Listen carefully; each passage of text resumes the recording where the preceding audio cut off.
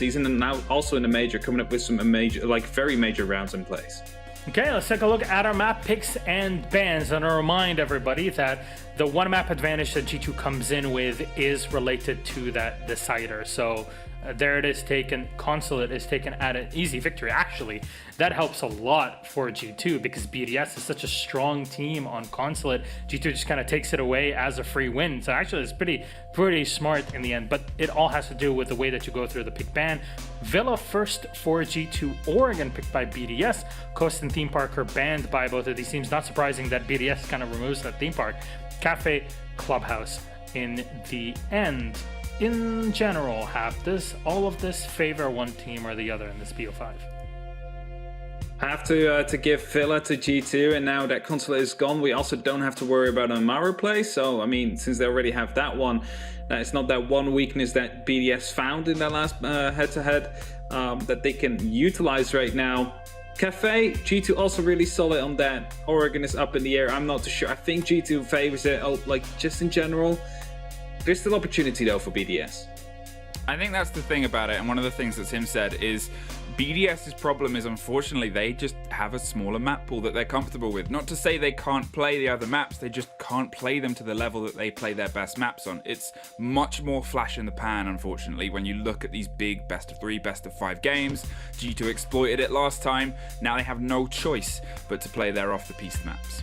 I mean, map 1 is Villa. We saw how G2 were effective on Villa yesterday. 6 rounds on the attack, and in the interview later with Citizen, he said, you know what? This is a map that works both ways. You just have to be more effective and take the gunfights that you know you could win. Double up, get the information, and it worked very well for G2 in their victory against VP. A very attacker-sided Villa, 11 rounds in total, 10 of them went to the attack. Crazy as it is.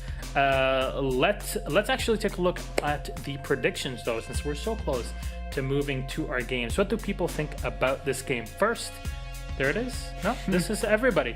G2, Fluke. Okay, listen. Here it is. In my detective waistcoat, I have been detecting something. There's only one way that I'm not going to end up Drew last with this, and it's to take a bold risk. I think G2 are going to put up a fight, don't get me wrong, but there's got to be a little antagonism. BDS have a bit of passion. They got a bit of fire. Statistically, it might be against them. Hey, I like an underdog story, and I don't want to be... I'm either guaranteeing last place or I'm not guaranteeing it. It's a coin. Gio, what do you have to say against that?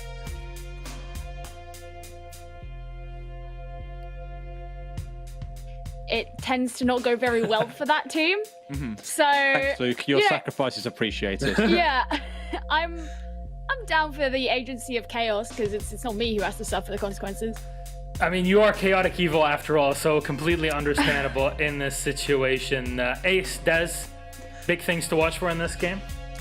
G2, Ace, what more do we need to say? G2 doing G2 things. I think Fluke touched on it. We had a discussion yesterday. For me, the map pool was a big factor here. We've got Villa and Theme Park for BDS. They've consistently banned through the season and struggled on in round 1. They were going to have to play those maps, or at least one of them. And that, for me, leaves G2 with a strong argument of being 2-0 up with the map advantage as well. So they only have to find one somewhere else. And it's going to be a tough day for BDS, but they are capable. They definitely are capable. All right, Ace, Des, I've been told that you're doing the honors in casting the grand final for the EU Major. A lot of people have been waiting for it. I can't wait. It's been a while, and you both have your best get-ups ready for this one since SI. So can't wait for it. All yours, gentlemen, for the grand final of the EU Major, August 2020. It starts with G2 versus BDS, and it's all first on Villa. All yours. Thank you very much, Milos. Ace, only 2 days ago we stood here, it was G2 versus BDS. We were like, man, this is going to be a screamer. G2 cakewalked their way through, but I am so glad we get to see a BDS that has been battle hardened, that has fought their way through the lower bracket, beat everyone else, and now faces up against G2. If that ain't a revenge story waiting to happen, I don't know what is. I really can't see this being as one-sided as we saw that first round. BDS, as you say, Des, have got themselves running through the tournament, and I feel like these two teams are coming together at exactly the perfect time for us to have a real behemoth of a battle here, a real classic on the cards to come in and just really excite us for this EU Major Final. They are going to go at it. This is going to be a huge throwdown. I'm confident of that. Oh boy, Villa where it kicks off. The map that BDS have been terrified of. They've tried it once or twice this year. They have not succeeded and then resorted back to banning it every single time. But there is nowhere to hide in a best of 5. Everything is laid out. G2 have got to play Oregon, a map we haven't seen them go to yet either. These first 2 maps could be bloody is the best way to look at it. And speaking of bloody, let's not forget G2 in their game yesterday on this map absolutely dominated on the attack. Although BDS are starting on defense, and many at home will be saying, oh, to me, that screams safety. It screams comfort. I would love to defend Villa here against G2. I don't know if you want to. Now, after what we saw yesterday, Virtus Pro, I am sure those guys will be sat there saying, you don't want to play against G2 on the attack of Villa. They went 6-0 in that first half, and that is something that BDS, I am sure, will have been watching overnight and preparing for because, let's be honest, they had to. Now, I don't really mind who wins this one, Des. Obviously, as always, we like to remain slap bang on the fence in the middle, nice and neutral. All I want to see is plenty of maps, plenty of rounds, maybe an overtime here and there. I want an absolute brawl for this one. We get a bit of a pass because we're from the UK, and in the UK we love underdog stories. And you know, Fluky may have been a bit crazy and out there. I was going to say it's only fair if you have a dog in the race to say you like an underdog story. We do like underdog stories. So either teams are balanced and you say, look, we're on the fence, it could go either way. Or if it's an underdog story, which it no doubt is here for BDS, you can sit there and go, well, we love one of those in the UK. However, it is against G2. It is against a team that has looked formidable so far, all competition long. We'll see if today's the day that they claim themselves that top spot once more. And as I mentioned on Twitter earlier on, maybe it becomes that legacy from SI 2019. Back when, in 2018, they were one of the most dominant, if not the most dominant teams on the planet. We'll see if that can be reborn today. Kicking things off in Aviator Games down to the south, one of the go-to standard sites. Nothing too crazy coming out of the operator bands worth mentioning, although I do look towards that Habana ban and give a slight tip of the hat. That one definitely I don't want to say an unconventional ban. I'd say it's quite normal in maps like this to have a hard breach ban or two come out. But here, you know exactly why they've gone for it. With Shaiko being a go-to Habana main, he's going to have to change things up when they go onto the attack. Target ban, no question at all, but also very useful operator here on Villa, particularly on this site that you're looking at. People love to put Hibana on that south study door and just fire those X-Kairos pellets right across study onto that wall. Thank you very much, Easy. And just get those holes opened up without any major risk coming into the hard breacher. Now, I think it looks like we might. There's a little call for a rehost there, Des. We want everybody at tip-top form here. Kanto's mic is not working at the minute, so we're just going to get that squared away. You get to come back and have a look at Des and I's jackets for another minute or two.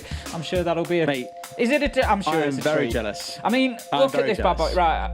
You may have seen the picture, you may not, but if I lift that up, you can see a little bit better what's going on there. Got a little heron there, Des. Can you see Mate, that? we love our birdie Just shirts, there, don't yeah? we? I got my black birdie shirt, you got your white and black jacket. We love it. Absolutely love it.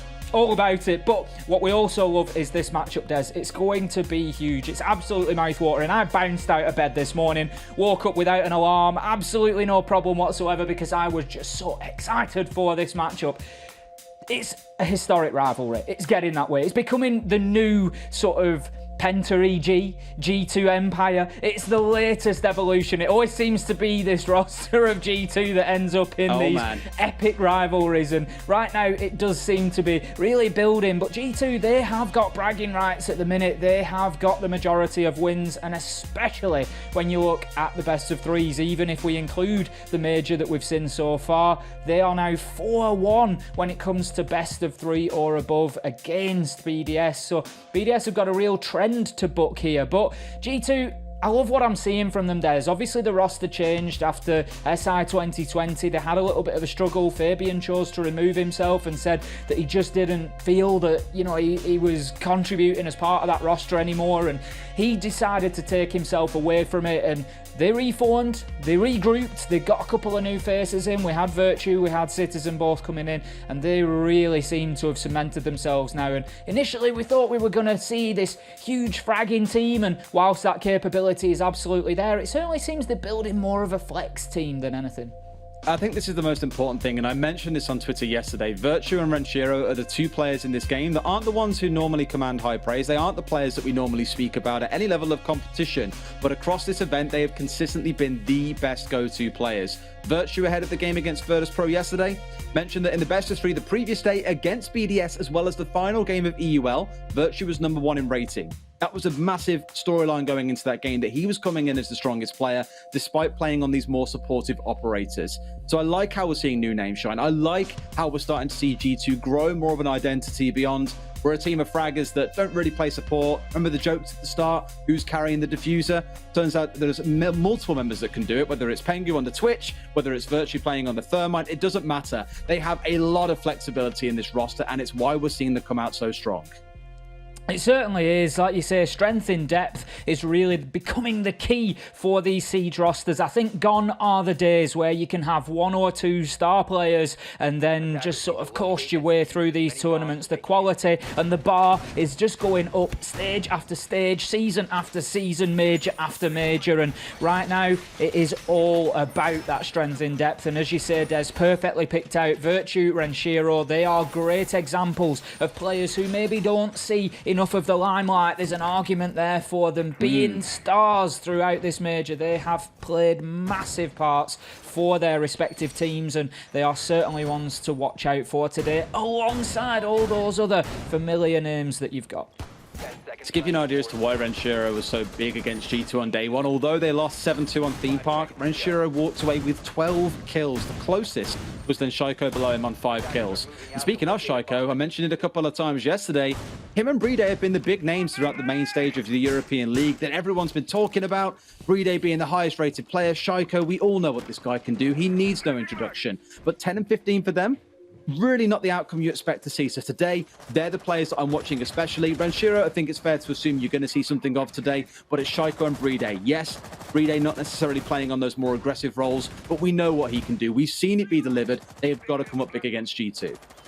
Looks like the potential of a north side push is building here. Now, it's always an interesting one to see because I'm a big advocate for at least a little bit of pressure from the south side on Study as well. This, for me, really needs to be a split push. We've seen it too many times where teams get that north side control, but there's no real big breaches that can be opened up. You either have to extend your attack down into the south side of 90 corridor for that rotation that we can see bottom left of your screen, try and get in behind the bar to get the diffuser down. If you don't do that, you are solely limited to the single door to the northeast, as we can see just above the map table there, and that is a huge funnel. Thank you very much, Easy.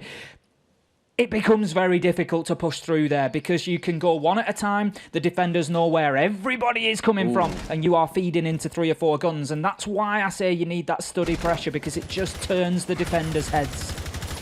They're trying to do the same thing we saw Citizen do just the other day. They've had a real love this tournament so far for bringing Citizen on the IQ and either getting him above or below sight based on which map we're on, and of course how much soft flooring there is, and destroying gadgets before the defenders can really do much about it, to be honest. So I completely understand why Renshiro is trying to match on the downstairs, not trying to give Citizen too much room to get to work.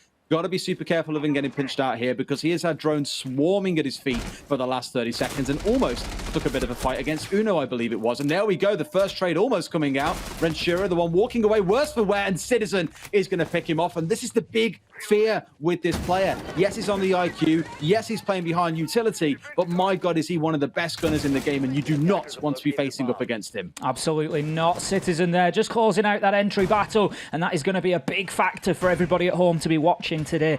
Who gets those early round advantages? Who can come in there with more men when the execution comes down? And right now it is 5 versus 4 with the Valkyrie off the board. Now, I've always called a Valkyrie death as sort of half a death, really, because they've got an intimate knowledge of exactly where those cams are placed, and you know that Renshiro's making plenty of call-outs right now. We get a couple of trades coming in there. Virtue will take Shaiko down, but not without the loss of Uno, and that now leaves us 4 versus 3. Virtue is in position here to potentially get this diffuser down, but Rafal has plenty of utility left to deny this. Now, that is huge. Pengu coming in with a kill onto Brede, trading out that Citizen Death, and it all goes in the direction of G2. Virtue had got himself into the position to get the diffuser down, but he didn't need to. The guns were there. The ADS is trained. They were ready, and they took those players down. G2, first successful round on the board. I wouldn't say so much a stroke of luck for G2 as much as it was unlucky for BDS there. They had a player at the top of the south stairs, and you saw the smokes come out of the Jackal to enable Study to be contested freely without anyone trying to push him behind them. Pengu does a smart thing and goes, well, I may as well spray through the smoke. You never know who's there. Gets a kill, I believe it is, onto Brede, hanging on the other side of it. Really unlucky, but great execute coming out of G2. And although you might sit there and go, well, BDS offered nothing, let's not forget, it doesn't matter that they had the Jaeger, the Wamai, everything else to try and block grenades or utility coming at them. That was all dealt with earlier on by Citizen from below. So G2 doing the hard yards here, making sure they're clearing out everything they need to so these executes can come up without a hitch. BDS had the right idea. They were downstairs with 2 members trying to contest. Renshiro and Alem were down there. They just couldn't find that kill to really upset the apple cart there and cause a bit of discomfort for G2. Want to see them do it again, though? Cause a bit of trouble, get downstairs, and look to pick off members of G2 before they can execute this step-by-step game plan they've come in with. Yeah, I think the extension is very important. As you say, Des, Villa is a huge map, and you've really got to take advantage of that space. Get your roamers out there and make it really difficult for the attackers to feel comfortable. And that's the feeling that you got from G2 there in that last 20-30 seconds. They had surrounded the site. They were pushing in from both sides. They had plenty of angles covered, and it was extremely difficult and uncomfortable for BDS on the defense there. And G2, for their part, they just want to see more of the same. They want to get in there, win those entry battles, and force BDS into the similar positions. Now, Elems, he's going to be joining that roam game this time. Renshiro is not out on his own. He will be out there on the Valkyrie once again with the Nitro, but Elems is going to be picking up the Vigil, and he's going to be trying to make himself difficult to pin down. He's going to be using that cloaking device. There we go. We see it activated, and for anybody maybe a little bit less familiar, what that gadget does is it just removes his digital image from the drones that are buzzing around there. So basically, it makes him invisible to those mobile cameras that G2 are using for a period of time, and it just makes him difficult to pin down. And it gives that white line indicator that you can see there. That appears on the drones of the attackers. They know he's sort of present, but they don't know anywhere near exactly where he is, and it can create a lot of uncertainty on those clearances. Some say he's not a big fan of any selfies, so you won't be seeing on too many cameras in this round, as you just alluded to. It's about this pressure I was on about in creating up towards the north, around trying to stop G2 walking forward as freely. What I like is that they're probably fearful of the fact that he's downstairs and have said, right, forget about putting a big focus on downstairs for now. Let's get some upstairs control. Got to be careful of those C4s, though. I was just about to say, Renshiro lurking below on the balcony with what? On the balcony? On the Valkyrie, sorry, with one of those in the back pocket. That's as free a kill as you're going to find any day. That is why the downstairs control was so big for them last round. But I've got to say, BDS are doing the right thing. They're getting out in the map, and they're causing problems for G2. Kanto is just turning into a real nitro magnet there the last couple of days. We've seen him getting hit repeatedly from the downstairs, and that's just bad luck, essentially. You know, you can't target players specifically like that with the nitros. You can target the team. You can know there's going to be an operator there, potentially. But Kanto, very unlucky to be attracting those explosives so far. And as you say, a good adaptation from BDS here in round 2. Having Elems out there has just created a little bit more of a difficulty for G2 to shut down that roam game, and that's given Renshiro the space that he needed to just utilise that utility fully. All about the timing now. 40 seconds left on the clock. We've seen that G2 are no stranger to a push in the dying seconds, and Citizen once again on the downstairs. What a monster. Another kill coming out onto one of the roamers. This time around, not Renshiro. It was Alem. He was the only one left downstairs.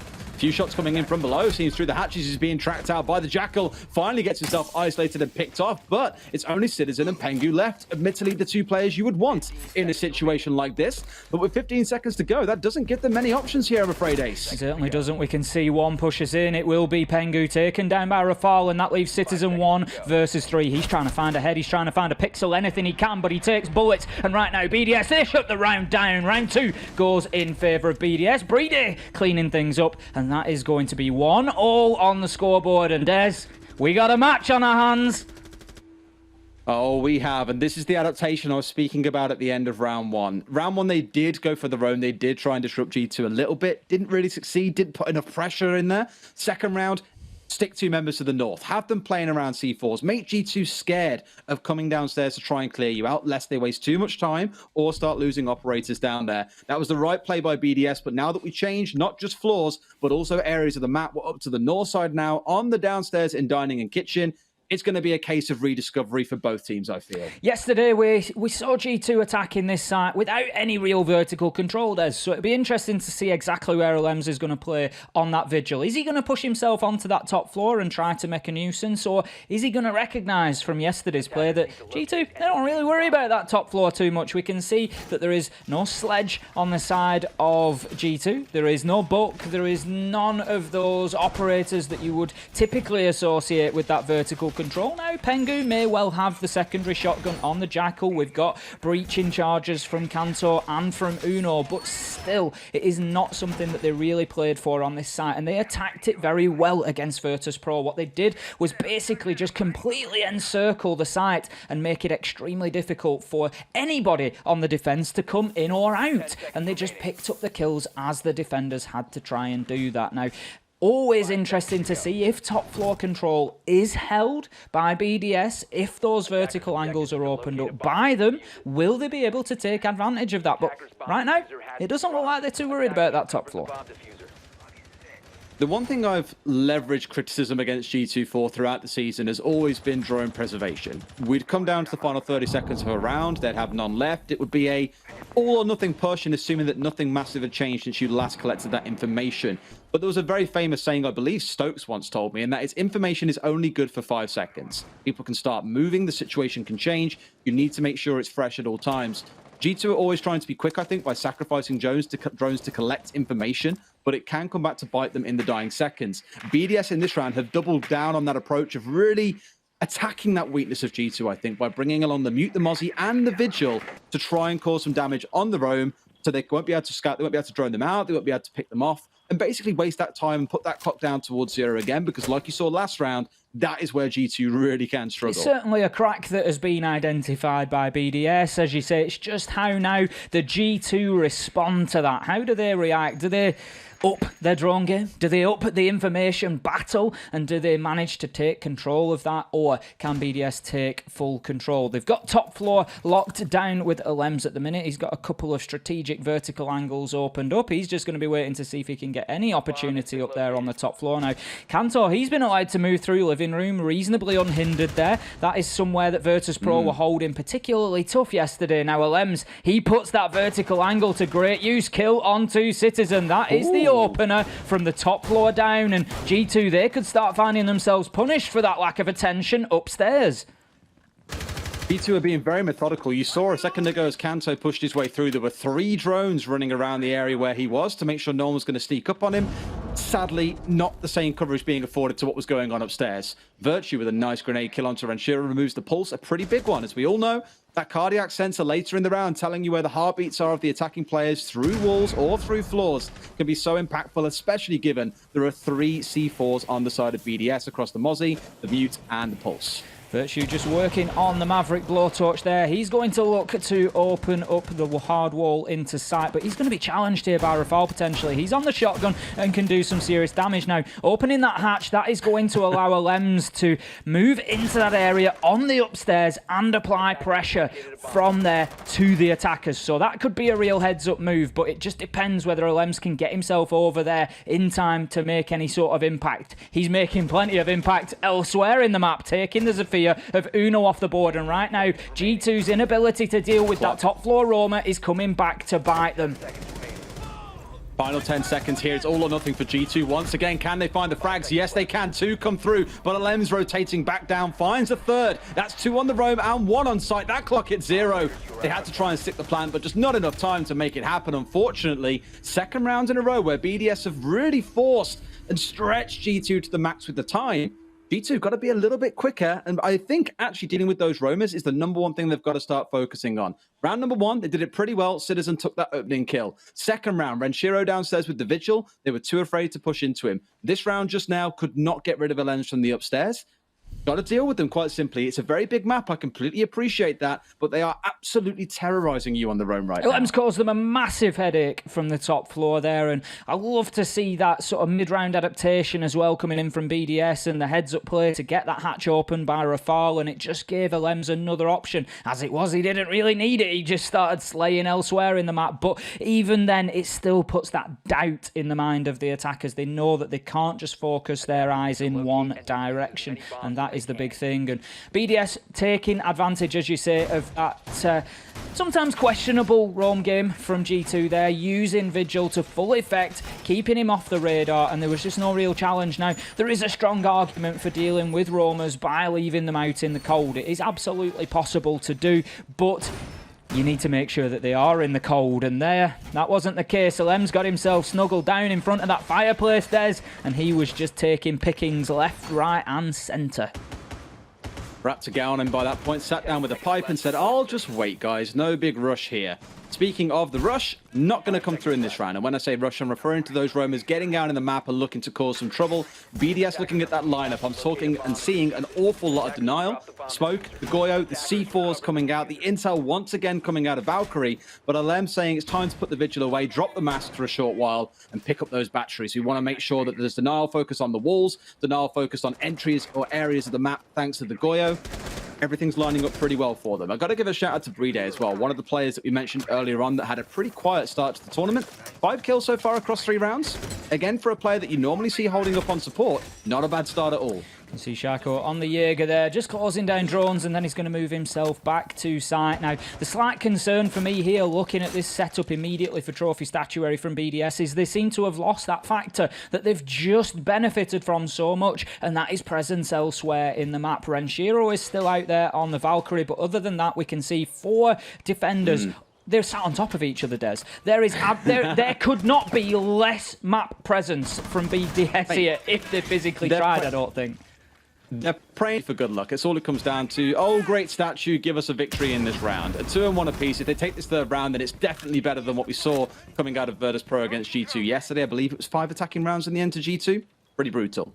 We can see that Brede has made a quick rotation downstairs. It's almost as if he heard me there. I think that has definitely been required. That is 2 nitros You know now. why he's here. Yeah, that's 2 nitros on the lower level, and he is looking to get a kill with one of them, I am absolutely sure. Now, Brede, he needs to be found by G2, and this could actually be a clever rotation from him, because G2 could well have already drawn the basement at this point, and then 30 seconds into the round, Brede moves himself down there, and without careful diligence coming in from G2 here to redrawn potentially, or to cover off those staircases, Citizen could well find himself shot in the back if he's not careful.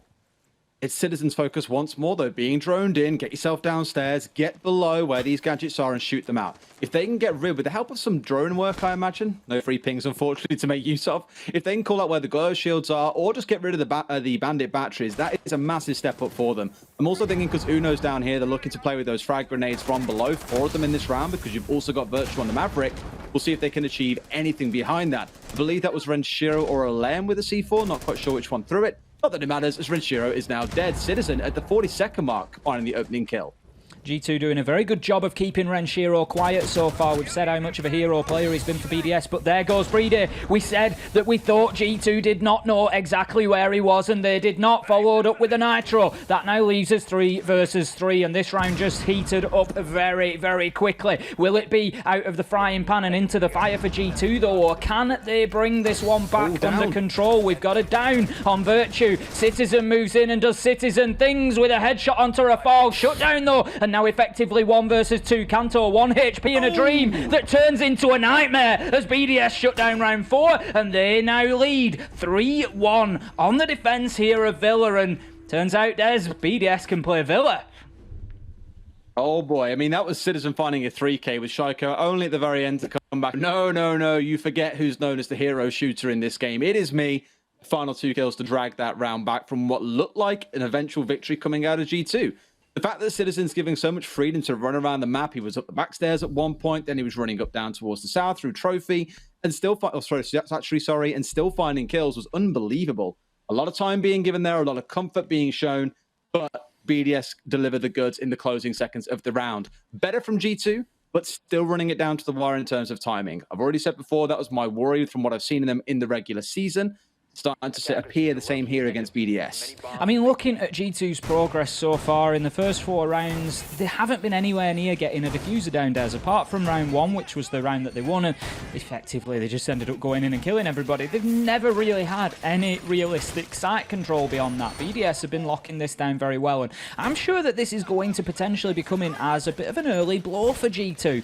Obviously, we've seen BDS, as we've said, ban out Villa throughout the season, and G2, they've been reasonably consistent on this map, and they've come in here feeling confident on the attack, especially following yesterday's performance against Virtus Pro, where they went 6-0, and it's not really lining up for them at the minute. I'm sure in the back of the mind they are going to be happy that they can get themselves onto defence following this, but they need at least one more of these remaining 2 attacking rounds. There is no 2 ways about it. Going in 5-1 at the half, that is going to be a massive blow for them. You do worry if it comes down to the reverse here, where G2 probably came in thinking, well, we showed against Virtus Pro that we can do the attacking wonderfully well. We can demolish teams who sit there and play defensive. And maybe BDS has spent the night taking notes. Maybe they've looked and said the roam game is the way to go.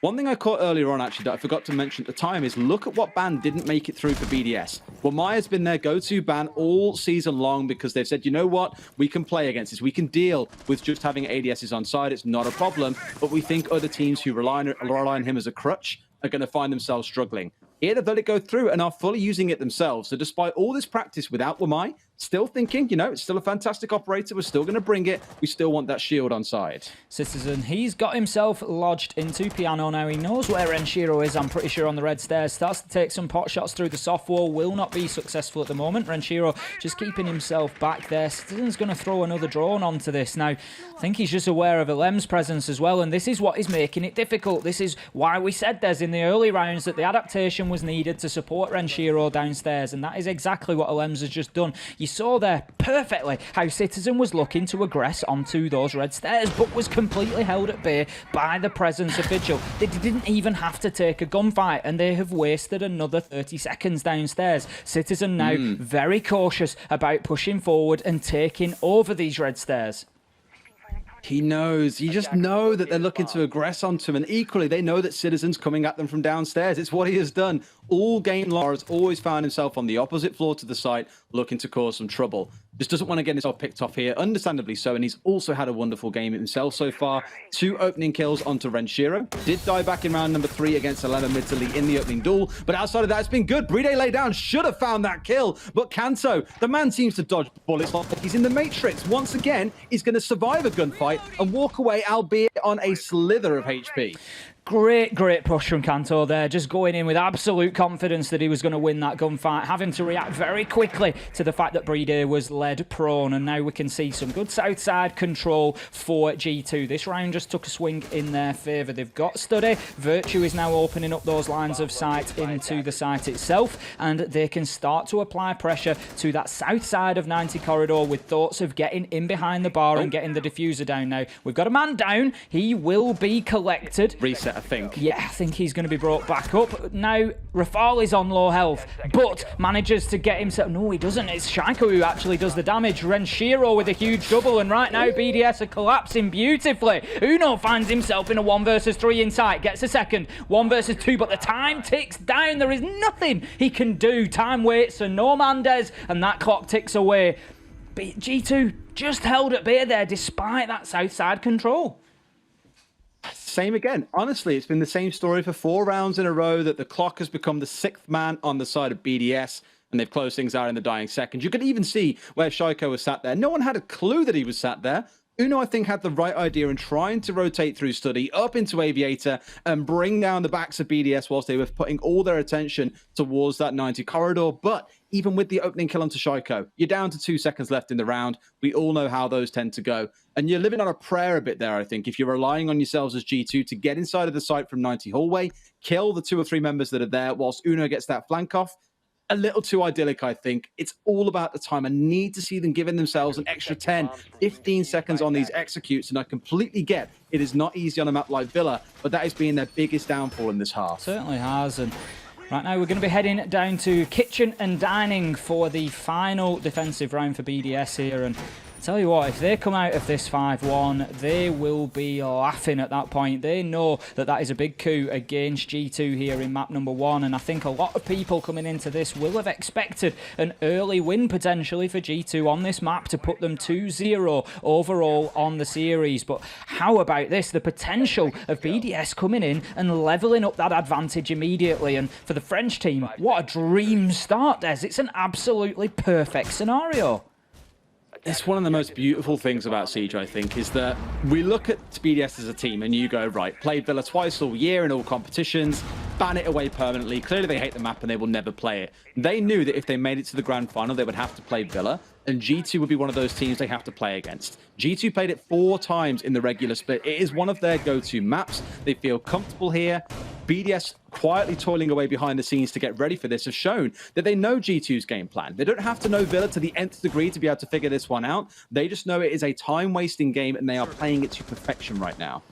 Ranchiro just feeding plenty of information back, picking up the G2 players on that heartbeat scanner, and see Shaiko just positioned ready there, holding himself an angle. Alems is upstairs once again now. There's a big question here of how will G2 deal with that. Alems has taken some damage early on, and we can see Uno has got himself positioned up there on the top floor, and G2 seem to be adapting and reacting to the damage that was done from that top floor last time around, and they know that they need to close down Alems, they need to shut him out, and they need to get the kill onto him. I'd like to see possibly Citizen supporting. There he is, south side, excellent. So we've got now Alems pinched in between Citizen and Uno. Uno is drawn in for him, but might just need to get in and support his man. Citizen is going in there for the gunfight, and they need to ensure this kill one way or another, whether it is a trade or not. Meanwhile, Renshiro and Virtue, they are off the board and find ourselves now 4 versus 4. 1 minute 30 to go. Good trade by Pengu as well to come off the drones and help out Virtue there to secure the trade for them. Renshiro once again on the pulse, being one of the first to go down on this site is a massive risk. I like how with the variation of the Ana being on side here, they didn't have it last time on this site. Being able to bring this along, it's kind of your risk-free attempt at trying to find where Alem is going to be. He's already been killed in this case, but it does give you safer options in droning him out rather than worrying about sacrificing drone after drone after drone. Speaking of drones, only 3 left for G2. I always want you to keep an eye on this at home, viewers. Watch how many of those are remaining in the dying seconds, because that, I think, is what can sting G2 sometimes. Now then, 50 seconds left to go. We can see Rafal just trying to keep himself mobile there. He has been picked up on that Jackal Inox scanner, and he's just having his location pinged around, so he's making sure that he remains mobile. But Bride will be mobile no more as Kanto Raketti shuts him down. 4 versus 2, 30 seconds left to go, and here comes the pressure. This is going to be an awful lot for the 2 remaining men of BDS to absorb. Kanto gets himself another. Shaiko, however, comes in with a kill on 2 Citizen. 1 versus 3 now. He's going to have to successfully complete a 1 versus 4, but that is 2 on the board. 2 to go. 18 seconds. He is tracked. Information is being fed on his location. Shaiko keeps himself as mobile as he can. Pengu, with the clock in mind, knows he needs to get that diffuser down. Uno shuts down Shaiko as he goes in for the challenge. Brilliantly baited by Pengu on the Jackal, sticking that diffuser down and forcing Shaiko to react to it. Uno, perfect cover, great round from G2, and that is exactly what they needed. Better to bring things out at 4 and 2. Given that was the offside as well, not a bad one to be winning. The other round they run was on Aviator and Games back in round number 1, where BDS didn't really turn up the heat enough on their own, but a really successful first half of BDS. Delighted to see that they can play into G2 here and deal, or at least exacerbate those weaknesses they've got, that focus around the intel and the droning. And also like how there, it's Shaiko in a 1 versus 4. You can never write him off. But when you're being trapped by Jackal, there is no funny business. You've got to stick on there and try and win your ones, pre-fire everything. even that can be hard for the greatest in the game, or one of the greatest. Don't want to get Reddit angry at me for that one. This one is building into an extremely exciting matchup already. I was a little bit concerned coming into Villa that we were going to see another G2 whitewash like we did against Virtus Pro yesterday, with the exception of a little fight back from the Russian team in the second half. But I just thought G2 might come in here dominant on Villa, and I'm so glad to see that BDS are putting up such a challenge. Now, we are going to see at least 11 rounds of this one, if not more. G2, even if they fight back with 5 successful defenses in a row now, it will still let us enjoy the majority of the rounds for this matchup. But I honestly think the BDS are going to have something to say on attack here, Des, as well, and I think they can at least match what G2 have done there, and overtime is a minimum for me here, probably. I'm hoping so. I'm really hoping it does, because it's all a grand final deserves. But looking at the lineup coming out of the side of BDS here, 2 hard breaches on side, no Iana on side. Only a couple of changes, but significant enough that it will change how they play things. The one big operator that's missing for them that was critical to G2's attack was the one that Citizen was charging around on. It was the IQ. Otherwise, on the side of G2, nothing to shout home about. Very similar stuff to what we saw coming out of BDS. Admittedly, the Bandit upstairs for trophy and statuary was the go-to, whereas now we're looking towards the Oryx. Oryx, I believe, is the only time I've seen on this map, actually, a successful Oryx roam coming up through the study hatch, getting behind teams pushing from the south and gunning them down. I've seen it work once. It's not been the most successful use of the operator, I don't think, so I'm very curious to see how Kanto opts to play this. I assume you're referring to the LATAM game where we had it used, Des, and it was used... Of course I am, Ace. It was used to absolutely phenomenal effect.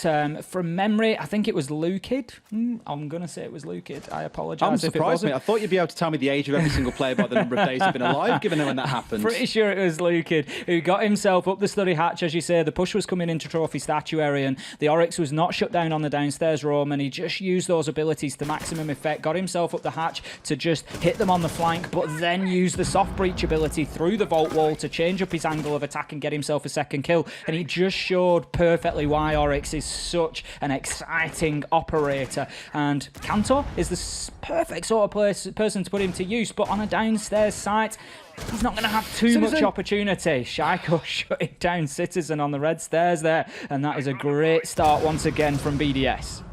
They were sat there like statues for about 30 seconds. Shaiko on the upstairs, Citizen on the downstairs, drones swarming all around them, but nothing really happening until Citizen blindly charges up and gets himself picked off. A little bit of a fall apart there, and a crucial loss for them. 4 versus 3 for BDS now as they find themselves a couple more.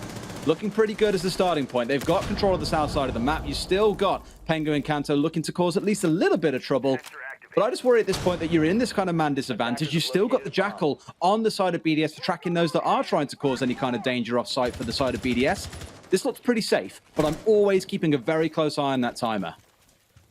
40 seconds left to go, and we can see that the peak is potentially going to come into Pengu here, but he is lined up, ADS and ready, and BDS certainly think better of that one and back away, but there could be a big moment for Pengu here. I don't know if he's got that barricade prepped and ready for a jump out potentially, but the option is there, and he could well hit a big flank onto a couple of the BDS players here now. Shaiko is going to find him. I don't think he sends the drone in close enough, and he's not going to be able to move in and make that challenge. Virtue gets Renshiro, 3 versus 3. Pengu moves back into sight onto Alems. Breeder's getting the diffuser down right now. Shaiko fighting hard. He moves in and gets a huge kill. Last one comes in. 4K for Shaiko, and he is turning up when BDS need him most, covering the plant and just taking full advantage of the chaos that we saw inside of sight there. Smokes everywhere, vision at a minimum, and Shaiko fully taking advantage of it.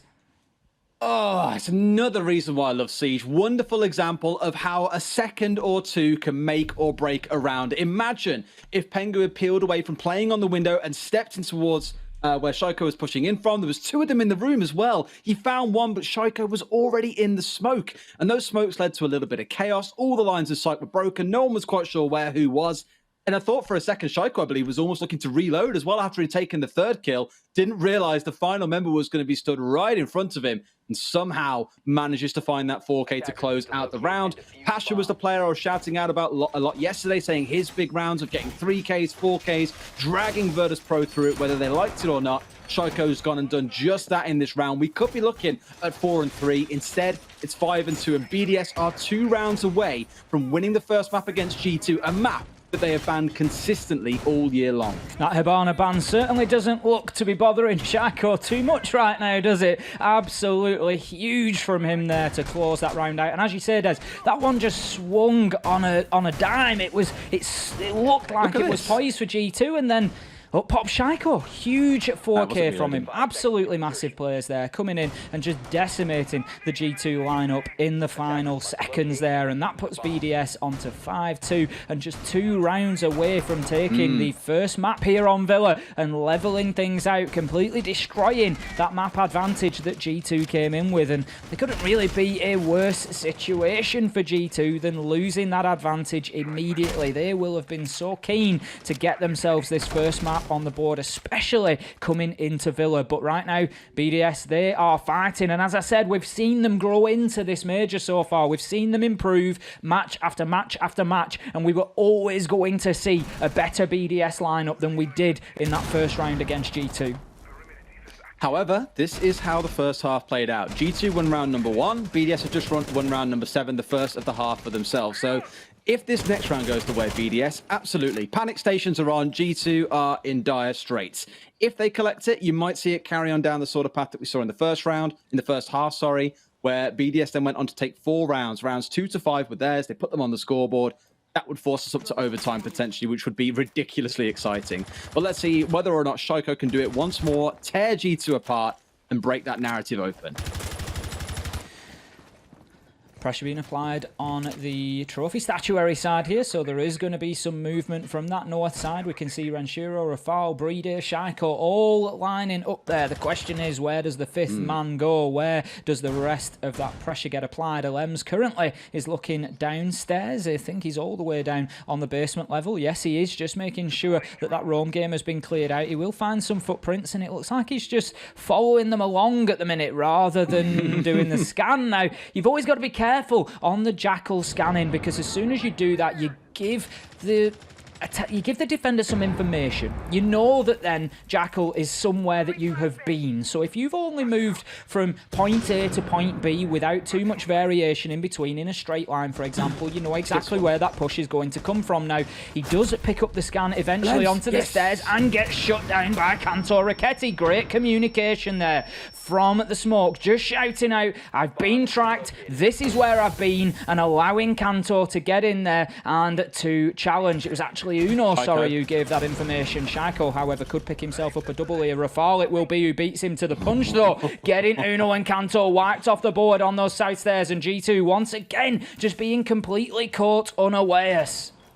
BDS just getting a pincer on the go there. You had Shaiko holding the top of red stairs, and then you had Rafal holding the cross down to the bottom of red stairs. There was no way they walked away alive there unless they pre-fired someone, or if there was some kind of support coming from another direction. Really well played by BDS. It puts them in a 4 versus 3, but 10 seconds on the clock. I always worry when it comes down to the execute. Let's see if they can keep them away from sight. Virtue sure can. 2 kills for himself. Pengu's holding down south. Shotgun's out. Collects the final down. That should be the end of it. There we go. G2 taking the round and almost doling a little bit of medicine back against BDS and saying, hey, guess what? The clock can be our friend too. G2 getting themselves back into this matchup nicely there with their first successful defending round on Aviator Games. It is a site that you would expect them to come out of victorious, and they are heading now to another in trophy statuary. If they can find themselves a successful defense once again up here on the top floor, then they put themselves within touching distance of BDS. And I tell you what, if this matchup goes 5-5, you better get a coin out ready, Des, because that is exactly how, and the only way we're going to be able to predict who comes away with the first map. First time we've seen an Echo being brought out in place of a Bandit. Quite a surprise. We've seen both teams employing this for the C4, the Echo a little bit of a new one. And understandably, when we aren't seeing an IQ being brought along by the attackers, it makes total sense. They can't easily destroy it. Same with the Valkyrie. It's a case of using your eyes, maybe using your ears a little bit to try and catch those yokais. one of the really cute things I've seen a few teams doing throughout this tournament, to be fair, is keeping the echoes off the wall and instead on the floor. And I imagine many of you are thinking, why the bloody hell would you do that? It's noisy, it's visible, it's at their normal eye level. Like, what good is that going to do you? Quite a few teams, especially on things like Consulate, have played with it around the bomb chassis. Now, normally when there's an IQ, it's been the most effective, because although you can see it on the scanner, you can't easily destroy it. It's just been interesting how teams have been using that as more of a mobile jump up, shoot someone or blast them with the echo, then drop back down and run away somewhere, or even keep it there and try and do it again a few seconds later. So I'm keen to see what impact that can have. I think for Uno, this could be a round-winning pick, given how close all of these rounds have come down to in the dying seconds.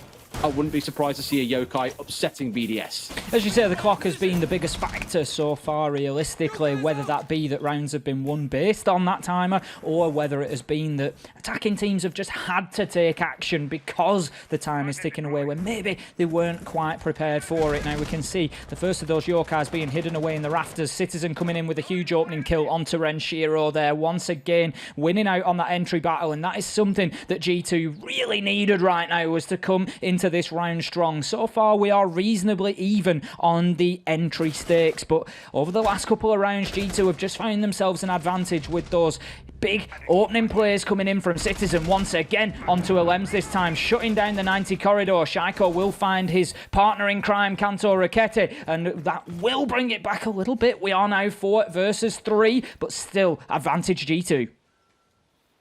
Small advantage, admittedly. I mean, this is the problem, is you feel you've maybe got yourself something going when Citizen finds 2 kills at the start of a round, but then you can just find players like Shaiko who step up, pick up 2 or 3 kills for themselves in the round. Is back even, if not swung into BDS's favor. They've got control of the South now. You've seen Citizen peel away a little bit. Doesn't want to hang around for too long where he isn't welcome. Back on the site does mean there's about 90 seconds here and the site execute can begin to take shape. However, look at that Yokai drawn on the ceiling once more. Uno, all he's got to do here is sit and play the patience game. Make the calls, blast them out, and call for your teammates to ruin him once he steps into the site. Uno is a big problem for BDS here right now, as you say. Just hiding himself away in that corner, keeping himself active on the Yokai drones. Easily challenged vertically, but BDS need to find exactly where he is and get into position to do that, and time is ticking away. Uno, the longer he remains in this round, the more powerful and potentially influential he becomes. Now we have Shaiko moving in on the Ash. He's just looking left, right, centre. Hyper movement at the moment, just trying to find anything that he can. He's going to take out that deployable shield. No. I think he does get it down. I wasn't sure if he'd maybe been caught out by an ADS there. I think, yep, the Wamai gadget has done its job. Virtue just directly benefiting from that magnet system, and it will keep the deployable shield in play for the time being. And Virtue, he's going to hold that angle for a good while yet. I think they're out of options now as well. No grenades left, no nothing. They can't destroy the shield, and you've still got to deal with the Yokai. You can see one being moved here, I believe, towards Trophy or towards Statuary, because they're aware that there might be execute coming through there, given the focus that has gone in. And sure enough, Bride is in. Rafale's inside of Master. They've got the angles they need, but they've got to be so careful of what happens next. The Yokai's up on the ceiling. There's one behind the shield, but they still managed to get away with it, and the plant goes down. How have they managed to get away with this one? Shaiko finds a second kill. There's one now inside of Master because they've taken out Rafale. They've got to deal with these multiple angles, and it's the flank that needs to come through. You can see Uno on the downstairs needs to head his way towards red stairs, I felt, but BDS have got a bit of a hold on the go here. Bride and Shaiko, the 2 players we touched on a few times, not the best in KD. Now Pengu's going to try and stick. Can they spray this out from the below? Can they contest in close range? He tries to go for it. Uno wins 1, wins 2. It is massive as a player that we don't normally see stepping up on the KD stats. Those are 2 of the most critical kills he will find in this whole final. Uno takes 2 there to close out the round as Pengu with a heads-up play getting onto the disable, and it was perfect cover coming in from Uno there exactly when G2 needed it. That was a massive round for them to get on the board. Having the diffuser go down and be activated, and then managing to get that retake in the post plant, especially against 2 of the hottest players from BDS right now. Massive, massive plays from Uno, and that is what G2 needed from him. Hero play, stepping into the breach. We can see, look at Shaiko, 14 kills there. He's having a real storm so far. He's on an absolute tear today, Des. No, mate, no. He's having a Shaiko day. This is a normal day in the office for him. Recently, he stepped in and been a little bit shaky. He's got a headache, hasn't woke up feeling too good. But today, right side of the bed, add a glass of water, he's good to go. He's back to his old self, and that is wonderful to see. G2 heading back down to Dining Kitchen then, having won on Aviator Games and Trophy. Now, we saw this in round 7, and BDS came out successful. They got a nice opening kill from Shaiko onto Citizen, and the round just followed like dominoes from there effectively, and they really got great control over the site. If you remember, it was that Shaiko quad kill that came in. It was just smokes rained out, and whilst it felt like G2 had sort of won the mid-round battle and got themselves into that sort of solid position coming into the last 15-20 seconds, the chaos that BDS managed to create inside of the site, with 2 smoke canisters just coming out, popping those smokes and then getting the diffuser down. The plant was going on, and it just allowed Shaiko to move into the middle of that maelstrom and just take kills left, right and centre and do exactly what he does best. And that's something that G2 need to deal with. They need to be getting that utility off the board. They need to be baiting it out. They can't allow that sort of chaos to reign supreme in the last few seconds of a round. Critical change this round. I've been speaking about IQ an awful lot in this game. Rafal switching over to bring that one out, just in case I think an Echo is going to appear once again. Evidently has not, but you still got to deal with all these other gadgets. So it could be an approach similar to what we saw coming out of Citizen again. Get control of the top floor, shoot out the ADSs, shoot out the bandit batteries, shoot out the jammers from above. That's going to require dancing around those 3 C4s that are on the side of G2. My eyes are on Virtue here. I've touched on him already as being the top-rated player for G2 consistently lately. It's going to become all down to those C4s, to the intel that he's passing. If they can catch Rafal before he gets to work on the gadgets, that could be massive for them, because you might just find BDS get hung up trying to execute into the site because of the lack of intel, because of the denial, because of everything else working against them. Virtue sees Renshiro head into the bathroom. There is a nitro attempt, but Renshiro moves far too quickly. He is fleet of foot and gets himself out of there into Astronomy to start opening up some vertical angles. Now, this isn't something that we've seen too much, especially from the attacking side of G2. They largely forego the top floor hold when attacking onto this site, but BDS, they have got players in there quickly. They have got breaching charges aplenty, and they are opening up vertical angles quickly here. We're only just into the second half of the round, and we can see that the pressure will start to mount inside of sight here. Now, Kanto, he's got himself up through the hatch and just alerts the presence, but takes a great headshot onto a lens. I was just waiting to see how that plays out. Huge second onto Shaiko, drops back down. His job is done, and he moves himself away to safety. Massive play from the Oryx. Amazing. This is what everyone thought when we saw Oryx, we saw his kit.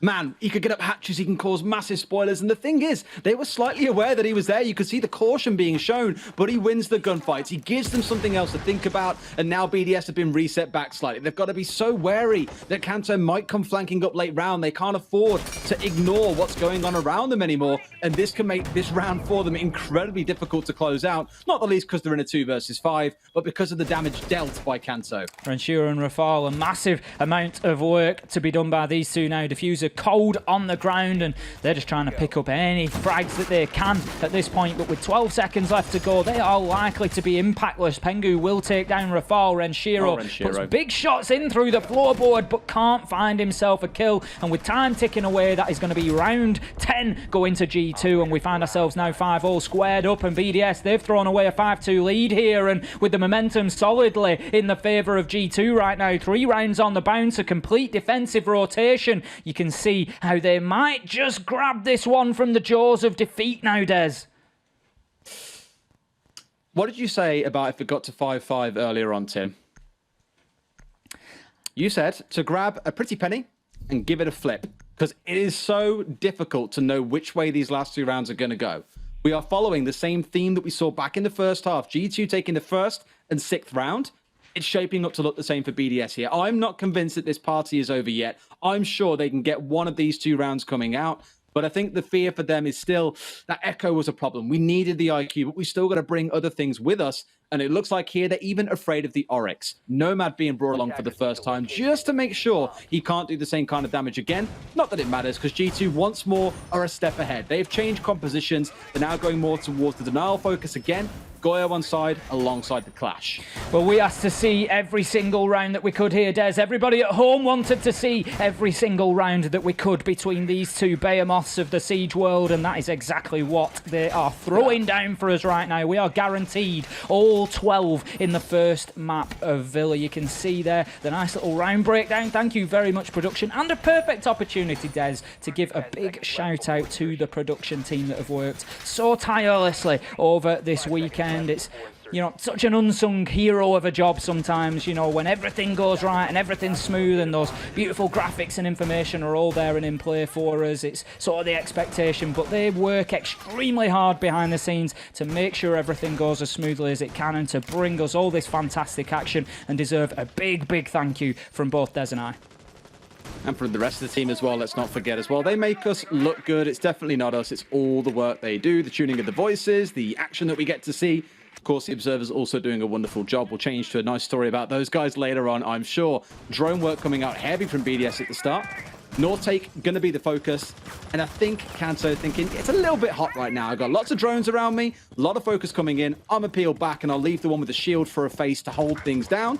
That is Uno holding up inside a 90 corridor just to help feed some information back over, because he isn't going to be brought down early. The one thing I want him to be mindful of is the 90 window. If someone comes up behind him on the rappel, this could be a massive spoiler for them. You have got Citizen holding nearby to hold that back angle. So G2, they've got everything covered here. They're being mindful. They're making sure they don't get caught out. The angles that Citizen holding here, blocked by that pillar. This should be pretty safe to back away when the heat gets a little bit too hot. This is something that we saw from G2 yesterday when they really needed rounds, was Uno coming in on the clash and just shutting the game down for them. And right now, BDS, they need to find an answer to this clash, and they need to find it quickly. We can see the utility just getting caught up in the magnets there, but that is perfect for Shaco, allowing him to use that breaching charge onto the deployable shield and just get some better access to site for later in the round. But if the intention is for them to push solely through that door, I've already discussed the potential problems with that. It is a massive funnel, and we can see the Nitro come out, I imagine, from Citizen on the Goyo there, but it will not be successful, will not connect or do any damage whatsoever. But right now, BDS, time is ticking away. You need to find an answer. Ooh, good night. Fall shuts down Kanto Raketti on the stairs, and that's going to be the beginning of an answer at least, but it does not solve the problem of the shield that is in front of them. It does not solve the problem that is Uno in 90 corridor. They got no problem doing some work on the floor, mind you, even trying to spray up to catch him out. That's going to force them back and into sight. It took a long time to break this apart. Yes, they've lost Kanto, but 2 minutes it has taken for BDS to get control of this 90 corridor as well as Aviator door. And they've still got to deal with the clash. They've still got to deal with the potential time wasting. But I think 30 seconds can be enough. The issue is you've got to face off against things like the smoke canisters that are now being deployed. This could be an all or nothing for BDS. G2 once again doling the medicine back out to BDS. Pengu gets it down onto Rafal, finishes things off, but Citizen is down himself inside. Pengu going huge here, kill onto Shaco. Virtue gets one onto Alems, and this is going all over to G2. Virtue stepping up just like he did yesterday, just like he did the day before to get the kills when they really counter, and Shiro shuts down Uno, but finds himself still 1 versus 3 and shut down there on the study door by who else? Virtue once again, and by virtue of that fact, G2 now find themselves on map point here in the first map of the day of the EU Major. Villa could well go to be the second, following up onto that map advantage that they began with. Oh boy, they're at that point where it looked like BDS might be the team to take Villa away from G2. Never words I thought I would say in a million lifetimes, but it's starting to feel like G2 might have just snagged it back over to their side. And whilst they're leaving BDS to play the guessing game, is it Echo? Nomad, what do we bring along here? What's the expectation? Did they change away from the Nomad and look to bring in something else? No, they don't. Looks like Pengu and G2 sticking by the Clash as we go towards Trophy and Statuary. G2 actually a team that popularized using Clash on this site. Remember when Fabian used to be on the team, they'd always stick him inside of Astronomy and play behind the Clash shield. It just made it impossible to push through Bathroom comfortably. Hard to get through the window, hard to get up the stairs. You were essentially forced to go through Master only, or you come from the south. So it's almost like cutting off one of 3 options for the side of BDS, or at least saying if you do want to come down this path, it's going to take a while. Needs retarmacking, it's looking a little bit rough and a bit untidy. If you want to put the effort in, go for it. But just like in that last round, timing was not on BDS's side. I don't suspect it will be in this round either. Oh, it's a nightmare of a path, Des. There's potholes left, right, and centre. BDS have got to be careful. They're going to go over on their ankle if they're not careful. Pop a tyre if you're not careful. Oh, absolute nightmare. And right now, it's no surprise to see that clash being brought along again. Just so effective at wasting time there. And ultimately, what you saw towards the end of that round, Pengu picking up that big double from South Corridor. Now, BDS, they seem to forget about Pengu there. He got the first onto Rafal, I think it was, then popped out into the corridor and took Shaiko. And I think part of the reason that they sort of forgot about that location and the potential for having Pengu in there on the smoke was the fact that there'd been so much focus towards Uno and Citizen on that Goyo Clash combo in the corridor that by the time they'd moved back inside, the focus was still on them. Where's the clash? Where is the clash? Ooh. Where's that shield? And then they were able to get shut down by Pengu. And right now, Kanto just working in perfect partnership with that shield of Pengu and will get the opener onto Shaiko. And this one looks to be going right in the favour of G2. That was very aggressive from Shaiko. You could tell with the way he peeked around the corner, not quite sure where to look, where the operator behind Clash was going to be. So was hoping and relying on that pure intuition, that reaction time that he's got to pick up the kill. But sadly, you're stacked up against Kanto. We all know what Kanto is capable of. You're never going to have a pretty time. 60 seconds in, G2 have found the opening kill. They've wasted quite a bit of time here on the south side by holding so aggressively against Study Door. They've now finally peeled back. Very happy with the war chest they have accumulated here. One dead body and 75 seconds wasted. Great defense coming out from G2 here. As you say, getting that up-in-your-face, aggressive stance to begin with, picking up Shaiko, the absolute talisman player of this BDS side so far here on Villa. He's had an absolute multitude of kills, so shutting him down is a huge start. Now we can see Renshiro looking to move in and challenge that clash, but he's going to have a tough day of it, especially with the deployable shield still in play as well. He's going to look to clear out that utility or potentially just to move the shield from the face of Clash, but all Pengu's going to do at that point is just dip in behind that deployable shield. This is perfect for him, so getting up, getting aggressive on that south side and then just dropping back. They've tempered that aggression and they've timed it perfectly. The retreat absolutely to the second here when they needed it. Roadblock after roadblock after roadblock. First on Study Door, now sitting back towards Statuary Door behind a deployable shield. Had to throw a flashbang in there to make sure there was no ADSs or magnets lurking nearby. Answer was there was not, so they were safe to then remove the shield. But it's only another minute wasted.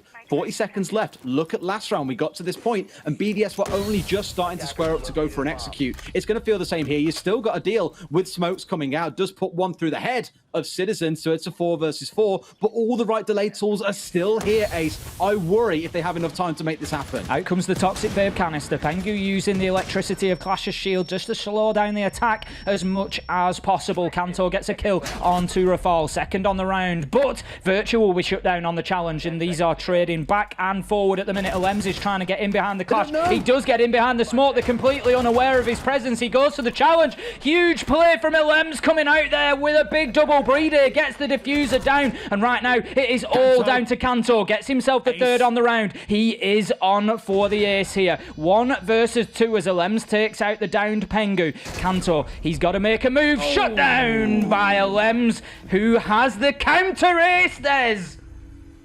unbelievable that he gets the flank through a bit of a slip of communication there, I worry, coming out of G2.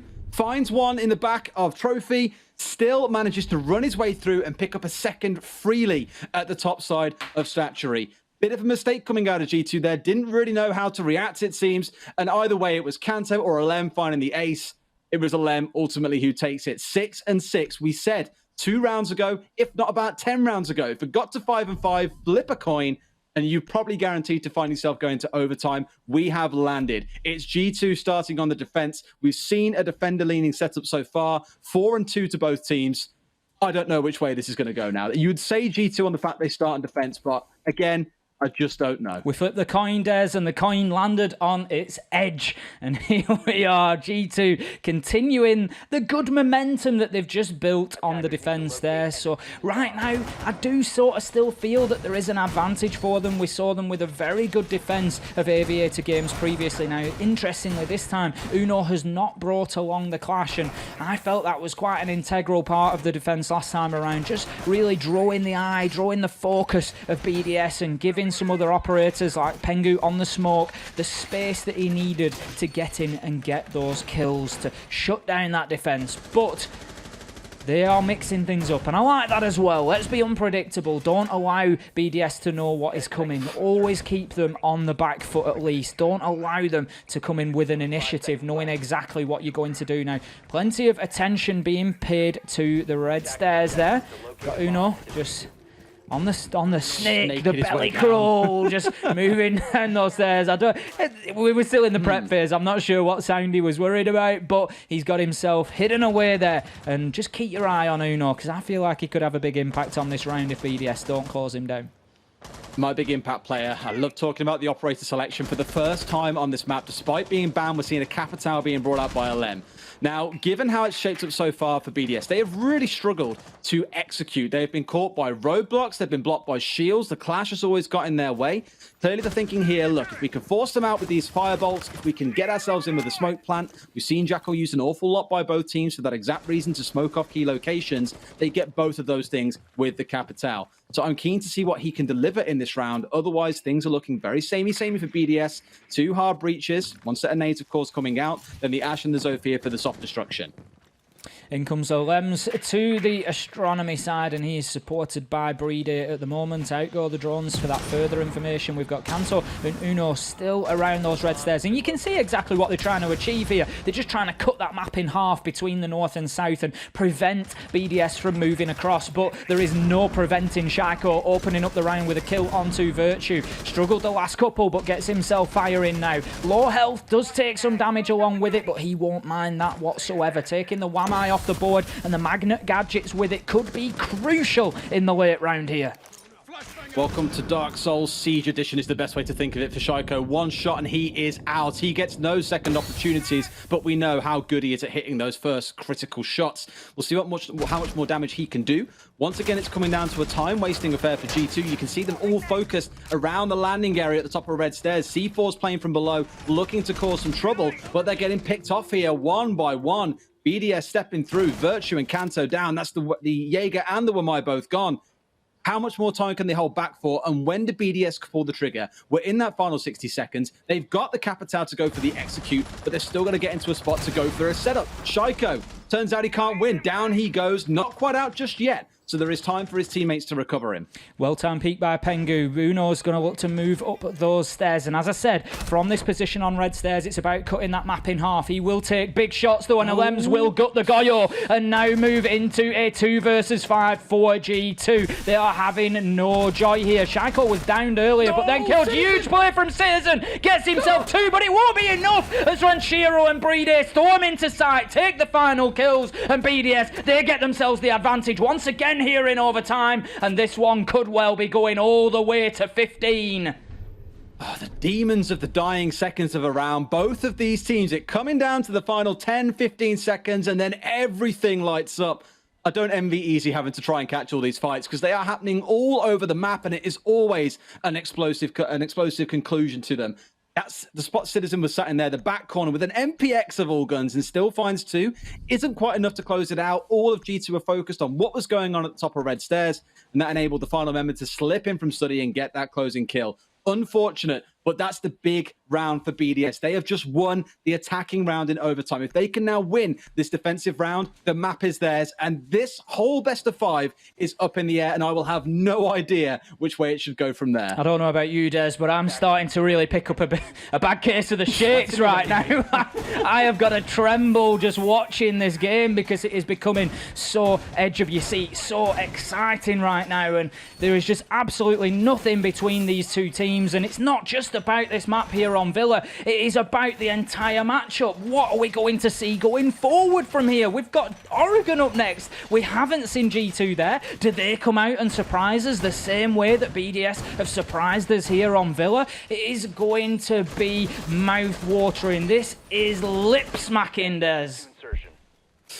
You know what else is? Looking at the lineup coming out of G2. That is unconventional. Normally, you're only afforded one or two of these to come along. You got the IQ, the Capitao, and the Iana all coming out here. 4 grenades on side, as well as the execution tool that we saw BDS coming out with. It didn't get to use it. You got picked off while trying to trade onto, I believe it was Uno at the top of red stairs.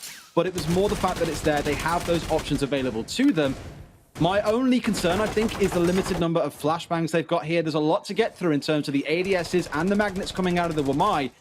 They're going to struggle, I think, to slip those fire bolts or the smoke bolts through into the right location before they go for an execute. So keep a close eye on that in this round. How do they deal with this? Where have BDS set up with that utility? Because that could be a round definer. Big utility battle. Lems just shutting down the first of those Iana drones, and it was something that made it a little bit easier to deal with the Vigil for G2 previously, but deal with him they must. Renshiro playing down there as well. Nitro in hand on the Valkyrie, and this is something that BDS have seen mixed results with so far. Initially, it was very successful having the 2-man roam downstairs after they got shut down in round number 1. Round 2, they had an absolute field day. But then beyond that, G2, they responded well to it and they managed to shut them down and get the kills onto players like Alems on the Vigil. But right now, Kanto needs to be careful. He has been the Nitro magnet so far, taking a number of deaths from those vertical explosives. And he's got Renshiro underneath him at the minute. And if Alems hears him moving around there, it was very close, but Renshiro will be unsuccessful this time around now. I think Kanto's just got a spot onto Alems there. He will do some damage. No, it's through onto Renshiro. So that is some HP off the board for BDS. But G2, you still need to deal with this lower floor roam. Still got to deal with all the utility that's sat down this corridor as well. 2 flashbangs expended, so the shield should be removed for free on 90. There we go. With that cleared out, they can start pushing down there, but that is all of those 3 flashbangs now gone from the Ash. So if there are a couple of ADSs or whatever stacked up inside of the right location, this could get very, very tough. There is one at the bottom of the south stairs, or main stairs, just lurking at the top behind the shield. No one currently playing on it, though, for the side of the defense. In fact, I lied. There he is. Renshiro and Alem are both down towards the south. Probably looking to try and contest onto Kanto as he pushes his way down 90. Great rotation from them exactly at the right time. BDS, 45 seconds left to go, and they don't need pressure coming in from that south side. We can see that the push is likely to come through here. Uno just clearing out that utility. Virtue diffuser in hand. Smoke canister baited out, but will not be able to close the round out like that. We can see Capitao there. Pengu doing big work just to shut off that south side with those asphyxiation bolts, but he will be challenged very soon as the fire wears off. Renshiro just forced back. Further shots come in. How does he not go down there? Shaiko and Rafal get themselves 2. 3 versus 3 as Virtue pushes in for a trade. Right now, Kanto shuts down Brede, and this all looks to be going in the favour of G2 as a second for Kanto. Citizen gets in on the game, and that is going to be 15 rounds for us, Des. It begins. We spoke about our time in the UK scene and what that did to us. I believe the first time we ever cast together, 45 rounds. It seems to follow us. I'm hoping this one goes even beyond that, because this is the only opportunity we have for it to go to 60 rounds. That would be unbelievable. And would I wager somewhat unprecedented? It's a very high hope, ladies and gents, but it's one we can all dream of. Trophy and statuary, where we're going to see G2 put down their defense for the final round of Villa. I still can't believe it's come to G2, 7 rounds. BDS, 7 rounds. Nothing I would have predicted at the start of the day, but it comes down to this. And yet more changes being made. Kanto coming out with the castle. What is it with these teams and bringing out some new things in overtime? It was the Capitao back in round 13. Last round, it was the very wild setup of the IQ, the Capitao, and the Iana all together. This time round for G2, why not a bit of castle? It's a roll of the dice, isn't it? Just changing up your strategy at the last second, and it's nothing too unusual. We do see the castle used on trophy statuary quite often. We've seen the right-hand side of those 2 sort of single interior windows, we'll call them. That's been castled off, and it just allows a rotation to be played between the bomb site and into master. The really important thing, though, is that you hold on to that location. You need to hold on to master as tight as you can, because you don't want to give the attackers that option to use that rotation against you. So something that the defenders need to be particularly careful of there. And there is the ADS next to the bed as well, so it won't be so easy for Range, for the Ash or the Sophia to go, oh, I'll just pop it, no problem. You do have to find a way to get inside here, but the one thing that really digs out to me in this round is the time wasting. It's what we've seen all map long. How much time can we waste from BDS? How much can we make them struggle? You've got Citizen playing down to the south, Kanto's down there as well. You've got Pengu holding inside of the closet with everything else behind him to fall back to inside Master itself. They're just trying to waste time, and I completely understand why, given that BDS and G2, to be fair, have really struggled when it comes down to the final 10 to 15 seconds to close things out. It becomes a bit of a frag fest between the two teams. Utility slowly being removed by BDS here. Shaiko applying pressure to the bathroom window. Pengu is going to remain in there for as long as possible. Out goes the first of those Toxic Babe canisters very early in the round there, but he is trying to serve a specific purpose, and that is to keep those attackers out of Master Bedroom and Master Closet for as long as possible. Now, Virtue, Nitro in hand. Alems is on the rappel, but not close enough at the moment. You can just see great view there from the observer. Thank you very much, Easy. Alems just getting himself off the rappel. He knows that there was a risk there. Virtue puts it onto the window frame, but Alems, he's running himself away to safety, and that's going to be Utility off the board for G2 once again. And right now, BDS, they're doing a great job of just being a utility sink at the minute, just baiting out these Nitros, Toxic Babe canisters, and just preventing those being active in the late round. It's all about the time waste again. Keep on talking about it. They have got themselves inside at this point, so they can look to start going for a push forwards.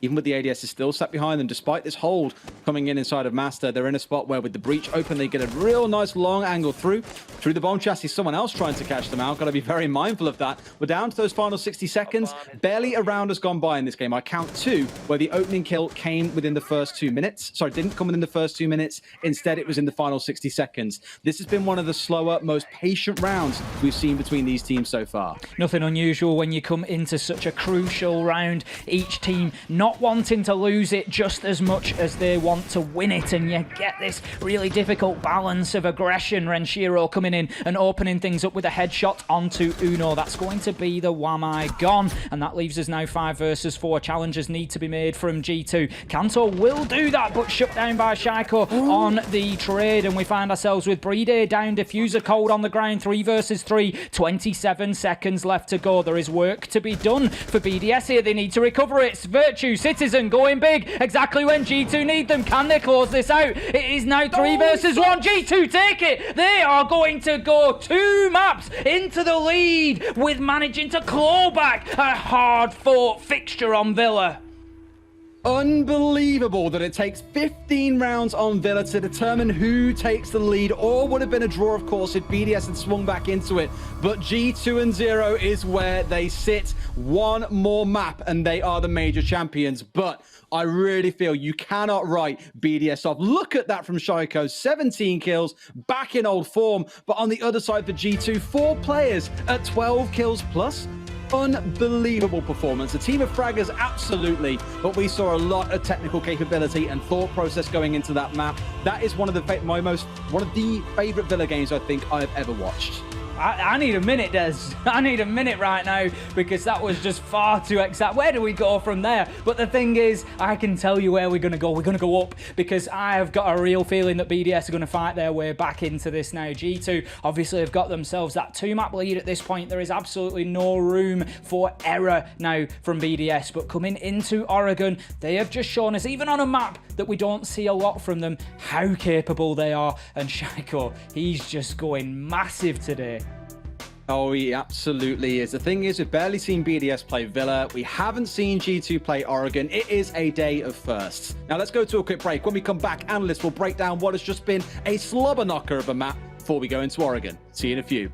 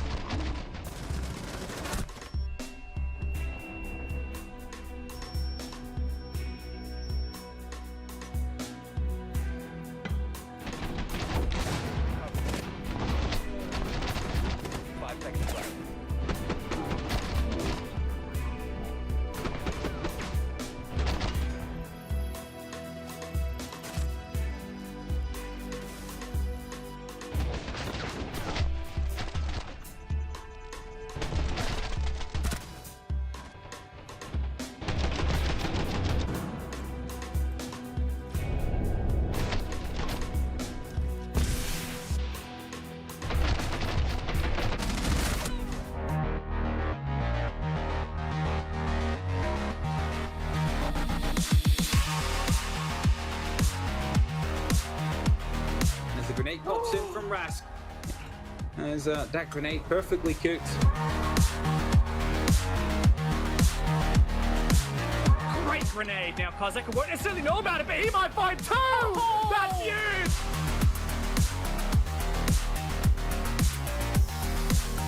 Yes. You still got Uno playing downstairs. Ooh, a double does come through. I thought Boom goes to Dynamite. Time.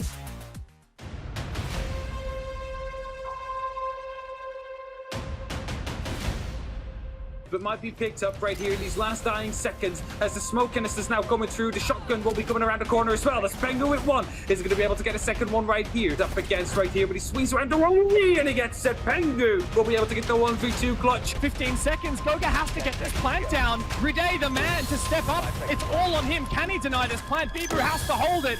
Can the plant get denied? Goga forcing it down. Riday, the newest player for BDS with a huge clutch to shut down Vitality. You will win the round. You'll make yourself the hero.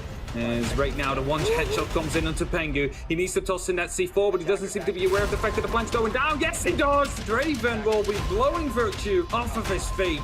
Completely taken out. What is this? WTG, the last man to clutch it. What is happening? Nothing is happening. Finally, Shate tries to get this plant down. WTG to clutch it in that 1v whatever. Suddenly, this might be possible. Maybe I should take that back. Spoke too soon. It's all on Citizen. It's a 1v2 now. 2 on him for the round. Make that a 1 versus 1. No way. This is Citizen's moment. no. He's got to contest it. It's coming down. No way! And does it again.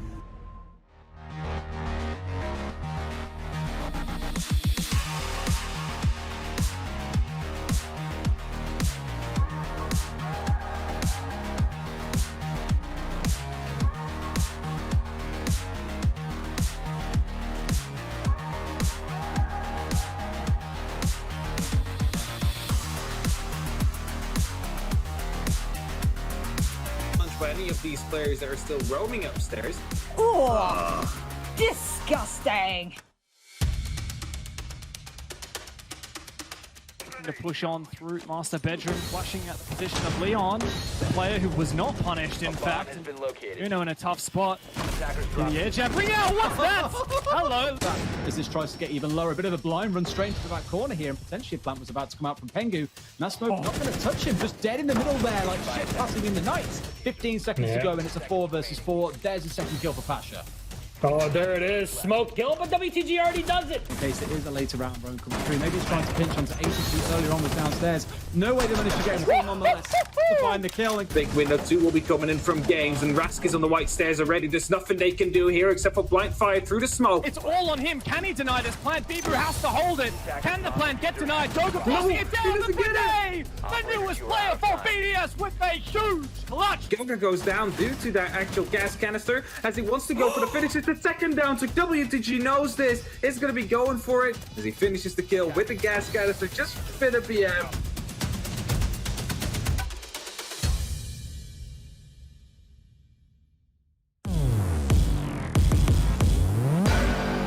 It's a 1 versus 1 and 40 seconds on that clock. Gives a lot of time for dancing. There's 1 minute 20 on the clock. It's going to be Virtus Pro that will slowly take the control they need, and it's just a kill to come in. I don't even think it was, no, it wasn't even intentional. So it's a one-on-one situation. Now the plant will be going down. Why are you doing it like that? It's going to be your live spot to come in, and there comes the pre-fire from below. He has pulled off the back of that one. There we go. All it's going to take is a few pistol shots through. They've come to hope on this one. Try and spray him through the floor, and he will find him with a headshot through the floor. Leon here, they've got to worry about their outsource him in bedroom. They want to take... No way does he land that kill through the wall. Unbelievable. No. Gets a second.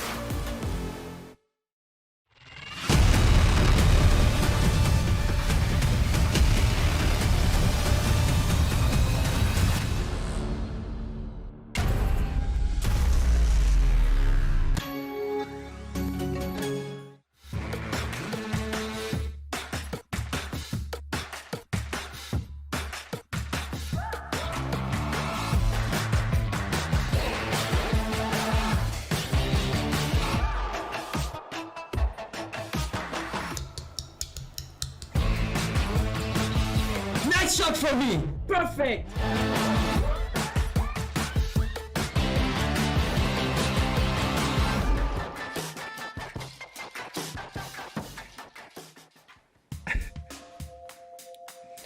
Welcome back, ladies and gentlemen. Wow, is this prom queens that have joined me for the show on the analyst desk? Fluke, Prom Gio. dates. You weren't invited. You're I like actually- you're the like the school principal that's making sure that the kids don't put booze in the punch. Now you remind me that I've shown up drunk. Here we go. Map 1. now that This you is remind me, why Fluke. Fluke isn't returning for stage 2. Yeah, I didn't have a prom date, by the way. I Aw. just it was just impossible to find. Whatever. This is opening up old wounds. Let's get over this. Welcome back, ladies and gentlemen. Wow. What a great map number 1 to kick things off. Very ballsy from G2 to play Villa and starting on attack first. Let's be completely honest with that. But it didn't quite work out for them, did it, Gio? No, not really. I mean, it was really interesting, I have to say, because I was getting my makeup done. I had the game on, listening to Ace and Des cast. Fantastic, by the way. And the fact that BDS just took so many of those first rounds for themselves in such quick succession, I was sat there and I was thinking, did someone change the script without me knowing? Because I'm pretty sure we looked at the script this morning and this was not in it. It was fantastic. Obviously, things started to change at the turn of the half. But it gives me so much hope for a really exciting series and not going to be a 3-0 just because of what happened in that first half. Yeah, I mean, everything came down to the wire. Like, it was so late last minute, as you quoted Hap on Twitter, Milos, and saying this is a game of where things that shouldn't be happening just keep happening. Everyone was over-peaking a lot of things. It was this weird mix of, at some points, a timid approach to an unbelievably explosive end. You look at the Shaiko clutch on the Ashen Kitchen, where the pulse just moved across, and they had no idea that they were there. You look at the reverse moments of that, where the diffuser's going down and Uno has the cover there. It was just so back and forth between both these teams of hyper-aggression, little mistakes after a very slow boil. Yeah, it really took a while to get this game starting. I guess everybody could feel that, but there were moments. You mentioned the over-peaking from G2. There were so many rounds. Even that round with, I think it was the last round that got us to OT, where Alems kind of went and swept everybody with an ace on the attack. And just no way. You lost 4 players because of over-peaking, and information game was just not on point. Some things that maybe G2 should be looking at for map 2, Gio. Yeah, they're going to have to be a bit more careful because going up against a team like BDS, especially after what we've seen from them in this bracket so far, they're not necessarily a team who you can make those risky plays with. There are definitely some teams that G2 have come across, not only in this competition, but in the main EU league as well, where they can get away with that. But if they want to be ensuring a decisive victory today, they can't be making those risks because when you've got players like Shaiko and Ranchura on the side of BDS, you'll get punished for them. Yeah, it really did look like that. And honestly, this first map was a lot to handle, right? It went to OT, and yeah, I might say first map, but a reminder that G2 has a 1-map advantage, that the Decider of Console is the map that they get as their advantage. So let's have a chat about Oregon. Potentially our final map in this best of 5. Who really can tell how this will go? I hope not. Yeah, I mean, Fluke. More. Yeah, we 100% want that. And this is a map that doesn't really have like an inherent advantage to one side or the other, does it? No, it's a hard one to gauge. Obviously, these first 2 maps are individual instant choice maps. They're trying to be responsive to each other. We obviously saw BDS here yesterday, and it was okay. I think it's fair to say it wasn't the most stellar, outstanding map. VP put up a heck of a fight on it.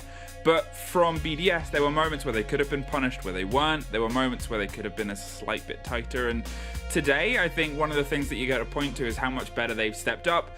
Most notably, the man, the myth, the legend, Shaiko has, for me, for the first time, that game was him playing like towards the caliber we expect from him. It was still like Alem showing up. Renshiro, I think Hap said it in a way, Gio. If there's a window that is just left on its own, Renshiro will repel and watch it for the rest of the game. Yeah, like a cat to an empty cardboard box. Renshiro will find his way there. I think the big thing you have to watch out for with this game is the fact that G2 haven't played it in EU League and they haven't played it in this tournament either, which means that BDS, who have played it a number of times, have basically given them so many free VODs that they can watch and plan against, and BDS don't have that same advantage against G2. So I think G2, I want to say, have the edge here. As much as I really want to see BDS take it, it's a worrying position to be in.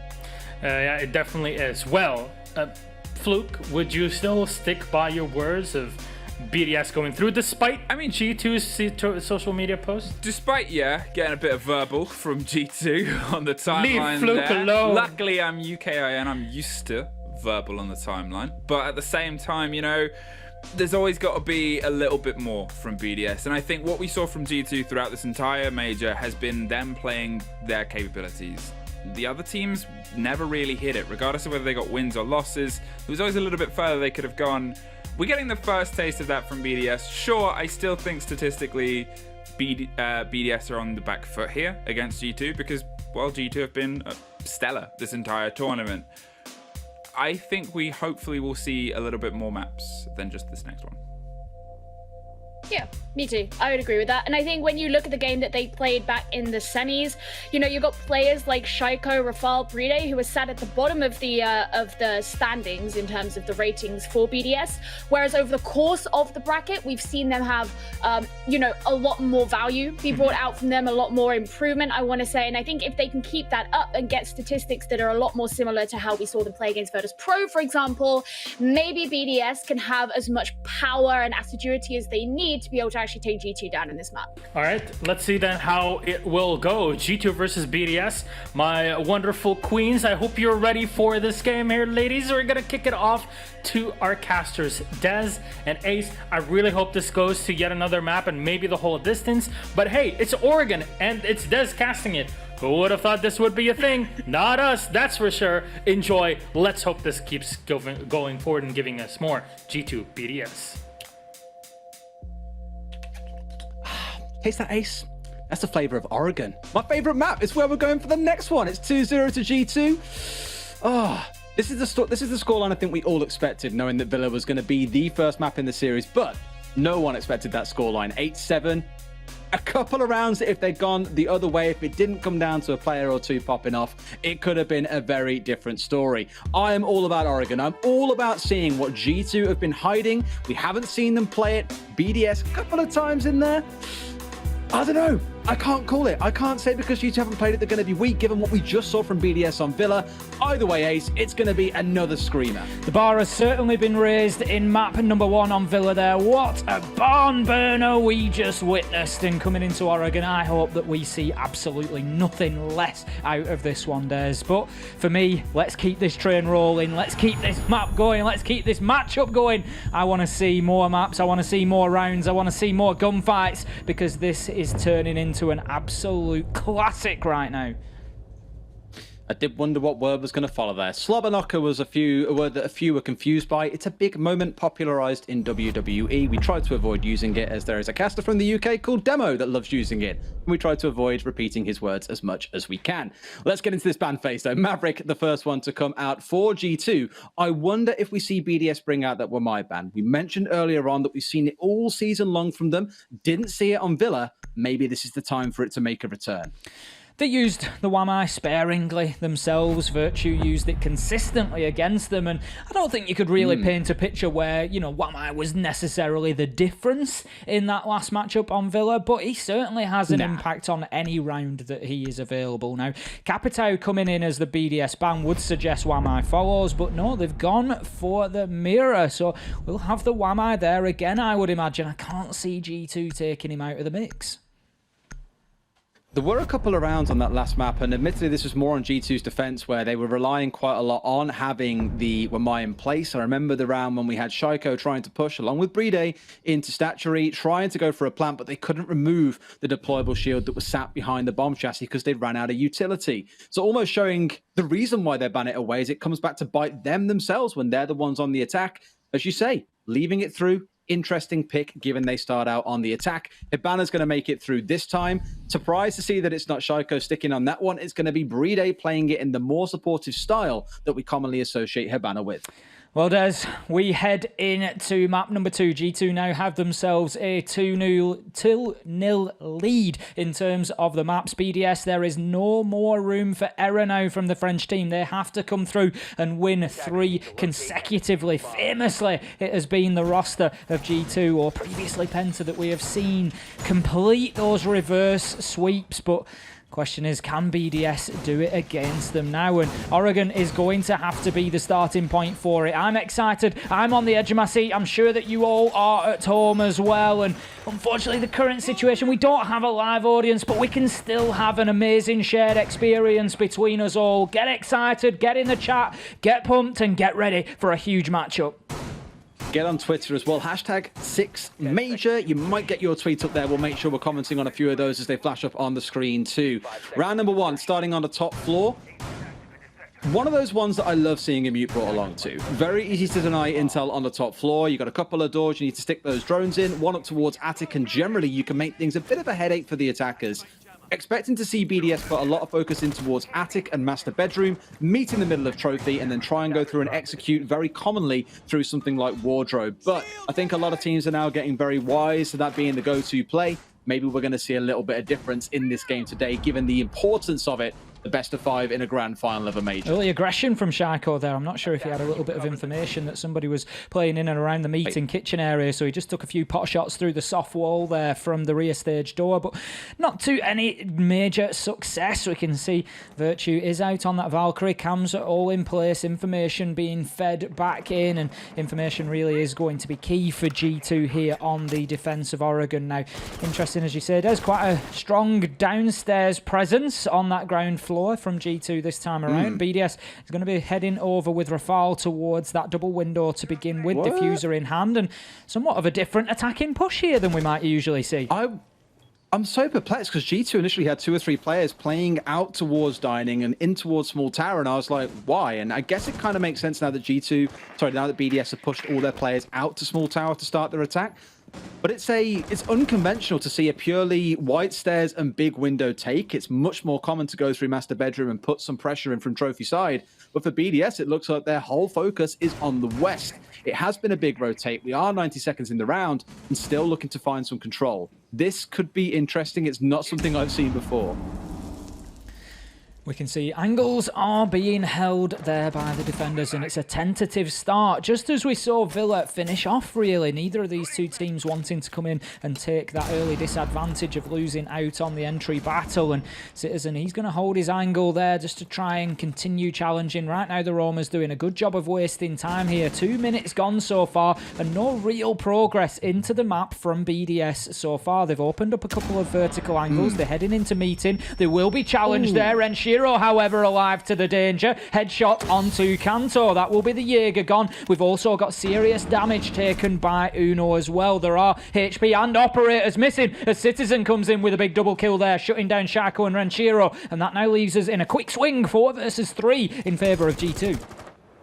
I get the feeling they've taken small tower because maybe there was a hold coming inside a security or inside a kitchen. A couple of mute jammers might be down there, so the focus has to be in clearing them out lest you get C4'd. Bit of a duel at the opening door though, and it's Bride picking up Citizen. Could have found a third for himself. Not to be the case. 3 versus 2 for G2. 15 seconds remaining, and we know how much damage this clock can do to teams, Ace. We certainly do. It is ticking down. 8 seconds left to go. In comes a kill. Uno onto Bride. 1 versus 3 for Rafale now, and he's going to watch this clock tick away. He gets himself a meaningless headshot onto Virtue. Very nice it was indeed, but not enough to take the round away from G2. And they open things up with a big defensive start on Oregon, but not too much of a surprise there, Des. I'm sure BDS won't be worried by that. They are certainly well in the fight here. Oregon has been less defender-sided as the season has gone on, but those new maps, it always takes a little bit of time to figure out those different attacks, and especially there with BDS coming in, as you called it, a little bit unconventional, we can expect that, maybe they're not going to have immediate success with that.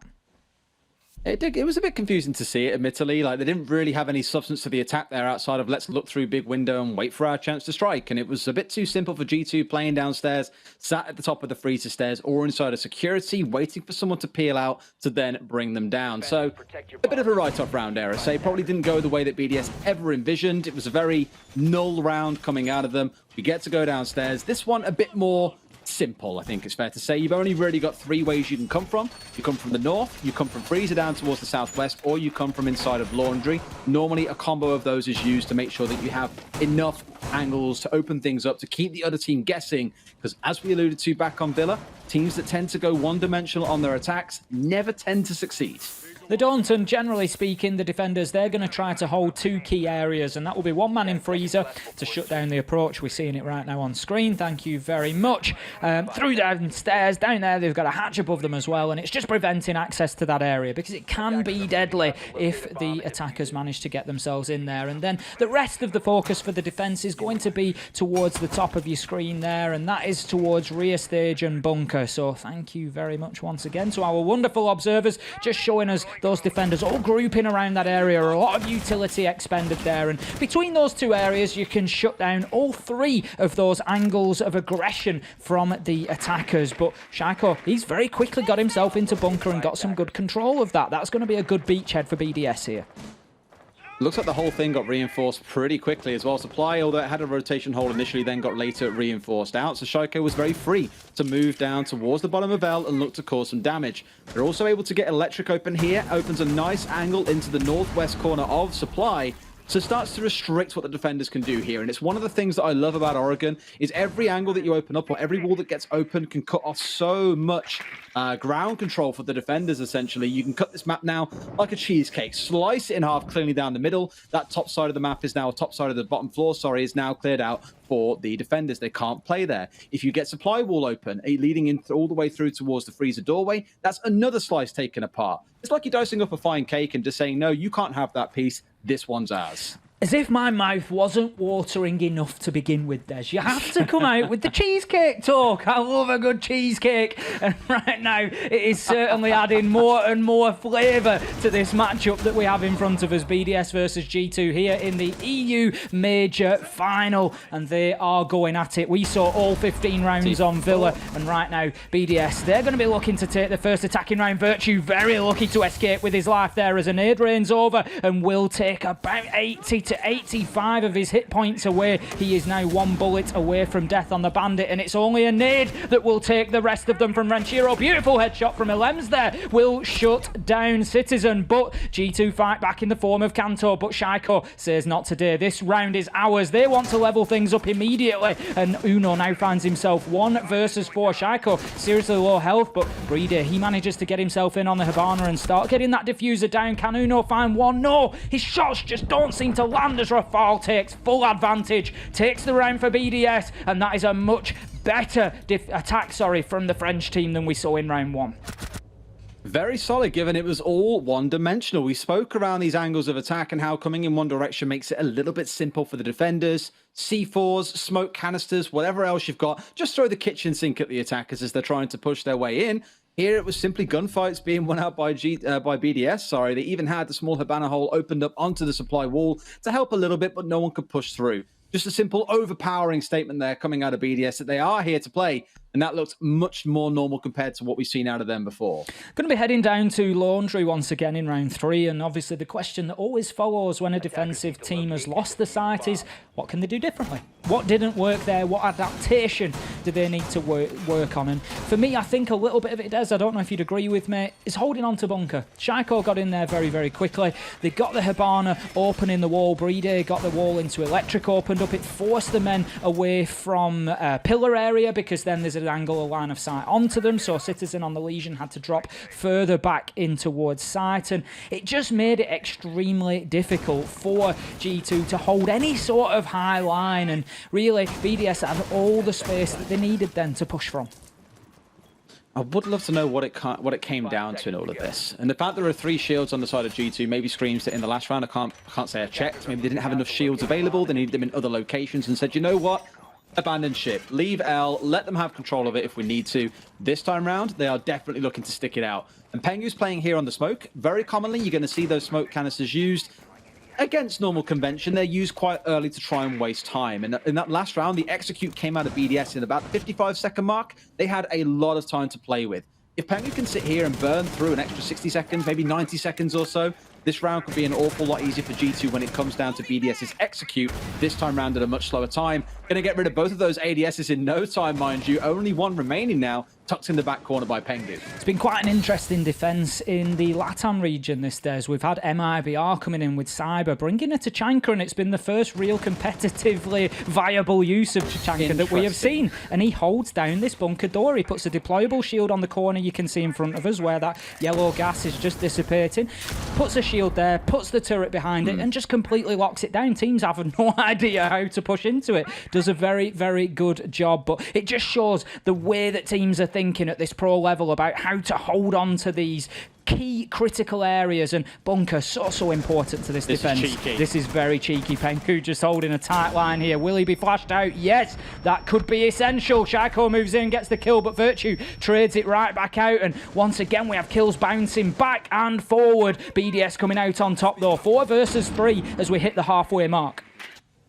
Right, explosion there inside a blue bunker. Neither team wanted to stay there for much longer. Pengu being very cheeky and very aggressive with that angle he was sat on as well, right against the wall, right next to the door, ready with that shotgun. Flashed out, can do nothing about it. That gives some more control over to BDS. But time, look at that. 1 minute and 10 seconds left. Last time around it was 2 minutes and 30, and they had this level of control. Admittedly, no smoke canisters on side this time to help delay when the execute does come through, but BDS have been slowed down. It's now on G2 to waste even more time. Kanto holding inside a boiler is going to be a massive part of that. Just holding on to that angle from Pillar for the time being. Renshiro takes a little tickle of a shot there with a few HP down. Kanto gets a massive kill onto LMs. They really did not need pressure coming in from the rear stage stairs right now. And the Jaeger does his job and shuts the man down. 3 versus 3. All the pressure now is mounting from that bunker and electric side. And as long as G2 are aware of that, all guns can be trained in that direction, and it's not going to make it easy for BDS. Kanto just coming out with a big pre-fire there. Out comes the ping as well. The information is all on the side of G2, and with 15 seconds on the clock, this is going to be a tough take for BDS. Out comes the aggression, and Breeder shuts down Kanto. That could be the key. That could be the one that prizes this padlock off the defense, but 8 seconds left to go, and BDS, they need to make a move right now. Breeder, he's getting the diffuser down. Citizen shut down. The cover is good from Rafal, and that now leaves us 1 versus 3. Shut down from BDS, and they will take another round in Laundry. That is a tough sight for G2 to hold. BDS has showed up in map 2 when it comes down to the gunning so far. That was the big war into Kanto inside a boiler. Excuse me. The big war inside a boiler, really removing Kanto was the big one, because if he'd held on there and even found a single kill, that would have put BDS down to 2 men left alive. One's got a plant, one has got a cover. You cannot protect every single angle. Really good execute coming out of BDS with a hint of favor, I suppose, being given that they couldn't find those critical kills later into the round. The G2 couldn't find the critical kills later into the round, sorry. 2-on-1. That's 2 attacking rounds for BDS. This has not been a bad start to Oregon. Essential and explosive push from Breeder, as you say there. BDS just recognising that danger. Kanto is the problem right now. We cannot get Citizen locked in place. That's what they needed ultimately. They needed to get Citizen on that Valkyrie locked in place so that they could start getting that diffuser down, because as you saw, as soon as he moved to try and challenge that plant, he was just completely taken out by Rafal on the cover. But with Kanto still in place, it made it very difficult to do that, because obviously they had another flank to watch then. So Breeder recognised that, threw himself into the breach, pushed forward on the Hibana, perfectly timed, got the kill that was essential onto Kanto. Great stuff from him. Can we just appreciate how great our casting is? Thank you very much. Very wonderful and kind words. Sign him up for EUL. I won't comment on that one. We'll say nothing more. You are too kind, bear in a chair. Thank you very much. We're just bringing the excitement and enjoyment that we naturally have watching Siege, and hopefully you guys are enjoying it just as much as we are, because this is a humdinger right now. That magical word. It's such a boomer word. We were speaking around this yesterday. I just love to bring out those little like British idiosyncrasies that I know like some of the viewers will be like, yeah, it's a humdinger, that's fine. And some will be like, right, what? So if anyone wants to get on Google and go, define idiosyncrasies, then by all means, please do. It's beautiful, as is this round, no doubt, once it starts to heat up a little bit more. Top floor defense coming out again. G2 won this the last time round. That's why we had 2 rounds downstairs in which they lost both of them. This one last time round was the interesting attack coming out of BDS. And interesting, as I always say, is that magical caster word. It's the kind way, the respectful way of saying it was either genuinely interesting and brilliant, or it was very, very questionable. And I'll go with more of the questionable variety for that last attack, but they appear to be repeating it again. However, the wide swing comes out of BDS straight into the corridor. Kanto didn't even know he was there, didn't even get the attempt to fire back. Nice early entry kill. Now what can they do with it? Because they got held up here a lot last time in shower corridor. They got stuck upstairs on big window, couldn't really go for the execute they were looking for. Same as last time, opening up an angle into kitchen, I think just to try and force G2 back. And Citizen seems relatively happy to oblige and hold back, but I suspect he wants to get creep in here, try and cause some damage as they try and feel that their backside is safe and no one is going to approach them. He even had a fight against BDS in the last round in this exact same position, so there's more to come from that affair, I'm sure. Yeah, keeping himself nice and safely in cover there. Virtue just being moved away by the breaching charge of Shaiko detonating beneath him and just creating a little difficulty for him to remain in that corner watching the double window. But right now, the man advantage still sits with BDS. They are on a full 500 HP across the team. We have got shots onto Virtue, shots onto Pengu, and a man down in the shape of Kanto Raketti. So not great for G2 at the minute, but what I would say for this site, Des, I don't know if you agree, the core of the defense is very difficult to shift. I've seen so many rounds held at 2 versus 5, 3 versus 5 here on this site. It's that final push in towards kids dorms and main dorms that can be extremely difficult. Grenade tries to come into the back corner, but it's already been completely destroyed from below. Nothing more to come from that. And it's, again, like you say, the issue of normally shields get set up inside of kids dorms, and here where we've currently got Virtue holding is the kind of stalwart defense that we see defenders go for, where they can really stage a war against those trying to plant. It's why game is often considered the place to go to. But BDS have torn a new one here against the side of G2, it feels like, and there's the final couple of kills swinging out. This one, much better, more composed, a little bit slower, admittedly, in terms of not wanting to rush forwards, but finding those oh-so-critical kills. G2 almost making it a little bit easier for BDS. And this is starting to feel like an exact reverse of the last map. G2 can't win on Supply and Laundry. They've now lost on Kid Storms the second time around. Where did G2 go? Meeting and Kitchen is going to be their attempt. It's certainly a gamble, Des. It is risk and reward here. The risk is high, the reward will be just as much so. But BDS really impressing me so far on Oregon. They have been clinical, is the best way to describe it. They have recognised every time there is a roadblock, every time that there is a barrier to the push, to the attack, to getting into those default spots. They've recognised it and they have cut it away with a surgeon's precision. Really impressive. One thing that I want to shout out that maybe hasn't been picked up, but I've been keeping an eye on it, and that is the play of Renshiro and Shaiko. I know we've mentioned them plenty as operators, but I'm mentioning them specifically as a duo. A number of times we've seen kills rain in from them within fractions of a second of each other, and it is just the communication and the coordination that those two are playing with right now. They are hitting G2 hard at exactly the same time, and it is really, really punishing them. Kyle's got no fingernails left, and don't worry, my friend, because Ace hasn't got an edge of his seat left. He's been sat on it so many times now that I'm convinced it has worn down to nothing. There's nothing there, Des. I'm resorting to standing up at this point. It's not even a choice. I'm sort of in a mid-squat at the minute. The chair was cast aside a long time ago, Oh, it's turned over. It's on its side. This game's far too exciting. Flipping tables will be the next one. Just make sure your monitor stays intact, mate, because you need to be able to see the damn game. Let's see then how Meeting and Kitchen goes. I love the separation between these two sites. There's some teams leaning towards Dining, some in towards Kitchen. I can't remember the region I looked at for it. I believe it was NA or EU. We had seen 26 rounds inside of Kitchen, 26 rounds inside of Meeting, sorry, and 24... I say inside of Kitchen. What am I on about? Inside of Dining, sorry, there were 26 rounds, and inside of Meeting, there were 24, or it was some variation of that. Either way, the jury's still out on which one is the most popular. Teams seem to have a lean themselves personally, but there's no established meta here that suggests one is strictly better than the other. My vote would go to Dining each time. If you've got a strong Showers hold, particularly, Showers into small office, then you will lock that site down, generally speaking. Meeting here, there's two big factors. Virtue is one of them. So Virtue, he's going to play himself close into that rear stage. The default plant spot is literally just behind those sandbags. Thank you very much.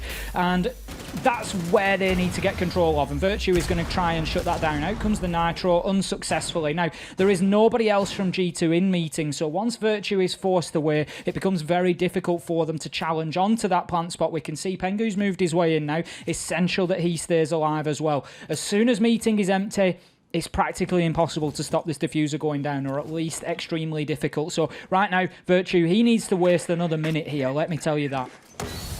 I saw some really cool strats coming in to execute on this site. We saw Team Secret back in the early weeks do a real big execute onto the E-split wall. LM holding the perfect angle, but cannot find the head of Virtue, and he prevails here. He's going to be the one still holding in this tight angle, just saying, no, you can't take the stage, you can't plant.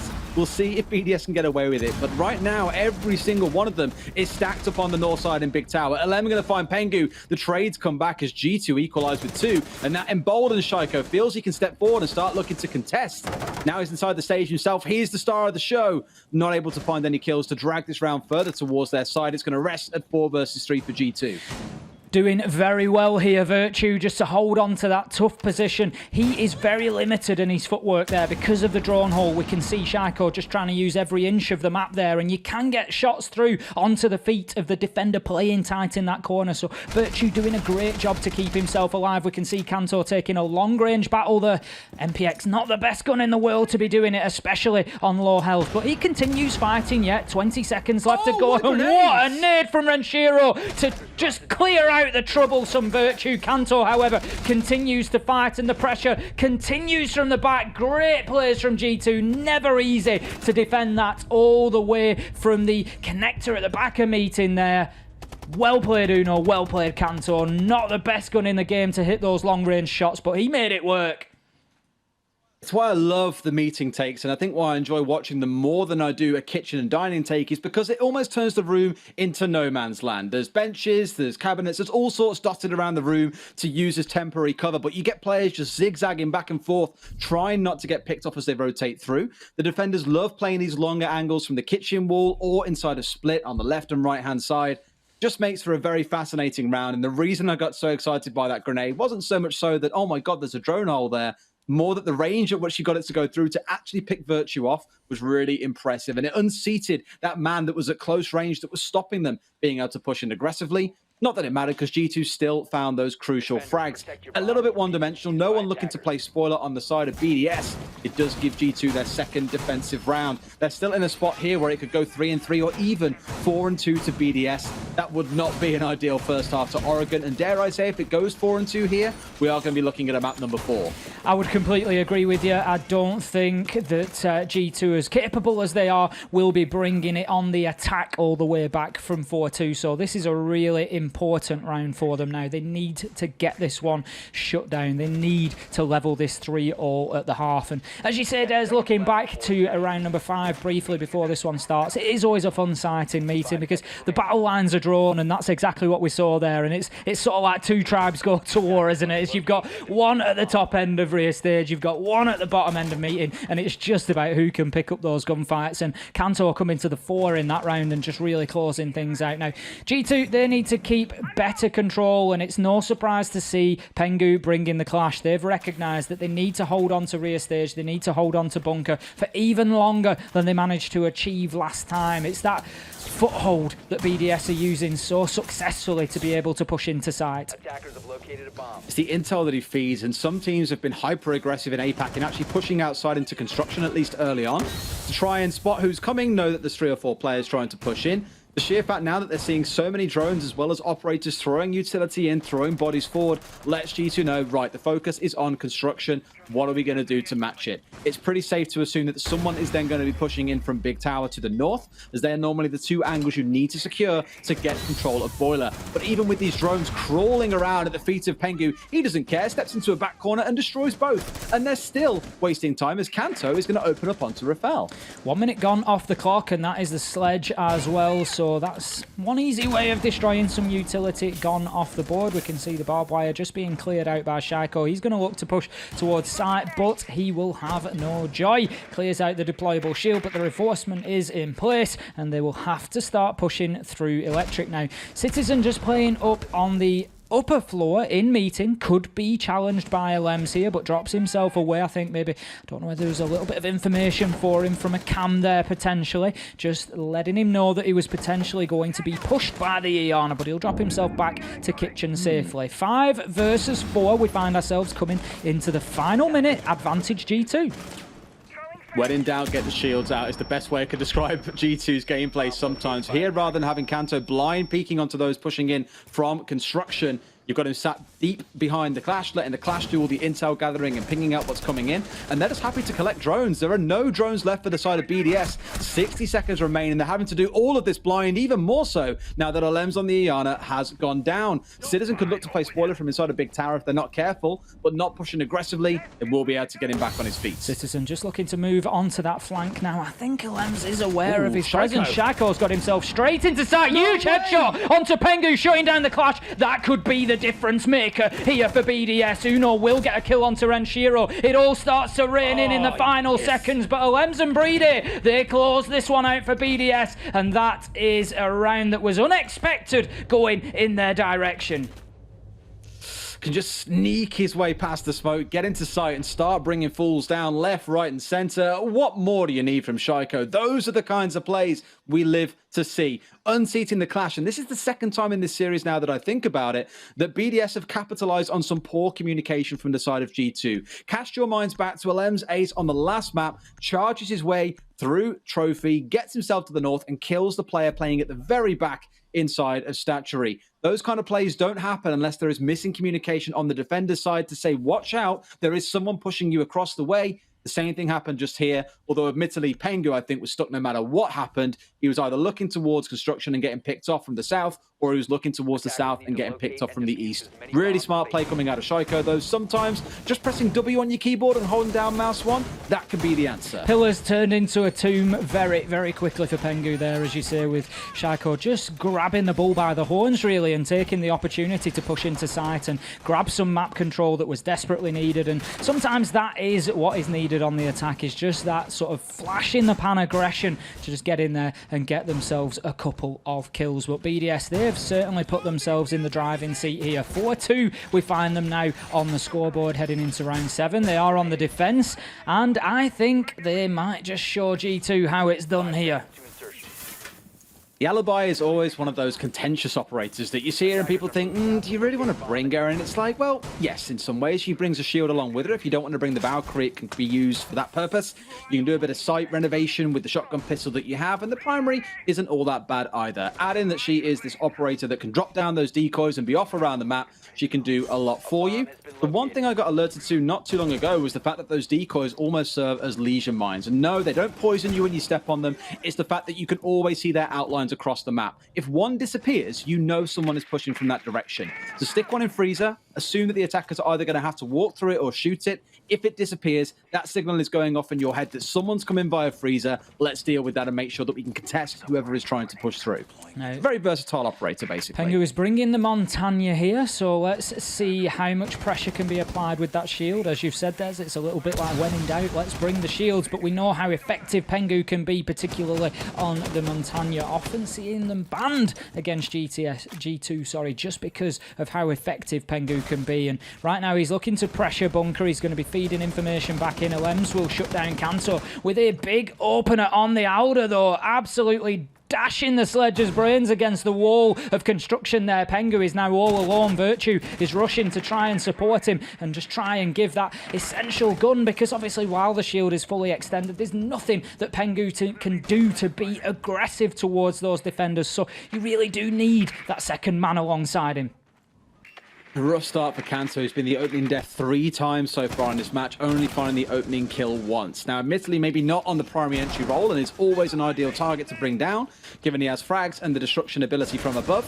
Here on this site, not really anything that the Sludge can do. I think it's much more about the grenades. Pengu doing what Pengu does best and doing the tango, dancing around with the Maestro, not quite winning it out yet, tries to go for the down and will find it. 2 kills fly the way of G2. In a commanding position, Breedy and Renshiro, the last 2 left standing. They still have these smokes, they can hold them back, but there's 60 seconds left in this round. Great aggression showed from Pengu there on the Monty. Just timing his attack right once he had Alems cornered and just moving in with the so difficult to challenge against that sort of pistol hip fire and just the RNG that comes out of it. Eventually one of those shots is going to catch you, and ultimately it was the shield that put him down in the melee attack. But we can see right now, big moves coming in from G2 as Citizen gets the kill onto Renshiro. 1 versus 4. It's a matter of time. Citizen it will be to close things out. G2, they take their first attacking round. Can they battle back on Oregon?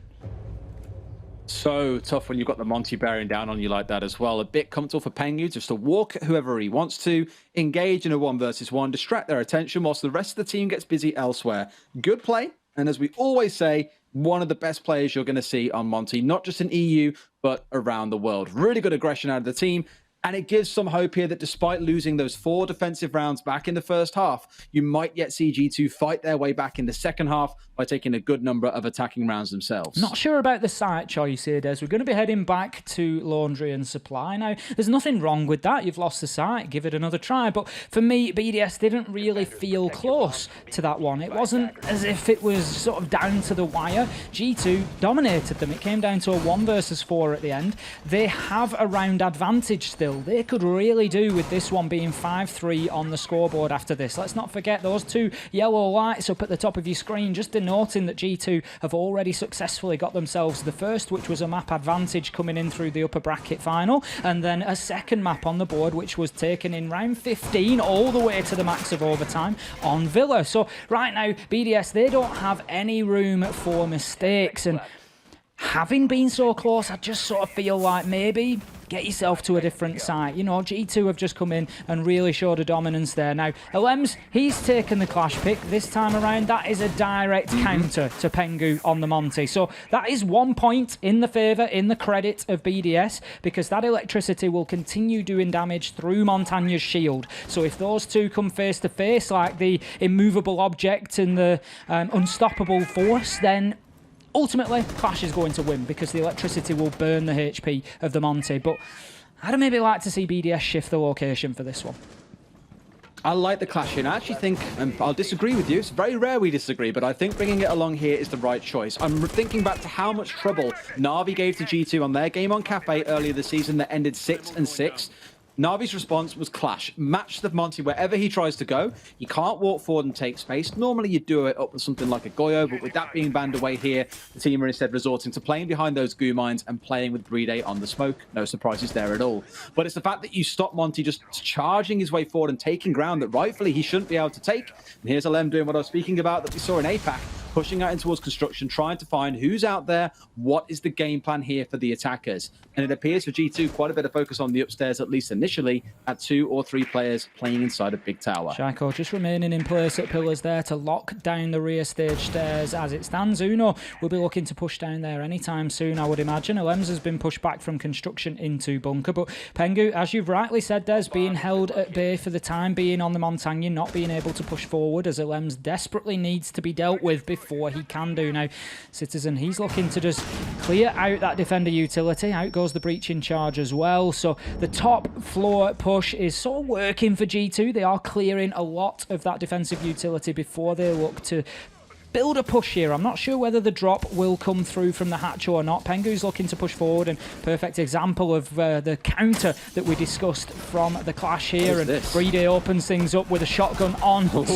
There we go. 1 kill for Pengu, just showing his mastery with that shield, but will be taken out. It's not going to be enough. Shaiko gets himself a double onto Pengu and Kanto, and that is the construction push completely shut down now. 2 versus 4 as we lost Citizen on the top floor as well. Shaiko triple. Can he get himself 4 on the round? He certainly makes a challenge for it, but Shaiko has come up huge for BDS in this defense. Absolutely massive for them all, but Virtue with a sudden double kill out of nowhere still means there's another chapter to this round. It's a 1 versus 2. It's the player I spoke about so much. He sits in the background, he plays on the Thermite, but always gives above and beyond what you would come to expect from a support player. Can he do enough in this round to swing it back? He is against Rafal. He is against Renshiro, his equivalent on the other side, and 15 seconds to go. No diffuser on side. This is going to get rough. I don't think he can do it from here. Moves in to pick up the diffuser, which, as you say, cold on the ground. The goo mine's not going to help. He is surely going to be out of time. He can't can't even get into sight in time, really. As he does, he steps straight in to the crossfire of Rafal, and they manage to shut down Laundry and Supply. A little bit of a gamble given their round 7 defense there, but having got it successfully on the books now, the reward is all theirs to reap. 5-3 on the scoreboard, and they can head now to another strong site, which is the Dorms site, and they could well hear BDS push themselves onto match point. It's going to be rough. It's going to be tough, but we saw a very similar story coming out on Villa, let's not forget. So it's so difficult to write either team off at this stage in the game. That last round was interesting because Pengu just thought at some point, you know what, screw it, I'm just pushing through. The aggression is coming out onto that L inside a blue bunker.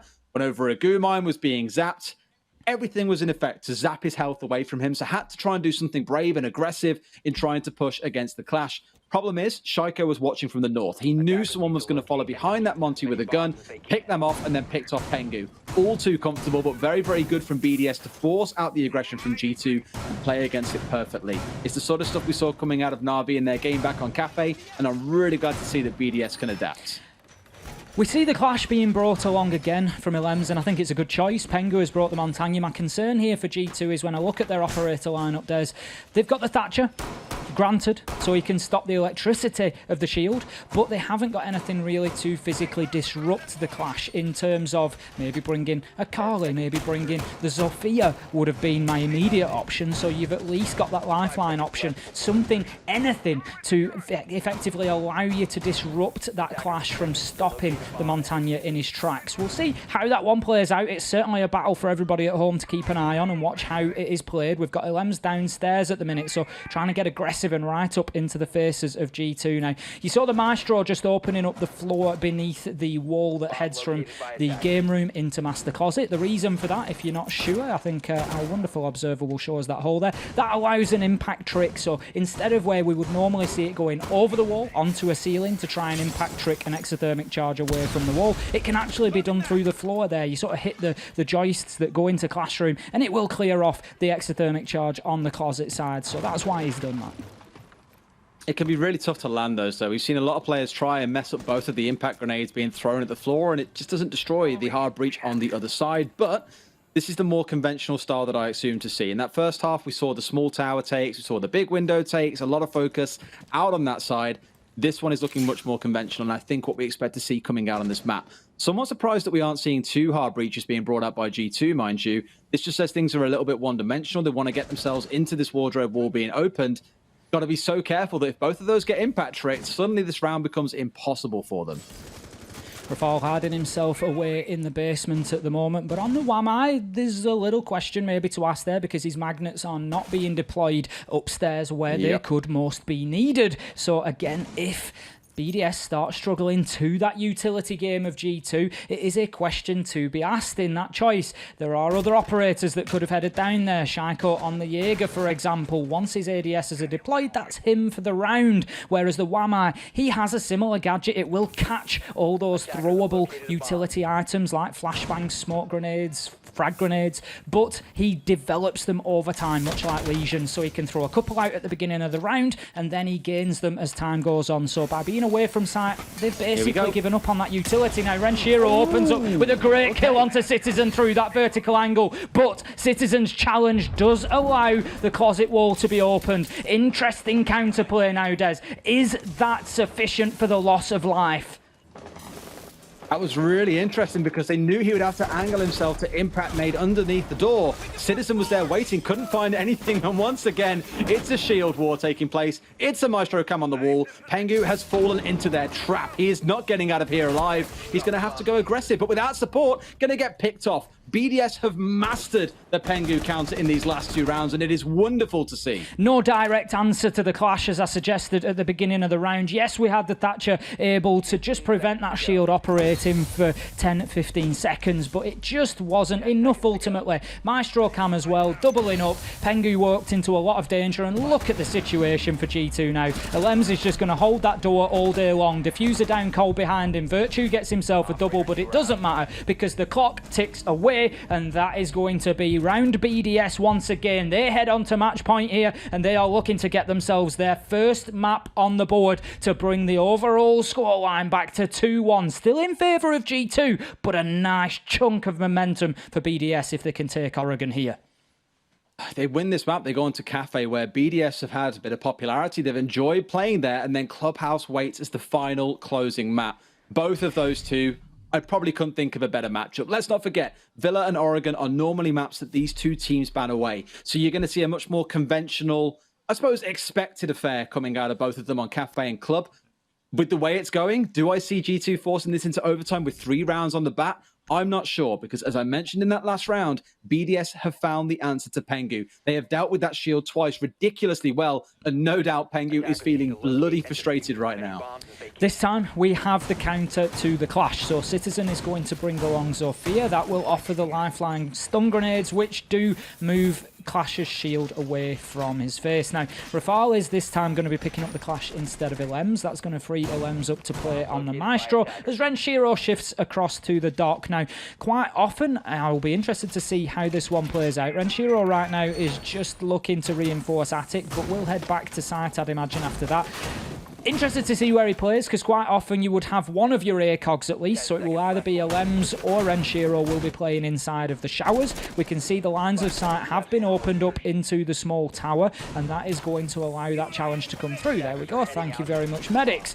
So basically he'll play in and around those lockers. We've got the deployable shield there as well, and it makes it very difficult for G2 to feel comfortable inside of the small tower. Meanwhile, the reason that Attic has been reinforced is to protect the dorms area, so we can see Shaiko's up there just deploying a little bit more utility as well, and they will try to hold on to that vertical control for as long as possible. It's very possible to deny a plant from the dorms room, so G2 putting an early focus on getting in there. Hibana opening up that attic wall, and they are going to pressure this top floor hold. Alrighty, let's see how they set up for this one. It's all or nothing for G2, and as you mentioned, the top floor take to begin with, not at all surprising. Some teams like to run things like Mirror here. Clearly, not an option, given it is banned away, but teams have run Mirror to hold the upstairs previously, normally in combo with the Clash as you're seeing now, because she can waste so much time. So I'm watching how fast G2 get control of the top floor, force Rafael to drop back through the hatch, which has been opened up yet. Now it's been opened up. I was going to say Brede has got to open it for him, or else he is stuck on this top floor. So glad at least that that's been sorted out. 60 seconds already gone, and they're probably going to try and bully their way through with Pengu on the Monty here. Where it goes from there, G2 are going to have to be very adaptable, though. The opening couple of kills basically need to go in the favour of G2 here. If not, it will be a death knell, not only for the round, but for the map as well. BDS, they are holding on to the top floor well. 1 minute 30 gone and still no real pressure applied. G2 have got themselves into position very quickly, and then the drones have come out. The information game has started, but they've not really been able to push forward and progress from there. We can see they are still locked into the east side of the map. Virtue and Pengu looking to move through meeting now and just try and put any sort of challenge. Virtue, interestingly, is going to open up this kitchen wall, and this is a slightly unusual approach to this site. Generally, we see the primary push, the primary focus going through the small office side, but I'll be interested to see what angles they can gain from meeting here. I always call it ghost pressure, right? The sheer fact that wall is now open means you live in fear that someone is going to push through. And when you know that it's Pengu there, you know full well that Amonte is never going to push by himself. He is straight inside a kitchen trying to get some information, feed across to those elsewhere what is going on. As we all know, being sat behind a shield, you're not easy to kill. Saying that, I can't believe the cast the curse strike. Shaiko finds Pengu. That's the Monty gone. He is frustrated. 3 rounds in a row. He has been ineffective on this Monty because BDS have got him figured out. It is unbelievable how easy they're making this look. I hope the rest of the world is taking notes. I don't think you've ever cursed anybody quite as quickly as that before, Des. That was an absolute immediate response. Renshiro with a headshot onto Citizen there. 5 versus 3. BDS sitting pretty right now. And Renshiro gets himself a second on the round. Virtue has played well here on Oregon, getting plenty of frags. 10 and 7 we see him, but they have largely been impactless. Puts a good challenge onto the Clash, but it won't be enough, I don't think, as the time ticks away. Did BDS come out with a big win there on Oregon? They, after a lot of sparring, were rocked by a haymaker on Villa, but come back with a huge uppercut of their own on Oregon, getting themselves right back into this fight. I don't want to say that performance is representative of why G2 don't play on this map, but the fact they were falling back to constantly trying to make the Monty work, their go-to crux almost, suggests that they were struggling. They didn't really know how to deal with what BDS were bringing out against them. BDS looked phenomenal. It isn't going to be a 3-0. It isn't going to be a whitewash like we've seen in other regions, Ace. We get to a map 4. What more could we ask for? And as mentioned, it goes into the more conventional maps. Cafe coming up next.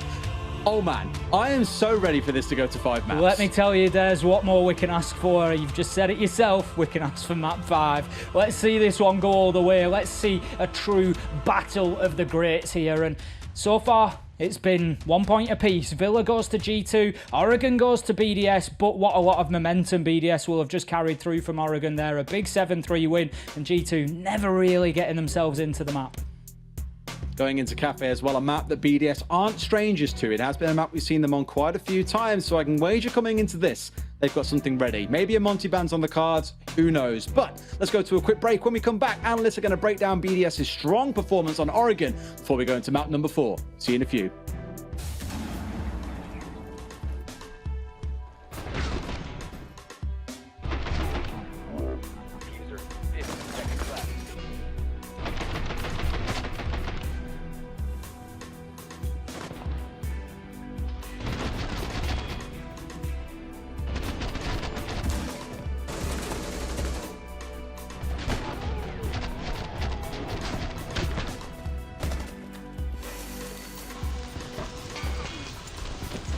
Shiko was definitely licking his chops there, thinking, oh goody, more kills for me. Unbelievable. We mentioned previously around, would he be the player to step up?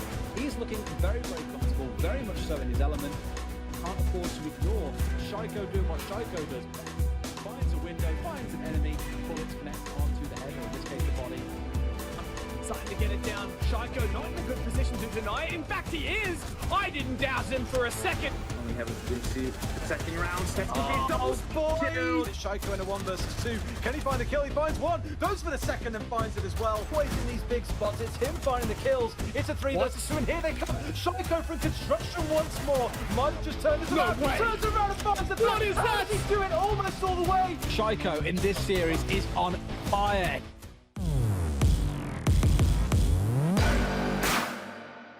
For if the drop comes in from Citizen, is he going to be in time? Yes, he is. And it goes for the double kills.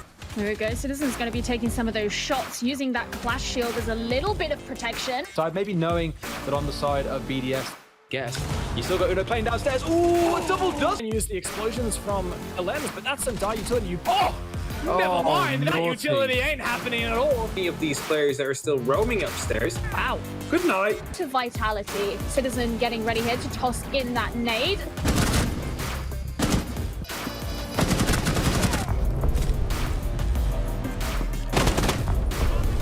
1 minute left to go. We can see Citizen up there taking advantage of every single inch. Maybe I should take that back. Spoke too soon. It's all on Citizen. A 1v2 now.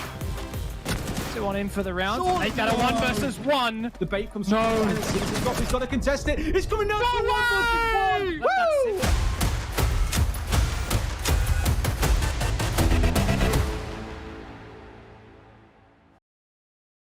Put in a post plant and an echo drone isn't going to do much other than give its game away. 40 seconds. They find their way into Piano and find their way through a mission in the middle. Now it's just looking towards the diffuser. It is all down to Ross. Catches yet again another body, and there's a second. A freebie handed into the corner of Piano Bride. A player who we shout about to the heavens. Has to look down to hell and finds it. There is one more. There goes Rosk. It's going to be a real humdinger. Sometimes we just don't understand what they say in their I've no clue what he English. just said. No, I've no clue What what is he just that? said. Is that a northern thing? Yeah, what is it? No, it's a British thing. I think anybody in Britain would understand. It means it's going to be like explosive. It's going to be a cracker. It's going to be We're exciting. mainlanders. We don't get that. We don't get those references. Instantly tries to get it hot and get it working again. They need to stick it if they want to lock down this collapse, but it's dropped again. There's another swing. There's another close down. It's a 2 versus 3. 15 seconds. The diffuser Shatter is watched fervently by a shotgun on the close quarters. There goes one, another trade, and another trade. A 1 versus 1. 7 seconds left. Everything to play for. Sees the barrel of the gun, but no! It fires a second too sharp. What was it that Tim said earlier where you were both like, who says that? Is that a northern thing? Humdinger. You said humdinger, and someone in chat legitimately went, oh, I love how crazy Ace is.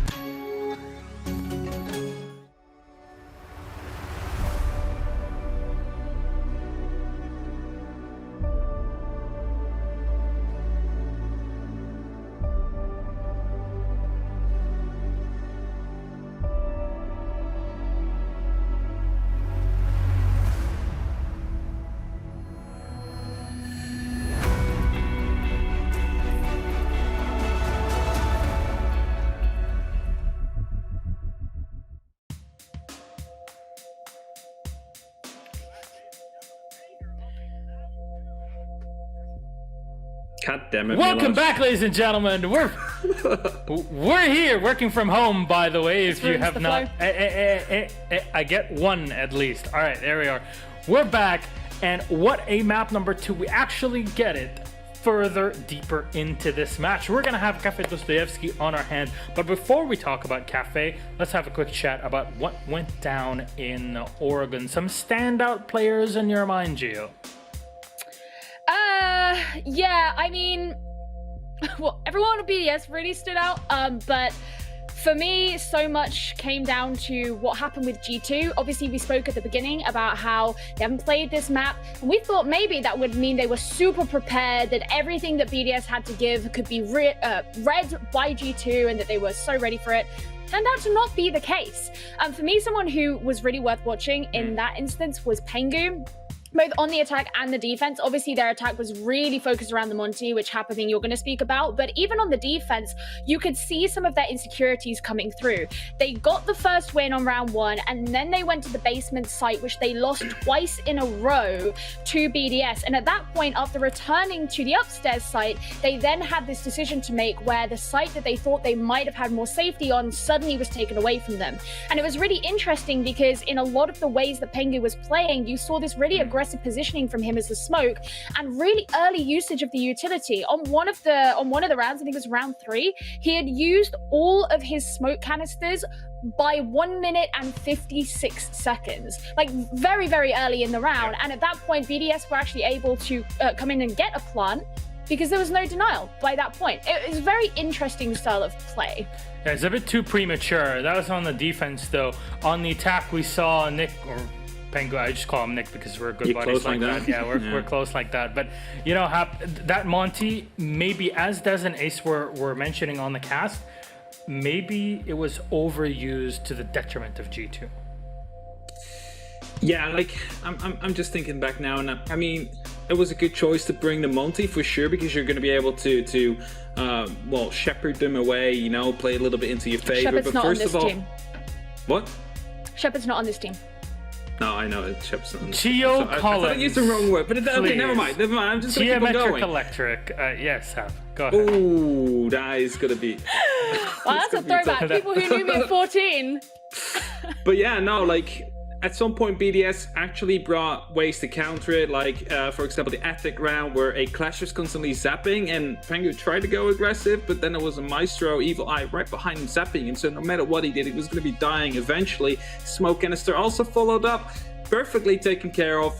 The whole point of the Monty is going to be gone at that point, and also one of the rounds, I believe, the Monty going very aggressive to try and challenge that Clash and Elbow, getting off the knife, getting off some damage, taking down the smoke as well, but there was no one there to actually support him. Does Shaiko managed to run in from the back, got the kill onto Pengu on the Monty, managed to get one more going out of blue right there, and completely shut them down. So like, I like the fact that they brought the Monty, just not really what we're used to see from G2. Yeah, it was a very awkward Clash v Monty, I guess, clash in Attica a few times. It was just not pretty to watch. And yes, you want the Monty up front, but you need somebody to support him as well. Now, there's more on Oregon. Let's have a quick chat about Cafe Dostoevsky. For people that don't know what our map pick ban is, by the way, we'll have that up on the screen for you in just a second. You know, there was that first map that we talked about that went the way of G2. That's the Decider Consulate. We played Villa. That was a tight 8-7, went to G2. Oregon now going the way of BDS, and we'll go to Cafe. Looking at all of this, expectations. Monty is back on the board as well, potentially on Cafe, a map that G2 has been able to abuse the operator on multiple times. How do you see it happen? Well, now BDS has the choice to make, right? Because they went for a Maverick ban on Oregon, which is understandable. They didn't went for the usual Thatcher ban. So either they're going to be banning out Thatcher yet again and they fall back into the old habits, or they're going to be going up for that Monty ban, considering G2 just brought it. But considering how BDS played into it and was able to counter almost into perfection, I think they're going to be letting them have that Monty and take out that Thatcher to make it a bit harder. I don't think they have any reason to fear the Monty after what happened last time. The interesting thing for me is the fact that twice now BDS have had the opportunity to go to Cafe Dostoevsky in this competition so far, and both times it was the third map and they didn't get there because they were 2-0s. That was when they played against G2 in the semis and when they played in the lower bracket final yesterday against Virtus Pro. And when you look back at you know, how they did in EU League, they played it twice. One of those times they drew against Na'Vi. The other time they won against Chaos of all teams. So still there's a few question marks for me about how BDS will perform on this map. And I think running with the momentum of confidence off the back of Oregon is really going to be their biggest best friend in this, because they know that they can beat G2 where they need to. And I don't think there's anything historically to necessarily fall back on to draw quite as much hope from. Well, what is there to look at for strategically speaking on Cafe Dostoevsky? It's a map that G2 can be very effective on both sides. Same goes for BDS. I think we've seen that letting Shaiko go around the map as he usually does on the defense is just a bit too much to handle sometimes for most teams, including G2. It definitely can be. Oh, sorry. I was just going to say, it definitely can be. And one of the big things that was brought up back in Villa was the fact that the clock was such a huge factor in the game. And I think time wasting is going to have to be a really big part. Obviously, Cafe Dostoevsky with its 3 floors, if you have a solid roam game, you can waste so much time off of the attackers that I think that's going to be a massive part that BDS will have to play on their defense on Cafe. Something that you're going to keep in mind as well, Wamai is often an operator that gets banned. Top floor will be ever so harder to keep in control, and I'm opting to say maybe do the VP thing and do not go top floor. Maybe just go for the other 3 bomb sites, might help you more. This might force that Capital ban, or if not the Wamai, and as you say, yeah, Wamai removed is really going to make it difficult to play on the top floor and bar. Let's see how this goes though. Geo, Hap, you're sticking for G2 for this one, or maybe going even more further into Clubhouse? I would love for it to go to Clubhouse, but I don't know. This one could go either way, I suppose, given how things went in Oregon. But I think overall G2 still have the edge. Stein? Gonna join. It's overall it's gonna be G2. I think G2 may be more likely to win this one if they manage to get their heads together again.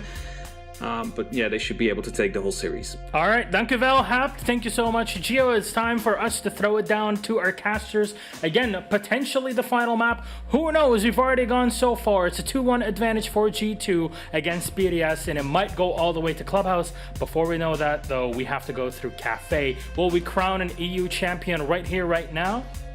Big questions. Let's answer them. Casters, all yours.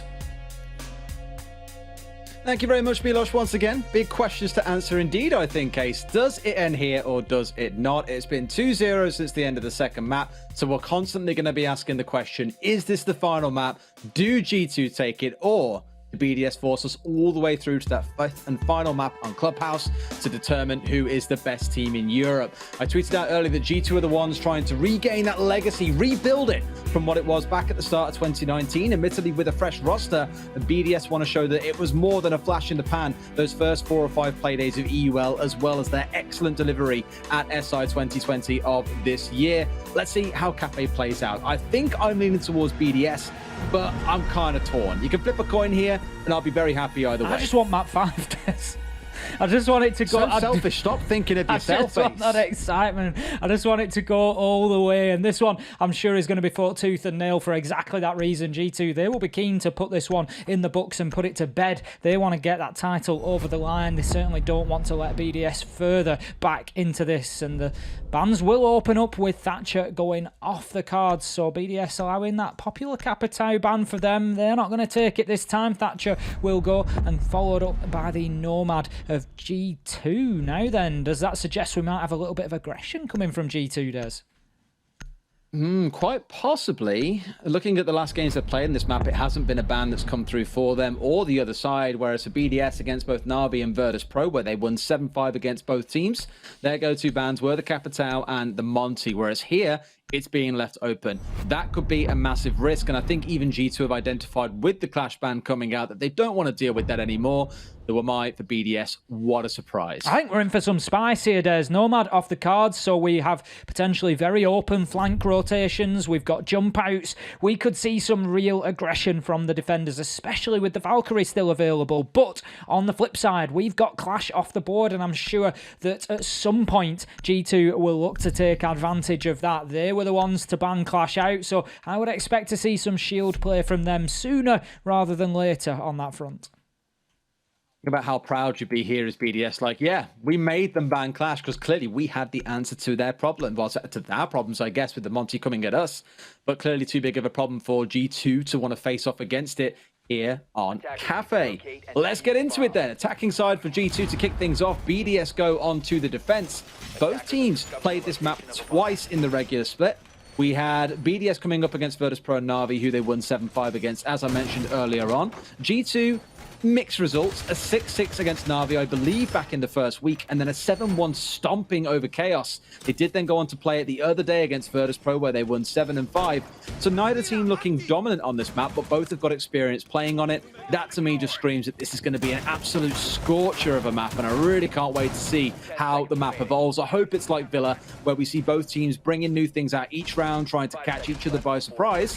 One thing I'm immediately surprised by is Shaiko being on the Vigil.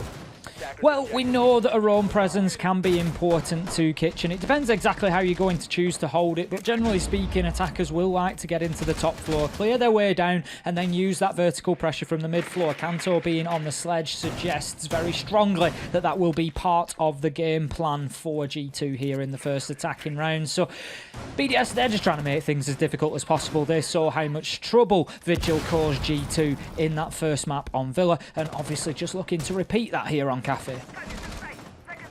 It's about the setup coming out of Pengu here, especially being on the Twitch. A couple of times we've seen him playing on this operator and still being the one that goes, no, guys, give me the diffuser. I still need to get the plant down, despite being on one of the operators with one of the best guns in the game in the form of the F2. Otherwise, across the board, nothing massively surprising. Once more, I'll be looking at Citizen, not because he's a UK player because I'm chilling in Reddit, more because he's on this IQ and the damage that he has done with this operator all tournament long. I commented to someone earlier on, I think he must have the most gadgets destroyed in the competition at this point, because he has had a field day getting below, removing the jammers, removing the ADSs, whatever it is, he's been clearing them out. Won't have that opportunity this round as there is no mute though, and interestingly, no Jaeger coming out either. Aggression from Uno there, dropping the skylight and just getting himself into the top floor. I think G2 have largely got that one locked down now, but the mid floor is not theirs yet. They have identified players in the reading room now. This could be an interesting nade coming through. Alems just manages to escape with his life. Rafal drops at the same time, and we see Shaiko down there as well. All 5 defenders now pushed back to site, so that allows Kanto full access to trains and mining room with that sledgehammer to start getting those vertical angles opened up. So step 1 is complete for G2. They now need to think about getting themselves into position to execute onto site, whether that be from Bakery or whether it be from the freezer side. I'm always a little bit cautious, a little bit wary of those freezer pushers, Des. They are very difficult to accomplish as the attackers. Very one-dimensional is the problem, because you have a window to jump through in which you're stuck in your animation, or a single doorway to push out of, but you do have the cover of the bomb chassis and coffee just across the way if you want to go for a safer plan. It's that middle point that's the risk, the one where you're trying to exit the freezer. That's what I have some caution of, but we'll see if they could put a focus on the fireplace drop, or if instead it is just pushing straight through the wall out to the east. With Virtue lurking out there on the Habana, I would expect there to be a lot of focus in actually pushing into the freezer wall itself rather than going for a drop. Citizen's going to find Shaiko inside a coach check, take his head clean off his shoulders, and gets traded back out by Rafal just a few seconds later. So casual, the headshot from Citizen there, but Rafal answers back immediately. Legion of Breeder gets himself a big double into freezer. Diffuser is down, Rafal onto Kanto. It is the Breeder Rafal show here in round 1 on Cafe, and this one looks to be going in the direction of BDS to kick things off. They have come out strong here against G2. Diffuser is down, clock is ticking away. There is absolutely nothing Uno can do here realistically. Shut down in the freezer. He is put on ice along with G2's attack, and that is going to be round 1 going to BDS. Strong showing from Breeder and Rafal. BDS, you can start calling him now if you want to. That double kill in the middle of the round was all they needed to take control. Something that we often reflected on with Rogue was their strength came in Leon or Ace's ability in the middle of the round to just find 2 or 3 kills out of nowhere that arguably they shouldn't get and really take control from then onwards. Breeder did just exactly the same thing there, despite the initial burst coming out of Citizen, finding the opening onto Shaiko and storming his way in towards site. No doubt sending off some alarm bells on the side of BDS. I was about to say BDS again then. It's now in my head and I will not be able to get rid of it. But that was a very, very concise and precise round coming out of the side of BDS. Not really much left in it for G2. Let's see how they fare up on the top floor. That's where we head to next. And I'm curious to see if anything changes here. If we do get to see the Monty finally being brought out by the side of G2, not in this round, but at some point, if they find themselves down 2 or 3 rounds, do they resort back to their crux setup and try and make it work? Heading to the top floor then for BDS after a successful opening round down in Kitchen. Strong start from them. We know that defensive rounds can sometimes be a little bit tough to come by here on Cafe, particularly on this top floor. It is still a popular location, but a lot hinges around 2 locations where we see Shaiko setting up now in the Pixel spot, heading from Piano into White Corridor, and the washroom to a degree as well. Out goes a deployable shield as well from Goyo nonetheless. So that is a strong message from BDS that they are going to be holding down that location. And then the second area of importance, the area of specific significance, is out there on the east side of your map, the cocktail and cocktail balcony area. We can see Renshiro playing there on the Echo. He's keeping himself up on the table so he doesn't fall foul of an attack coming from underneath in the reading room. But once you can put pressure onto those 2 areas as the attacker, that's when you're in a position to move in and try to get the diffuser down in bar. But without having cleared those out, it can be extremely tough. With the setups that you normally see coming into the defensive side of things, Cigar is normally where you'd see an extended hold coming through just to delay the attackers actually getting inside the building. That's no doubt showing off now. I'm not sure which observer we've got right now, so someone's going to have to tell me at some point. It was Medic's last map and he stayed around with us. Medic, spin around if it's you. It's him. Okay, good. It is Medics. Now we know. That's the sign. The way we communicate. Smoke signals aren't the one. Spinning 90 degrees 4 times apparently is the way to go. But what I like about this setup is they've not bothered really looking towards Cigar. What they've instead done inside of storage is open up half the wall leading in towards Piano and stick a shield on the other side. Some teams in APAC have been doing this, but with mirror windows, but it enables you to play aggressively inside of storage. And as soon as the attackers start peeking windows or trying to push aggressively inside a Piano, they're going to get themselves tagged out by someone stepping up from behind the shield and shooting them down. It makes this room so difficult to push into, especially when someone is holding at the end of White Corridor as well. And just like we saw BDS do back on Villa, the whole aim of the game is to waste G2's time. Good early clearance of utility coming in from G2 there. There is an attempt from Alems underneath on the vertical nitro toss, but will be unsuccessful. Uno, he's taken himself a little bit of damage so far. He's had a little bit of a tickle from a bullet, but he is still well in the fight, established in Cigar now. And what G2 are doing well so far is disrupting this defense. The only thing they are yet to move along specifically is Rafal. We're going to see Shaiko. He's going to have to potentially just bail from this washroom area now, and he's getting himself into a difficult position because we've got Hibana holes opened on both sides. Now, I think there is, despite the mute jammer, it seems it's a bit of a funny... No, I think he's still safe. Yes, the pellets are there. It just looks like part of the wall's been blown away on the other side as well. It's a bit of a strange one. You can see the shape there now. How about that from Kanto? Opening things up in the washroom and washing Shaiko from the round there. We find ourselves 4 versus 4 as Renshiro opens back onto the already damaged Dash and he tries to shut down Cigar. He's challenging versus 3. No surprise when the attackers stack up like they do. 3 versus 3, 25 seconds to go. And a team kill comes out as they're all trying to contest the Echo. They were so bloodthirsty for the kill, they didn't consider they might kill themselves in the process. Puts it into a 3 versus 3. Pengu on the Twitch, as I mentioned earlier on, the planter for the team. The smoke's missed. They haven't got these angles set up. They can't contest as Kanto. Deadeye holding down inside of storage. No one can contest. And it's all down to what BDS can do. It's a 2 versus 2. Breed and LM both on the SAS operator, or the SAS operators, SAS operators, SAS operators. What can they do on the smoke and the mute here to prevent this round going the other way? The diffuse is coming through. Citizen going to step in, goes for the gat down, but they turn around and spray him. Does get the down onto one, but now they've got to contest into the skylight. It's essentially a 1 versus 1. The spray comes down. They're going to stick it out again. It's going to be down to LM versus Kanto here. Can he stop him? No, he can't. A triple kill from on the skylight. You've got to stop him here, surely. Knows he's got time. Nothing is left. And Brede's still going. Down it comes. Kanto with a huge 4 kills to drag that round across the finish line for G2. But my God, did BDS come close. Kanto not only starting the round there with a beautiful nade onto Shaiko in the washroom, but also finishing it with great plays from the skylight. And it was heads up from Kanto to get himself up onto the rooftop. Always difficult to challenge that skylight, especially with the diffuser plant successfully underneath it. And Citizen almost pushing them over the line, but it was a good choice from BDS to pick up the fallen man and just allow somebody else to challenge onto skylight whilst Brede comes in and tries to disable that diffuser. But what a great peek from Kanto as he just took the quick up and down, the quick jump to get the kill onto the first man. And then there was very little option from BDS other than to try and disable that diffuser. So a good answer from G2 in round 2, and I think that is honestly the par for the course here, Des. We are going to see this one on Cafe go back and forth. Turning back to the same site once again, nothing really changing on either side, and Shaiko, poor Shaiko, after such an incredible couple of maps, has found himself as the opening death in both of the last 2 rounds, so yet to find himself on the scoreboard.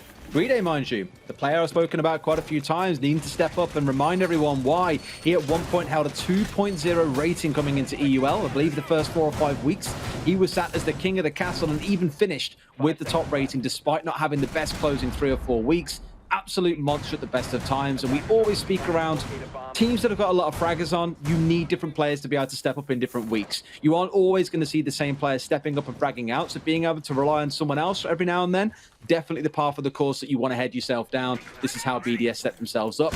Hopefully one of them can do enough work in this map to take it through to that 5th map, to see it go all the way to Clubhouse. How fateful that would be, because the last time these 2 teams played was in EUL. It was due to go to 6 and 6, if not for Shaiko tearing his way through construction, finding 3 kills inside of gym and bedroom, and closing the map out in what was probably one of the biggest shocks I think we saw in the regular split. I need to see another rematch on Clubhouse, Tim. Talking of shocks, out goes the shock drone from Pengu, and he will be looking to gain intel and take out any bits of utility along his way, trying to keep it safe there. I think he's going to probably head in towards that pixel spot to try and clear out any ADSs that are present. He's very aware of the mute jammer.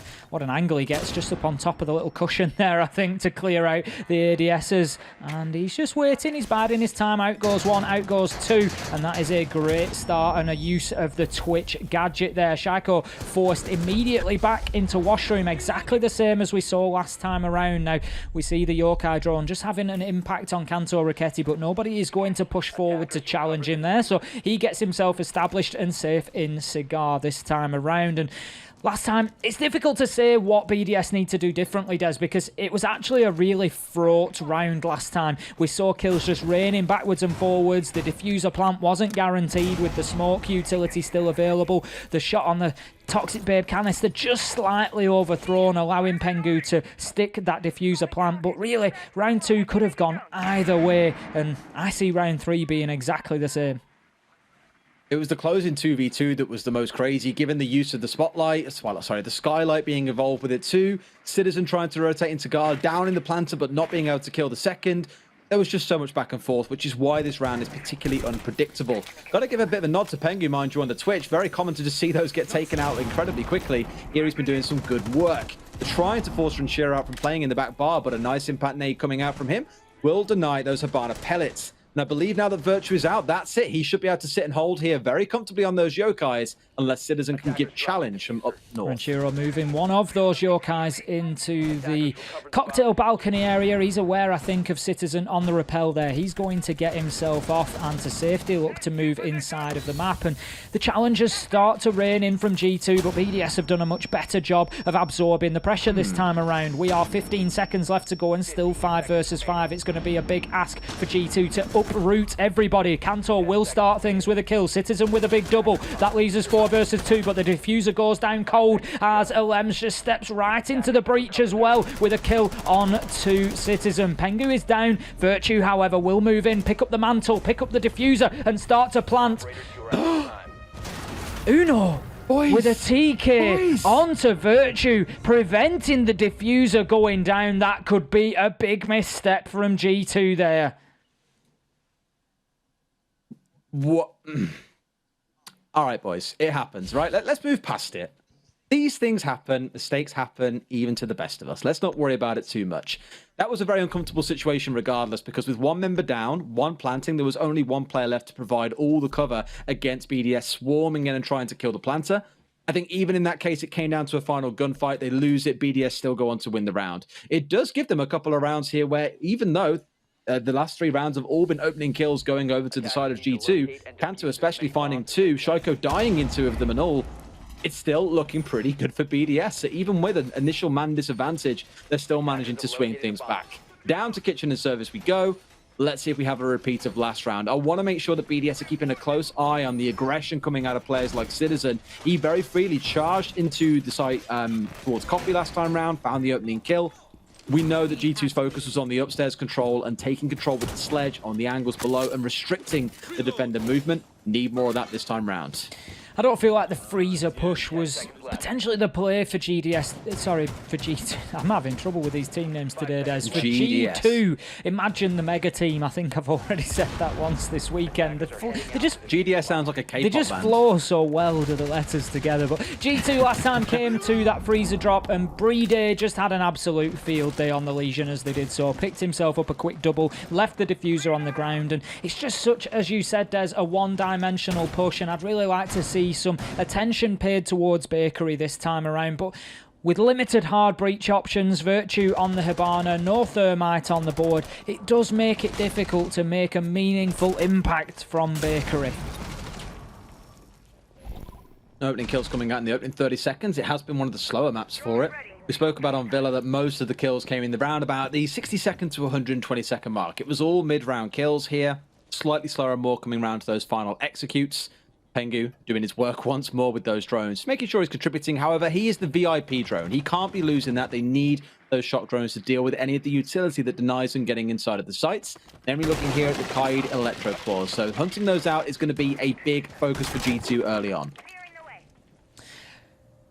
We can see Citizen has control over reading at the moment. He's just going to hold on to that for as long as possible. Shaiko looking to move around potentially, just hitting out that barricade. That gives him an option to aggress quickly onto the bottom of White Stairs and support Alems, who's got himself set up on the smoke in VIP. We can see Citizen once again just using that IQ gadget to maximum effect. He's very aware of the half stairs there and potentially being challenged, and Cantor gets himself into that position in trains once again. Did a great job from here last time around, opening up the vertical angles and applying pressure towards site. It was ultimately the late execute of G2 having to push in through that freezer drop that really did make them struggle. They were just unable to dislodge the Legion of Brede to free them up to do that. And right now, he's playing in exactly the same position. The loose measure of time effectiveness that I love using on this map is when we're attacking this site, you have a sledge. At what time does he start opening up the floor? 1:30 is kind of the average fast teams. I think of Team Secret when I say this. About 1:45, 1:50 left on the clock, they start getting the floor open. Slower teams in APAC, I always think of Norengo. It takes about 2 minutes for them to get into position to then start doing this, and it strips away those 30, 40 seconds to actually be used for the execute, and it comes back to hurt them. G2 in both of their rounds attacking this site so far have got into position after 90 seconds, almost on the dot. In fact, in this round, he dropped through the hatch and swung his hammer for the first time at the 1:30 mark. So good time efficiency here. They are leaving themselves enough time. It's making sure they've dealt with things like the Kaid and have got themselves all lined up in the right place that counts the most. Here, it's a contestant to VIP. Shotgun stun out, but no, Uno's a little too quick for LM there. Now they've got themselves inside a restaurant. The next contest comes down to Shaiko and stopping them from getting this northern control. Shiro shuts down Kanto Raketti, and a big double for BDS coming in the form of Shaiko and Brede. Brede with a second, showing a real mastery of this site as he did last time around back in round 1. Virtue will shut him down, but meaningless as the clock ticks away, and BDS put another round on the board here on Cafe, and boy, are they fighting hard here. They want to keep themselves in this. They want to take it all the way to map 5, and they want another win here on Cafe. 3-1 now on the defense, and they are looking strong. Brede again. Mid-round, 2 kills to really swing things back their way, and both in quick succession.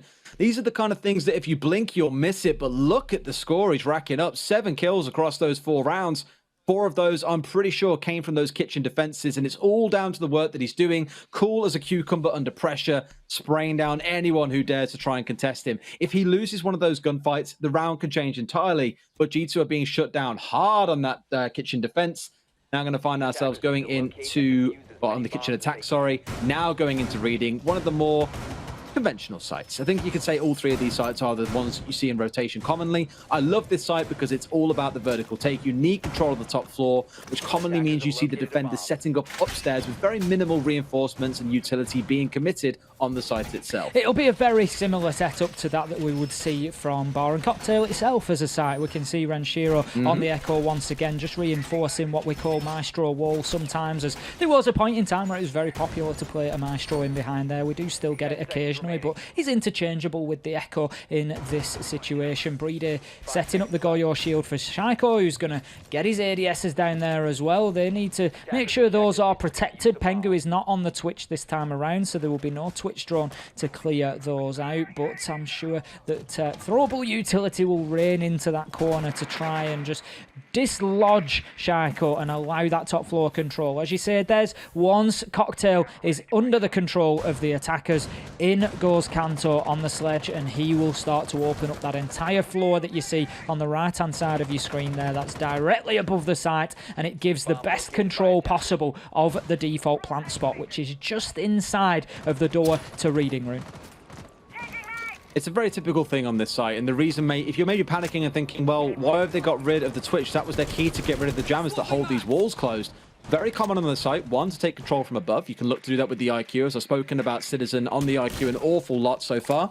The other side of things is you'll commonly see teams get control of pillars and then throw grenades over the double wall that leads into reading. That removes any of those gadgets on the other side, and then you can open things very freely with Virtue on the hard breach Habana. So that's why you're not seeing too much in the way of removal being brought along here. No Thatcher, of course it's banned. No Twitch for the reasons I mentioned just a second ago. So it does make sense. It gives Pengu the availability to play on something like the Sophia, because if you're bringing along the breach charges, not sure if he has, but if he has those on side, it's more vertical destruction for them to make use of. A lot of pressure on Brede there as he gets forced away by the nade from Kanto Raketti. We've seen reasonable success from Kanto there on the sledge, getting the kill onto Shaiko to open up the round a couple of rounds ago, but not this time. Brede will dip away and keep himself alive. Now, the angle into pillars is going to be opened up as well, so this is going to make it difficult for Shaiko to remain in place. He is going to have to rotate, and as he tries, he is shut down by a beautiful headshot from Virtue, watching for exactly that rotation, and what a beautiful example of communication and coordination coming out of G2 there, just to force the defender into the line of sight of Virtue, and he does not miss a beat shutting down the Jaeger. Perfect pinch. It was just like the pinch on Red Stairs back on Villa that I got so excited about. They set that up to absolutely perfectly. Droned him out, got the wall open they needed to, forced him to move, and caught him on his rotate out. Incredible stuff. Brede losing the mid-round fight this time. I spoke about their importance. Now he's gone. The side player is removed. Pengu can go for a plant, but LM nice and close here, trying to go for a fight against. This is a 4 versus 2. Where is the support? Whether from above or in red corridor, there it is. Uno was lurking, finds the next one as well. G2 will close the round out, and and finally, the curse is broken. They can start collecting these attacking rounds once more. Pengu did a great job of keeping himself slippery there, didn't he? He was in there on the plant and then just hit the prone at the right time, and Elemza's shots just rained in above him, but then the smoke almost did some damage to BDS there. Rather than flushing the attackers out of sight, it prevented the line of sight that Elemz needed to get the kill onto Pengu and put the diffuser on the ground. That could have allowed them to play that round very, very differently, but without that happening, it flushed the defenders out of sight there into the open and waiting arms of Uno, only too happy to give them both a cuddle as they came out into the corridor there and shut them down, closing out the round and bringing us to 3-2 now. Still in favour of BDS, but G2 fighting hard for the attacking half here on Cafe. Giving them a cuddle sounds like the kind of thing you'd say if this was a pacifist cast of Rainbow Six Siege. Waiting there with open arms, ready with bullets to give them a warm, embraceful cuddle, one that leaves you with a few holes through your head. Unfortunate, I guess. Let's see how this one shapes up then. Final round of the defensive half for BDS. Ending at 3-3, I'd say not wildly uncommon on Cafe, actually. Between the way it's been played out for a long time was everyone was like, oh, it's very defender-sided, you have to take piano, you ever get a bit stuck in there sometimes. Teams have started to be very adept at dealing with that, even with the extended cigar hold that we see some teams choose to employ. So I think 3-3 would be a pretty fair reflection of how this half has played out. More so for BDS, I think, the fact that it comes down to Brede finding those multi-kills in the middle of these rounds, putting himself at the top of the leaderboard and doing the good work for his team to make sure they're coming out on top. Without him, this could be more G2 favoured in this half than we would have assumed. Absolutely. You look at Brede there, he's just head and shoulders above everybody else, and right now he just needs a little bit of support from those other big members of BDS. We know that there's kills across the board for them, but Jaiko, Renshiro, Elemz, Rafal just don't seem to be finding them, just don't seem to be getting themselves into these rounds in as meaningful a way. But BDS, despite all that, still in the driving seat at the minute. 3-2 on the scoreboard, but I just have to feel that an even split here maybe favours G2 more than it does BDS, with BDS then having to take the initiative on the attack rather than being able to allow G2 to play into their setups as they are here on the defence. But right now, this one is poised on a knife edge. Will we see this EU Major final go all the way to 5 maps, or will it be ended here by G2 with a 3-1 overall scoreline? Let's not forget the stakes that we are playing for here. $62,500 and also 285 SI qualification points to the winner, as Hap said earlier, almost guaranteeing that team a position in February's SI 2021. It would be very, very sweet to walk away with those. Given how the regular season has gone, you do, of course, get points based on finishing there, I believe. The top 4 already earned 225 points. So suddenly you're stocking yourself up and getting an absolute shed load off the back of this. And as you say, pretty much guaranteeing yourself a spot there as long as your performance doesn't slip drastically into the next stage. But that's all to come at the end. We can talk more around the standings then. For now, I'm focusing on that mirror pick coming out of Brede. We saw a very interesting setup where downstairs at the halfway point of White Stairs, it was looking in towards Fireplace. Helps you can test everything out that way. Otherwise, one, I believe, leads in towards reading itself. So you're trying to make sure there's a hold that is very tough to break. You have full control of White, you have full control of Fireplace. You're almost saying to the attackers, please, I dare you to try and push us from the north because we know you're coming from pillars. Everywhere else is a little bit too tough for you to take. See 2 men applied to White Stairs as well, as you said, desperately trying to lock down that area. BDS here, Kanto is starting to open up those vertical angles as well. Pengu just having a look to see if he can assist. Right now, Brede has taken a little bit of damage on the mirror, but nothing too drastic. It is matched by the missing HP of Pengu. Now, out goes that Nitro toss. I didn't see that explode just yet, so I think it's actually been left on the ceiling for the time being to be used later in the round. And there it goes. Kanto opening up, just giving the signal that was necessary that somebody was there. Pengu moving in to get that diffuser down. I'm not sure Elemz is aware that he's in there. He challenges one and gets the kill, but then is shut down by Pengu, who is in position to get the diffuser down. A man from G2 moves onto the door to try and cover him, but Rafal has hit a perfect flank upstairs to shut down the plant attempt, and that is what happens when you don't get control of those White Stairs. Rafal able to just move up there and make the challenge so essential to BDS's defense. I can't count the number of times there's been a defense of this site. A plant comes in through the north doorway and reading. It goes down in that default spot just on the right-hand side of the door. And all the attackers just abandon top floor control. Sorry, they ignore the third floor. All the hard work they've done to make sure they have control of it. Most of them drop. You leave one up there. They get picked off. You suddenly lose all control that you have over the site. Once more, coming down to those dying seconds. Really good play coming out of BDS to make sure that half ended in their favor at 4-2. Now we switch over, we get to see the real BDS. What can they deliver for us on the attacking side? Is it going to be enough to force us through to that 5th map of Clubhouse? Very important round coming up for me here, Des. Not only is it the first showing of BDS on the attack and the suggestion of how things may continue, but if they can get this one in the books and go to 5-2, that is a massive round for them. By contrast, 4-3, that sounds like a pretty close, hard-fought game to me, with G2 getting themselves a good defense and then down onto a second strong site in Kitchen, no doubt, or potentially Reading. They've got plenty of options ahead of them, and that is why BDS need to come in strong here. They need to shut it down. They need to send a message to G2. 5 seconds left. Send a message. Carrier pigeon or smoke signal? Telegram for me, Des. Yeah, okay. Let's take it Man to of the old culture. school. I appreciate that. Not sure how I feel about it myself, but a message with bullets is probably one that's going to be a lot stronger. We'll see how it echoes into this round, how it extends beyond that point. This top floor defense coming out is very C4 laden. I say very. I think there's a couple on side with Kanto and Uno. We've seen them play below from before. We've seen teams like Rogue now think about it being one of the teams that like rotating downstairs late round and making use of those C4s to catch out the unsuspecting attackers who didn't think someone would be so brave as to rotate downstairs blind and try and pick up kills like that. So keen to see if they can find any. We know that Kanto's been a bit of a C4 magnet. We'll see if that works in reverse against his targets at the same time. Pengu going to be holding on to Cigar Shot, which is something that we are quite familiar with. Doing so without the castle, usually the double door there, you would maybe see a castle barricade on there, deployable shield in front of him just to try and help him hold on to that for a little bit longer. And we see the result of not using that utility in Cigar. It has now been given up. He's going to drop the hatch and move away.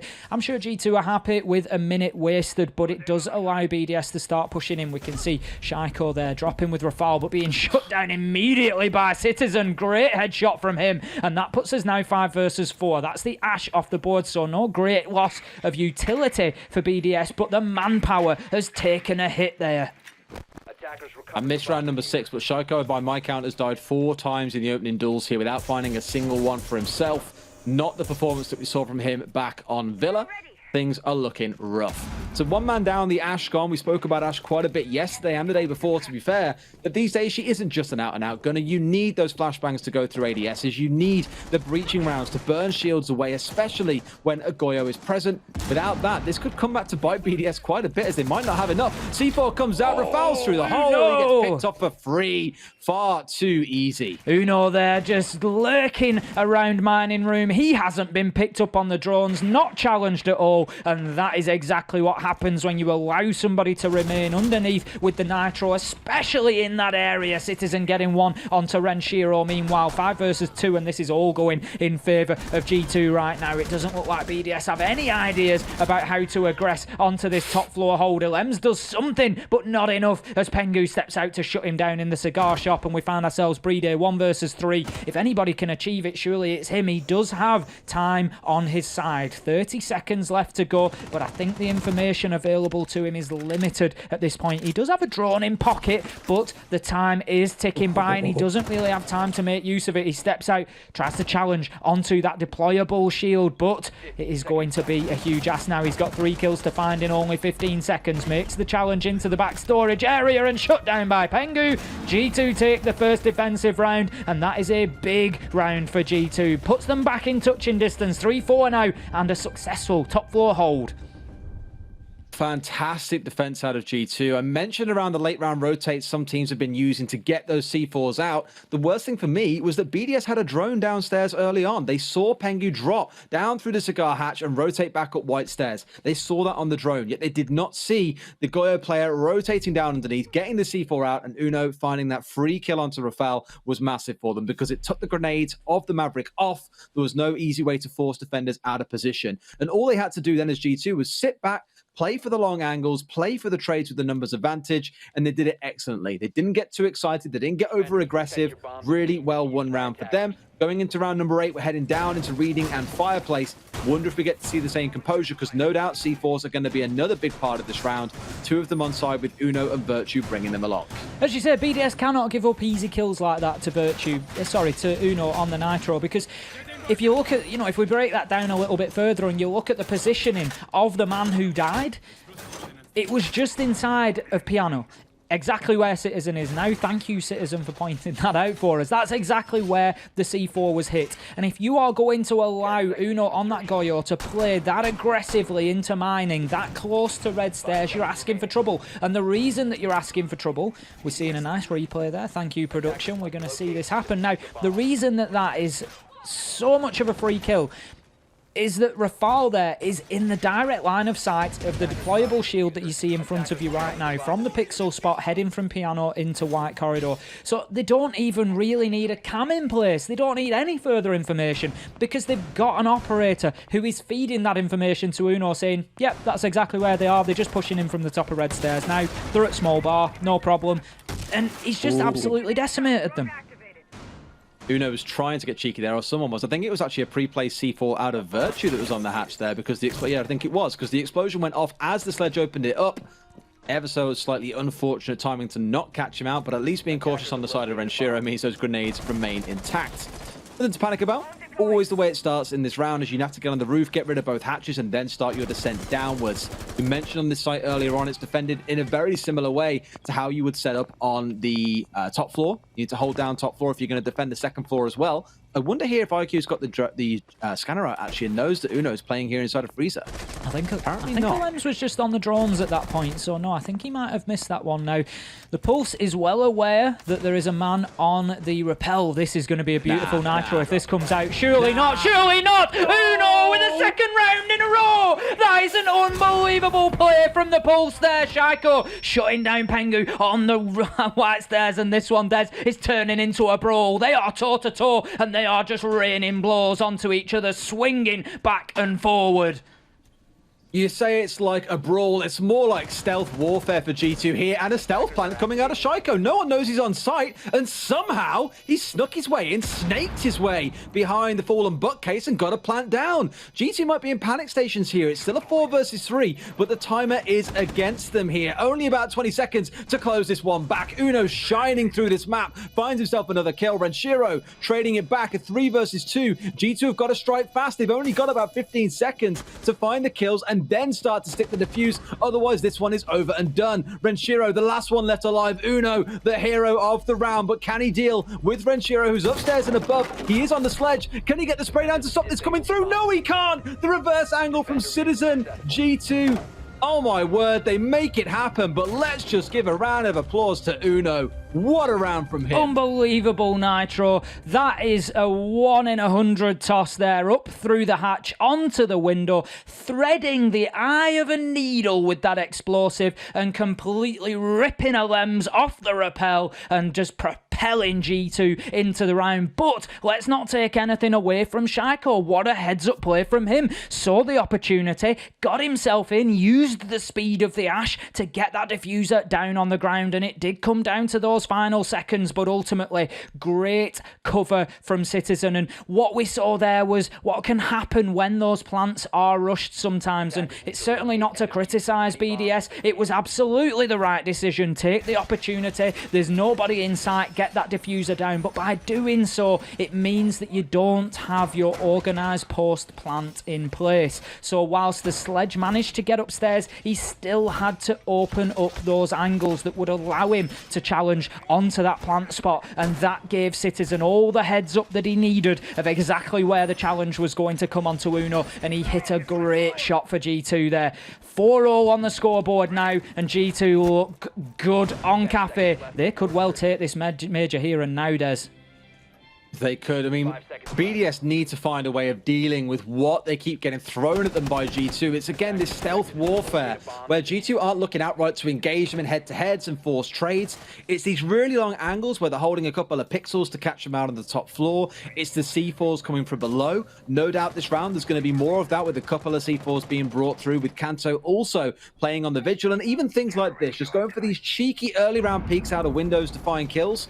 They're saying to BDS, we're not going to engage you in your game. We're going to pick you up before you even get a chance to press the start button. It's so unfortunate, but for BDS, that droning has got to turn up to 11 if they're going to be able to upset G2. BDS pushing quickly into Bakery here. There is not too much of a defense or anything at all, in fact, from behind the Bakery counter. So they've been given that largely for free, but Uno on the pulse once again. Red Stairs, he's in a position to potentially flank on to Bakery. So BDS, they need to be very aware of that angle coming in from the Red Stairs. Now, it looks like Shaiko is out towards court check there. Renshiro is checking the stairs as well, so BDS very aware they could easily freeze Uno out of the round here, so he needs to be careful just about exactly how and when he times this push from Red Stairs. He might choose not to even aggress from there, instead just opting to keep safe and keep feeding that information into the G2 defense, currently waiting inside of Kitchen.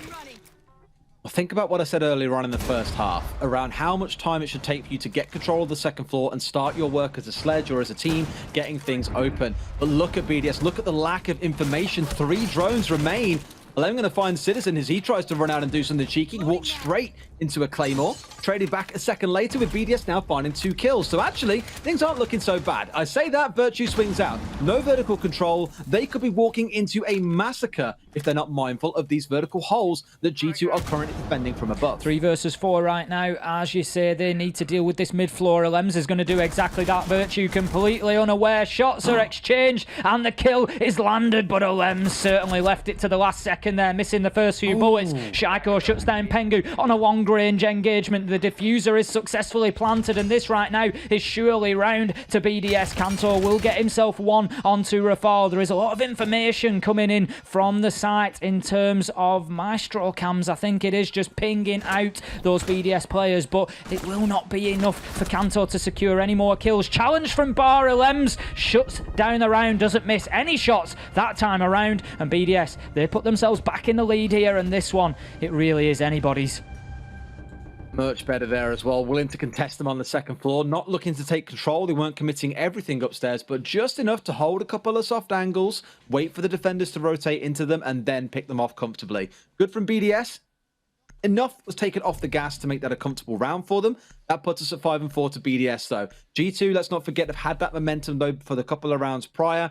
If it carries on this way again, we're going to see 2 more rounds to G2, 1 more to BDS. We go through to overtime yet again, Ace. I can't handle another one, I don't think, Des. The heart is being You're gonna have the to, heart is matey, being sorry. pushed to its limit at this point as we go back and forth here on Cafe, with nobody really able to get themselves any clear advantage at the moment. As it stands, BDS, they have once again managed to get themselves 1 round in front. We haven't seen G2 get themselves out into a front runner position here on Cafe so far. Now, it's an interesting sort of theory craft going forward, Des. If we see these rounds continue as they have done, G2 win bar, they go to Reading and win there. That leaves them for the first time in front in this game on 6-4 and with a match point, a championship point opportunity. But there is 6 huge minutes to go between now and that happening. A lot more to come, man. Open at the bit to see how it ends. You always get this feeling between these 2 teams. We've spoken about the rivalry they've had in the past, and G2 have always been the dominant team, but it's that element of the unknown. Looking even at Clubhouse, I mentioned it earlier on, the last time they played, it came down to the final round, and if not for a wondrous play from Shaiko, a bit of slip of attention out of Virtue on the mirror, admittedly, that would have been 6-6, and we would have come into this saying they drew last time. You don't know what to expect out of the pair of them. And here, it feels the same way. I honestly can't call where these next 3 rounds go. 5-4, we find ourselves BDS. 30 seconds in, they've got themselves up to the rooftop very quickly, got those hatches open, and will be looking to get boots on the ground inside of the map as soon as possible. Pengu once again being forced back, but considering this time fighting, does not drop the hatch and tries to keep himself in place, which he will do successfully for the time being, just putting out one of those Toxic Babe canisters onto the red stairs and then using that to mask his escape as he moves away. And again, survives for around a minute in Cigar Shop before being pushed away. So we are seeing parallels to round number 7, where we saw this site successfully defended by G2 last time around. The question is, what can BDS do differently? What do they need to do differently? And first of all, they need to dislodge Kanto, and they need to be very aware of Uno. He is once again lurking in the bowels of Cafe here, ready to strike from beneath with a Nitro. You make him sound like a terrifying monster lurking in the bowels, daring to strike. It's like the Loch Ness Monster or something crazy. But you're right, it's all about the C4s. It's the danger they present and the upset it can cause to BDS as they try to come in for the attack. So let's see how things shape up. Let's see if they manage to catch them out. It's still a 5 versus 5, 2 minutes in and no one's died. Pixel angle, you can see his buried just about, surely. No, it comes off in at the final dying seconds. I think he's just aware as he went onto his drone that he could see him. But the patience, Virtue, barely moving, but literally a pixel or two, and it could be all over. Uno gets the opening kill onto Renshiro. Uno really being that hero player that G2 need here if they want to seal this major title right now here on Cafe. Kanto opens up with a double onto Alems and Shaiko, and it looks like we are going to square things up once again. Breedy, he says that this round isn't over just yet with a pistol kill onto Uno, and that now leaves us in a 4 versus 2, but with the time ticking away, the clock is going to become that 5th man for G2 here as BDS. They have to do something, and they have to do it right now. They have to make this happen here in round 10, and Citizen, he's just holding down those white stairs. He knows a man's approaching, shuts down Breedy. Find ourselves 4 versus 1. It's all down to Rafal, shut down by Virtue, and G2, they bring themselves level. 5 versus 5 on the scoreboard, and we're going all the way to 12 as a minimum here, Des. Feels like it can just happen again. It feels like we can get a team win this next round, and the last one is going to be an absolute nail biter. It determines if we go to that 5th map or if it ends here at 4 to G2. I said earlier on, I just can't call which way these next few rounds go. It feels exactly the same. I am genuinely at a loss for what is going to happen next, except I do know we're going to Reading and Fireplace in round number 11. We saw G2 win this back in round number 8. I wonder if we see a repeat. If Lightning strikes twice, those C4 plays that we spoke about earlier on, they've definitely quietened down. It feels like BDS have wisened up a little bit around the game plan that G2 are trying to bring. Certainly does. They have been acting to shut it down. But Uno, once again, he brings the mirror. We saw this out of G2 previously on this defense, I believe. BDS brought it along as well. So Nitro is going to be in hand now. G2 need to be very careful this time around about just exactly who they allow access into site and how quickly does. I think the access card of Shaiko is going to be revoked at this point so that he can't just walk himself freely into site and put the diffuser down like he did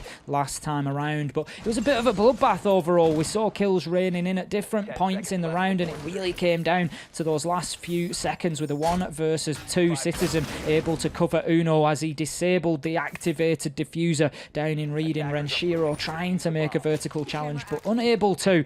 And right now, Kanto, he's just getting that gadget outside the black eye cameras to feed in as much information as possible to help this top floor hold. The information game here behind them window, behind the mirror windows, behind the bout counts, behind the yokais, everything on their side is just saying we want as much information as we can. Whether that's for the single C4 that we hold in our paws, Uno with that one, we've already seen what he can do with it. Time will tell if they get a chance to use it. Otherwise, at 2 minutes and 30, there's still a lot of time here for things to get set up. There's still a lot to come on the setup side of things. Lots of time for cheekiness to come out of G2. Otherwise, it's all the default setup. Nothing too surprising to kick the round off. Attention is quickly going to be paid towards Cigar once again. I'm sure that is where the BDS push is going to start from. So Kanto is in an extremely important position here. He needs to hold on to Pixel for as long as possible to prevent that top floor control being gained by BDS. Renshiro, he's just lining up that sledgehammer. I'm sure his palms are sweating at the thought of getting a grip on its haft and just destroying those floorboards above the reading room site. But Kanto, he says not just yet. He is going to hold on to this shield, these ADSs, and this angle for as long as possible. There is someone below Piano right now, maybe holding around with a C4. It is Uno. I mentioned about that C4. It's the only one they've got on side, playing behind a mirror window. So they've actually set up quite a defense downstairs here to contest anyone that does try and push against him.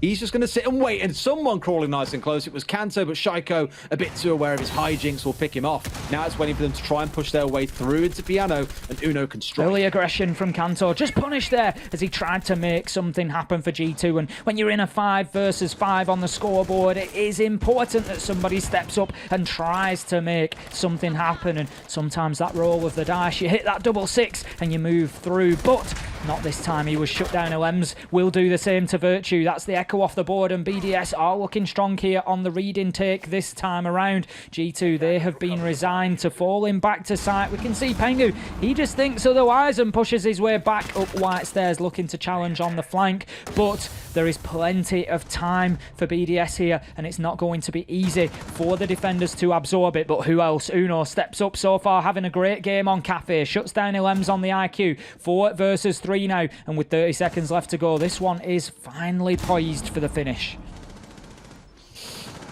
Again, you just don't know what's coming, even in the final 20 seconds. Shaiko strikes big with a double in this round after that opening one earlier on. Gets shut down by Pengu. Who else to deny him? Another one coming through Fireplace. Pengu a little bit too high. Round the back he comes, but no. BDS with the protection.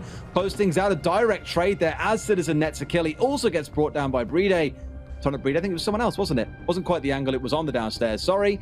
That's another one going over to the side of BDS. It is going to go to that 12th round. Who takes it? Heaven knows. And that has just really thrown a cat amongst the pigeons there, Des. G2 previously winning out on reading, and it now leaves them with a serious question. Do they go there again, or do they try elsewhere? And right now, it looks like they are going to be locking into reading room. They feel that they can get this one shut down. It was reasonably close, but BDS, they were in the driving seat throughout the round, and it was only the late round sort of attempted heroics of Pengu as he just missed those shots on the prone Renshiro. I think he expected him to be crouched, and so Renshiro just lived to fight another day, and just meant that BDS were able to close the round out. But G2, I can understand why they feel that they were reasonably close to this one. Really going to be close, but sadly not close enough. Clubhouse looms if BDS can take this one, and what a comeback story it would have been. To find yourself down that 2-0. Villa was ridiculously close, let's not forget, went to all 15 rounds, something none of us expected, given BDS's history of banning that map away every single time. 2-0, you're thinking, sure, G2 take map number 3, this is done and dusted, but BDS, my God, if they have not persevered and fought their way back into this one. Let's see how it ends with here. Does it end here, or is overtime the name of the game? It is going to be a repeat of the site, as you mentioned, Tim. Expected to see Uno playing downstairs once more with that C4 and a mirror setup potentially inside of Train Graveyard. All looking very similar so far, and as I say, it feels like that last round went on a couple of gunfights. Lems hitting them from the east side, Repel just taking Virtue down on the Echo. I'm sure that's something that BDS may hesitate to try again because of the run out potential. It is, if you're expecting it, reasonably easy for the defenders to deal with. So largely the same from BDS so far, except this time Lems is just moving towards the west side rather than that eastern Repel. So Uno, he's going to hold himself in train there, just try to keep control over mining and prevent any sort of lateral push coming in towards site, but the vertical, that will continue from BDS. It's a nice extended hold because it wastes so much time when they're trying to get control of wheel or mining or whatever you want to call it. You've got a mirror window to contest with. And it's very tough to even get below or above him to deal with that because you'll have roamers on the top floor looking to cause some trouble. So a good angle to play in. You have the C4 on side if they do try and contest you from above. Shaiko was sat in here inside a cigar for pretty much all of last round. It's going to turn into a similar affair once again. C4 comes up, but no, Shaiko a little bit too quick on the trigger finger. Dispatches of that one with a couple of shots. Always love to see those absolute beauties when the nitros are taken out of the sky, and there's an argument that it's a little bit tougher online rather than on the land build as well, so props to Shaiko there, just taking that one out. That was a serious clear pigeon shooting moment. That was like pull and then just poof, takes it out, no problem. Now, as we can see, they are using the vertical angles already. As small as they may be, BDS are looking for any fine pixel that they can find down onto Uno there. He has taken considerable damage, so has dipped away from that fight for the time being. And BDS are making good progress across this top floor, opening up the utility, the mirror window being taken out. And I think they may be. Have we got a mute on side? No, there's nothing to prevent. The Hibana pellets were certainly applied to the wall. It's very quiet. It's got very quiet. The Hibana pellets were applied to the wall, but seem to have maybe been cleared off. Kanto gets the kill to open things up onto Brede, and we see these just rattling backwards and forwards at the minute. Now we find ourselves 3 versus 3. Top floor control is in the possession of BDS now, but they are limited in terms of man count. Uno will be taken down by Shaiko, and he's starting to push himself forward as the talisman for BDS. Out comes the nade, closes down Pengu. This is surely going to be BDS clawing themselves back into the matchup here, and we have got exactly what we and everybody else wanted, Des. We are going to Clubhouse. Map 5, BDS have fought themselves all the way back from a 2-map deficit. This could be one of the all-time classic comebacks that we are witnessing. An El Clasico, dare we say, Ace, it's shaping up to be between G2 and BDS. We mentioned back on Friday that this is one of those matchups that ever since BDS made it through Challenger League has turned into an absolute slugfest. It is the go-to rivalry. Since Empire have gone quiet, it's all come up BDS, and I'm so excited to see how that 5th and final map shapes up. That one, really interesting change in tactic we saw for the first couple of rounds on that second half. G2, the guerrilla play, the ambushes, everything looked fantastic and nothing could really come out of BDS. Then they take control and G2 are left. The idea bank is empty and they're left flailing. This is going to be one hell of a 5th map. You know what? Let's waste no more time. Let's go to some replays. Let's go to a break and some analysis, and then we'll get into Clubhouse. What a rematch that is going to be. See you guys in a few.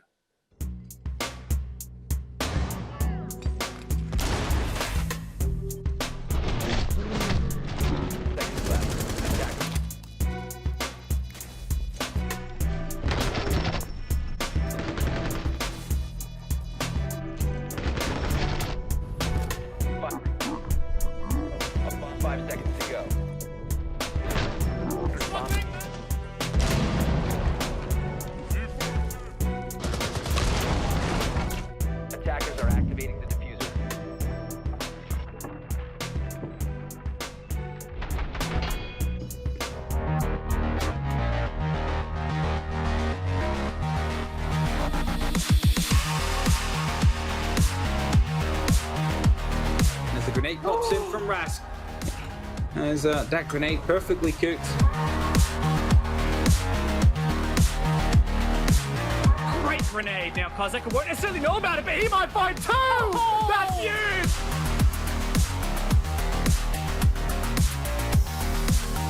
Yes. You still got Uno playing downstairs. Ooh, a double does come through. I thought Boom goes to Dynamite. Sleep time.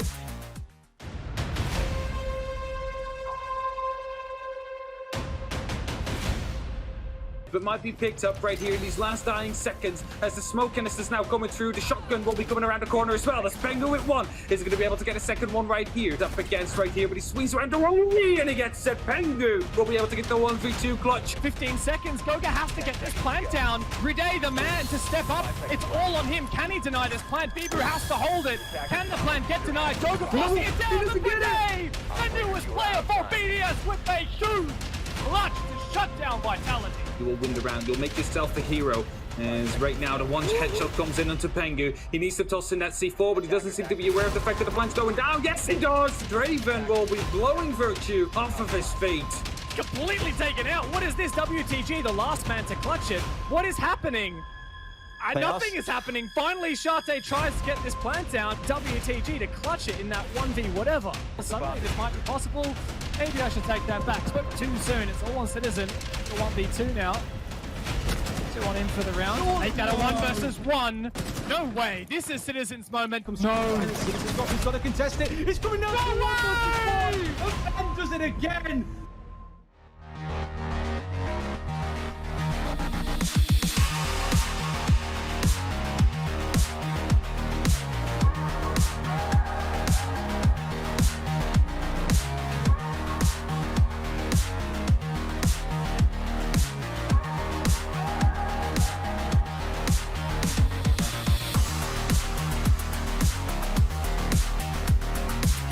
For any of these players that are still roaming upstairs. Oh, disgusting. To push on through master bedroom, flashing at the position of Leon, the player who was not punished, in fact. Uno in a tough spot. In the edge, bring out, what's that? Hello. As this tries to get even lower, a bit of a blind run straight into the back corner here, and potentially a plant was about to come out from Pengu. And that smoke not going to touch him, just dead in the middle there, like shit passing in the night. 15 seconds to go, and it's a 4 versus 4. There's a second kill for Pasha. Oh, there it is. Smoke kill, but WTG already does it. In case it is a later round roam coming through. Maybe he's trying to pinch onto 82 earlier on was downstairs. No way they managed to get him nonetheless to find the kill. Big window 2 will be coming in from Games, and Rask is on the white stairs already. There's nothing they can do here except for blind fire through the smoke. It's all on him. Can he deny this plant? Bibu has to hold it. Can the plant get denied? Goga forcing it down. The grenade! The newest player for BDS with a huge clutch. Goga goes down due to that actual gas canister as he wants to go for the finish. It's the second down. So WTG knows this. Is going to be going for it as he finishes the kill with the gas canister just for the PM.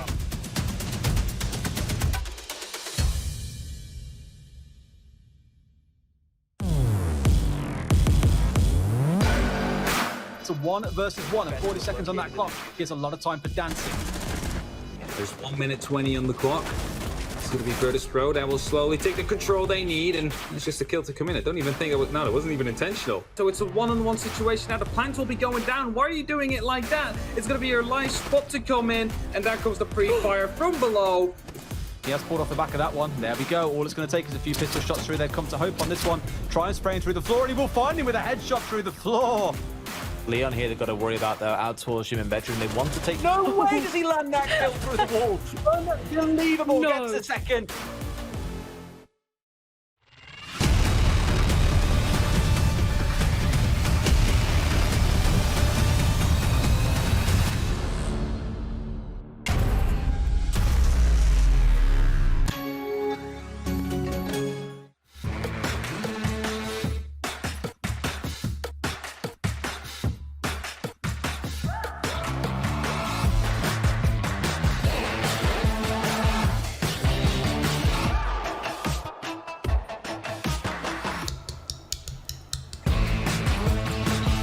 Nice shot for me. Perfect.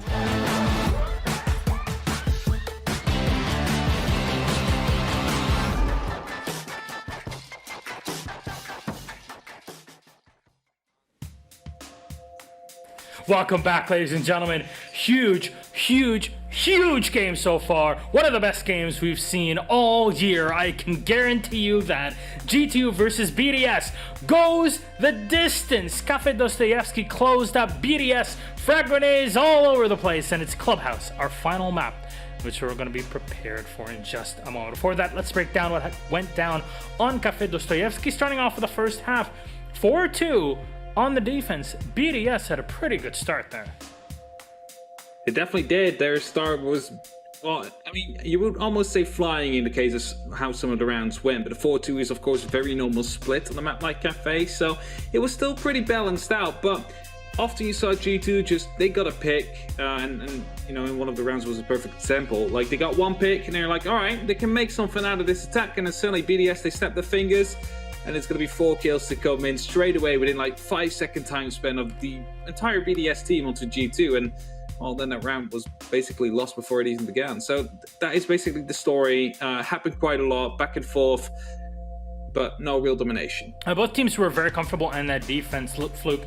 And once we got, though, to that second half with G2 sitting on that side, they had some openings, but BDS being able to clinch out that last round, the one that they needed on attack, was so important. Oh yeah, I mean the thing is, both teams are firing so well right now. It's a very different problem to what we had for a lot of this major so far, is that one team wasn't really showing up. Here, both teams are, and because of that, as soon as one little mistake is made on either team, it's just so instantly capitalized upon it. You look at the great turn of aggression we had G2 pull out at the turn of the half. They started to really bring some heat, some fire, and then BDS just at the very end. I mean, you see that final round where it's a minute on, everybody still is at this point alive. They lose the first body, but from then on, just the collapse, 4 grenades, 2 sets of stairs and a pillars. It was just a perfect use there. Banning, maybe banning the Goyo to something to be looked at. The Wamai ban helped BDS. You know, they relied on their projectiles a lot in the attack. We saw that from Shaiko. It was just overall a fantastic map, and there were adaptations. You can tell it, you can see it with the operators, with the clash, for example, being removed on G2's side. I can't wait to see what goes on in Clubhouse, but let's try to get in the heads of the players and the coaches specifically in preparation for this last map. So that map advantage that G2 had, suddenly gone. Clubhouse should go for that. First, G2, what do you need to fix from the past couple of maps that you've lost so far? Hap. Well, first of all, they're very happy with the fact that they have that one map advantage to go into, because that means, you know, if they win this next map, they will be winning the whole thing. Of course, BDS in the meantime are going to be on that same ground. But what I think they need to fix is just reset, have a small talk, try to relax a little bit, get back into your game, get back into the positive mindset, and just play it like it's a best of one, I guess. Just play it because it is a best of one at this moment in time. This map will decide who will win the entire thing. Just reset it all down, fresh start, new map, new G2, see if they can continue that. I mean, what is it? On Clubhouse, G2 starting on the attack. Fluke, you look at this, does it make sense given G2's current performance and what BDS have been showing on their defense? Yeah, I think when you're looking at how G2 have been playing on their attacks across the tournament, it's been really, really good. They were obviously able to take a huge amount of the Villa game yesterday. We saw the kind of flirting with the ideas of what they bring. Obviously, Pengu, you know when G2's trying to try new things, as Pengu's jumping between operators. We've seen some Twitch. We've obviously seen some Monty as well, which I think, you know, if that's on through on Clubhouse, that's going to be potentially a big, big part of their attacks and a big, big problem, because we've already seen the high level of Monty plays Pengu can do. Expect more on a map like Club. You don't want to get boxed into that strategy though, right? People were just seeing the graphic that went up on the side. It's a 59% defense rated map, definitely the most defensive sided map, and you can tell all of the sides, you know, in the end of 50s to 60% for them. Looking at how things go, and with BDS starting off on the defense, what are operators that G2 should really be looking at removing, Hap? First of all, you see that 59% of defense rate, and then you also take into account that BDS overall has a 62% win rate on their defensive rounds. So 62 rounds they won were defensive. And then suddenly you're like, okay, G2 starting out onto the attack, and they're going to be trying to instantly nail their attacks down. If they manage to get 3 rounds, they should be good for Clubhouse, considering the record of BDS. And then, as you said, indeed, operators will be important. You might want to be looking into making this one a bit harder for the defense to play.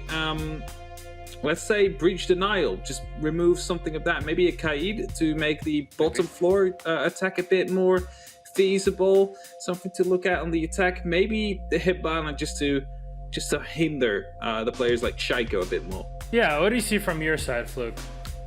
Exactly that point. In my head, I'm thinking, what did G2 do really well? And it's what do BDS suffer with? And it is these uncomfortable, unusual situations. We talked at the beginning of the day of BDS, they've got a really solid core on the core maps. The outlier maps are still a little bit shaky, unfortunately, compared to what G2's good at, which is adapting and overcoming on every kind of possibility. G2 are starting on the attack here, as they did on Villa. They banned Hibana, which is not only a big hard destruction removal, it's a lot of angles, but it's a big gun in the hands of a player like Shaiko, who is getting better and better and better. G2 could do something crazy here, and it could work, which would be a double hard destruction ban. Limiting it to only one, yes, their attacks would be so hard. But if there is any team out of all of the ones across that league that can pull off a little bit extra on those attacks to make the other team suffer loads, they're a team that can do that. Okay, I want to start this off first for since we have a bit more time to kill before we start off with our game. The two teams are kind of resting and getting their breathing room before we get back into the match. They kind of need it before that first map, but it seems like Shaiko is a very difficult player to deal with, Hap, and it's the same problem that we used to talk about ever since Shaiko started playing in professional play, where he's just jumping all around, everywhere. And Clubhouse is a map that is very difficult for you to deal with the roamers, even though the way that it's designed funnels those roamers into very easy shooting positions. Yeah, and that's the thing with Shaiko, right? Ever since he's started playing this game, he's either going to be popping off insanely well, and it's going to be carrying his team into, well, immeasurable heights. And it is hard to counter him in that point. You might want to try a cheeky spawn peek here, or try a little bit of an Oryx there, get yourself some, well, flank denial, really. Try play Gridlock or a... let's say a Nomad, just to make sure that you do not have to worry that much about the roamers. Cut straight this side, try and face them where they're weak. But it's going to be a very risky thing anyway. It's hard to tell. Look at Cafe. G2 were the ones that banned the Nomad. Not something you would usually be expecting, would you now, Fluke? I mean, yeah, it's one of those things where if you're going to have peculiar bans and off the beaten path bans, they do play those quite a bit. They're happy to be malleable and happy to play off the sides. Here is a map where if teams want space, then they can take it.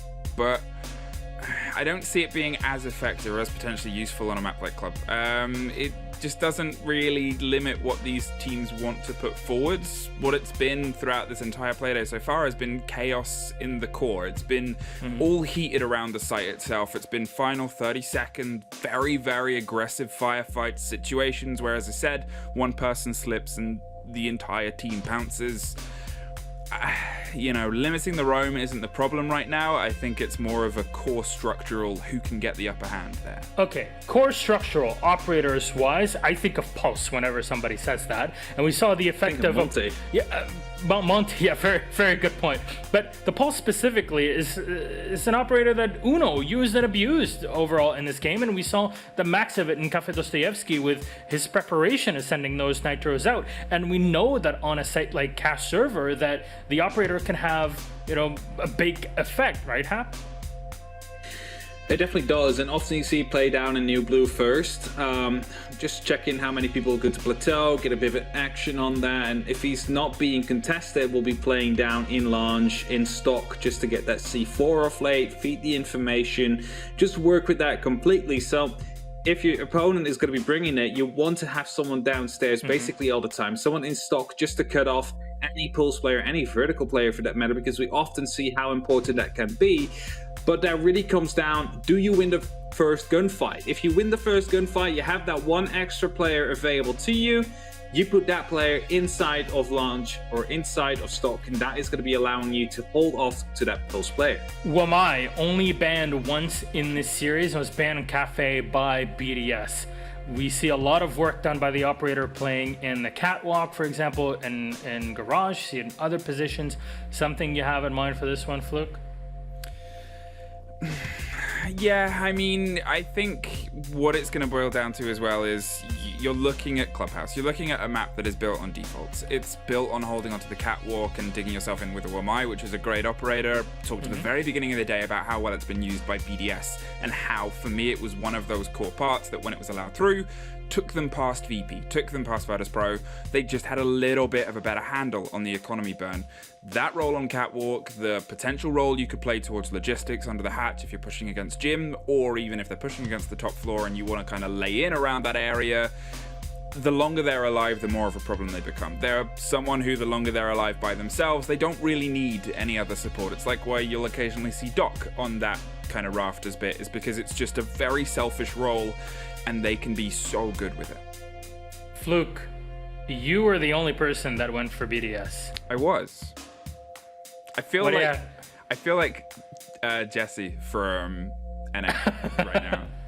A big brain. Yeah, I feel like I knew. Okay, my predictions was it was two-part. One, I wanted to argue back against you guys and see if I could because either way, I'm either joint last on the predictions, or if I take a gamble and a risk, I might not be. Two, I knew BDS had more in them.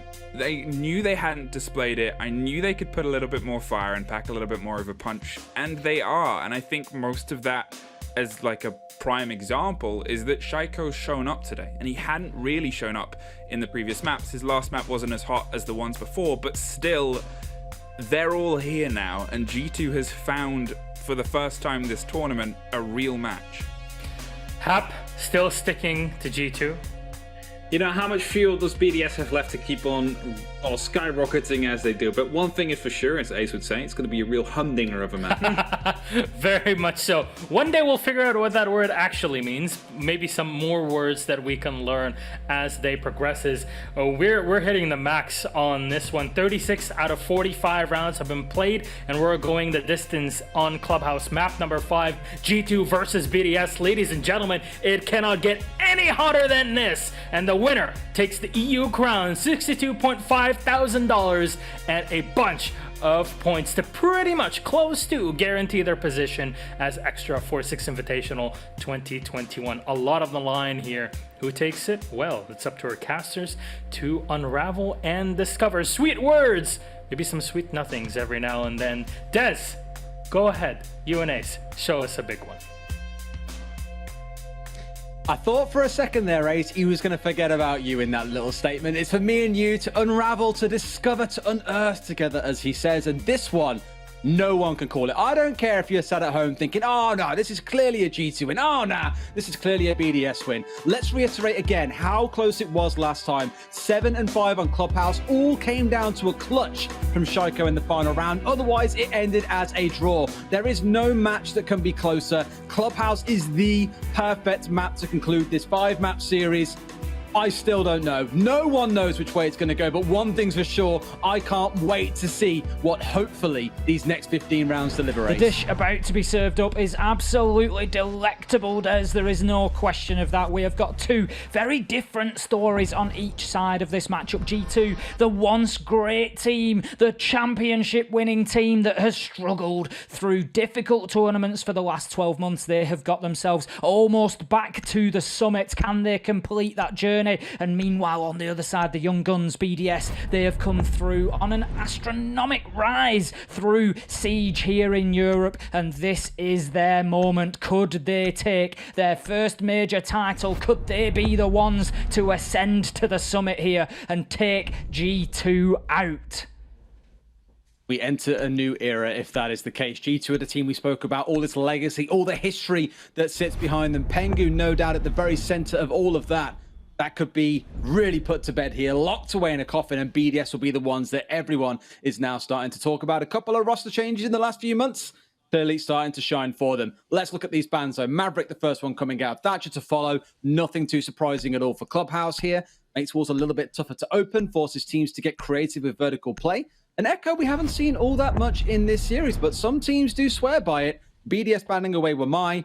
Name a more iconic duo than BDS and a Wamai. Starting to settle back into those comfortable ways nowadays. They want to get this one over the line. They've got their eyes on the prize. They are looking for the cash and the big SI point haul as well. There is absolutely no question. Both teams are going to fight hard for this one. G2 will come in on the attack to begin with. They will begin their attack into CCTV and Cash Room. Now, this is an interesting sight for me recently, Des, because we've seen a number of different attacking approaches brought along. Historically, we would generally see that focus on the east wall and the garage catwalk and getting control of all that area. It creates such a strong default plant spot for you in behind the server stack, especially if you have a man underneath in lounge as well to prevent any sort of vertical denial in the form of nitros. But recently, we've seen a real sort of trend towards teams pushing solely from the construction side as well.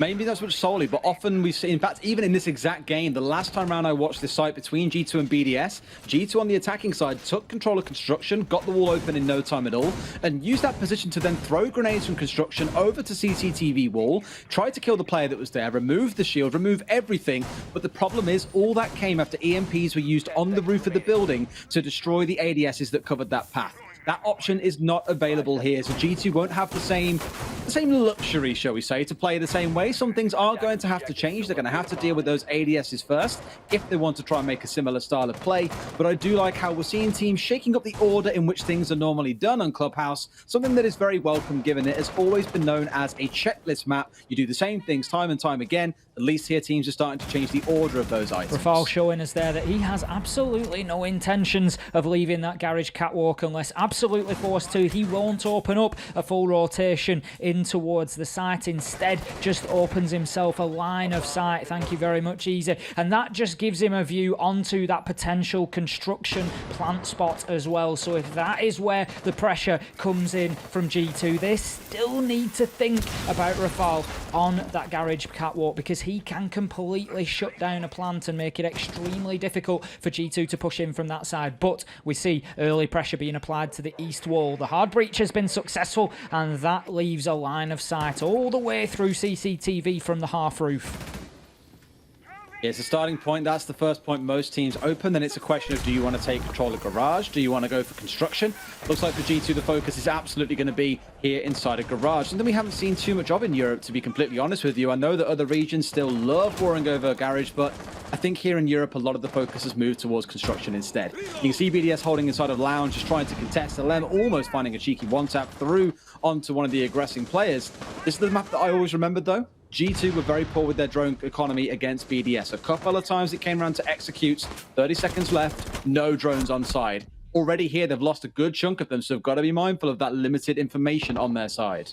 Ranshiro and I think it was Alems just trying to hold underneath in Lounge there. Alems has taken a good chunk of damage for the pleasure, and they were making it difficult for themselves to get back to site as well. We can see there is still one man there underneath. He's going to drop down onto the blue stairs, I think, a little bit. Out comes the first nade. Rafal manages to survive, but not the breaching charge from Citizen on the Ash. And sometimes you just have to find a way. You have to use those gadgets and utility in different ways, and he has done exactly that to crack the nut of BDS there, just taking over Garage Catwalk. And right now things are looking good for G2. They have Kanto out on the rappel of the east wall. Citizen will be down there, and Shaiko could prove a bit of a sticking point here. Some pressure needs to be applied to him somehow to allow G2 to get themselves into that plant spot.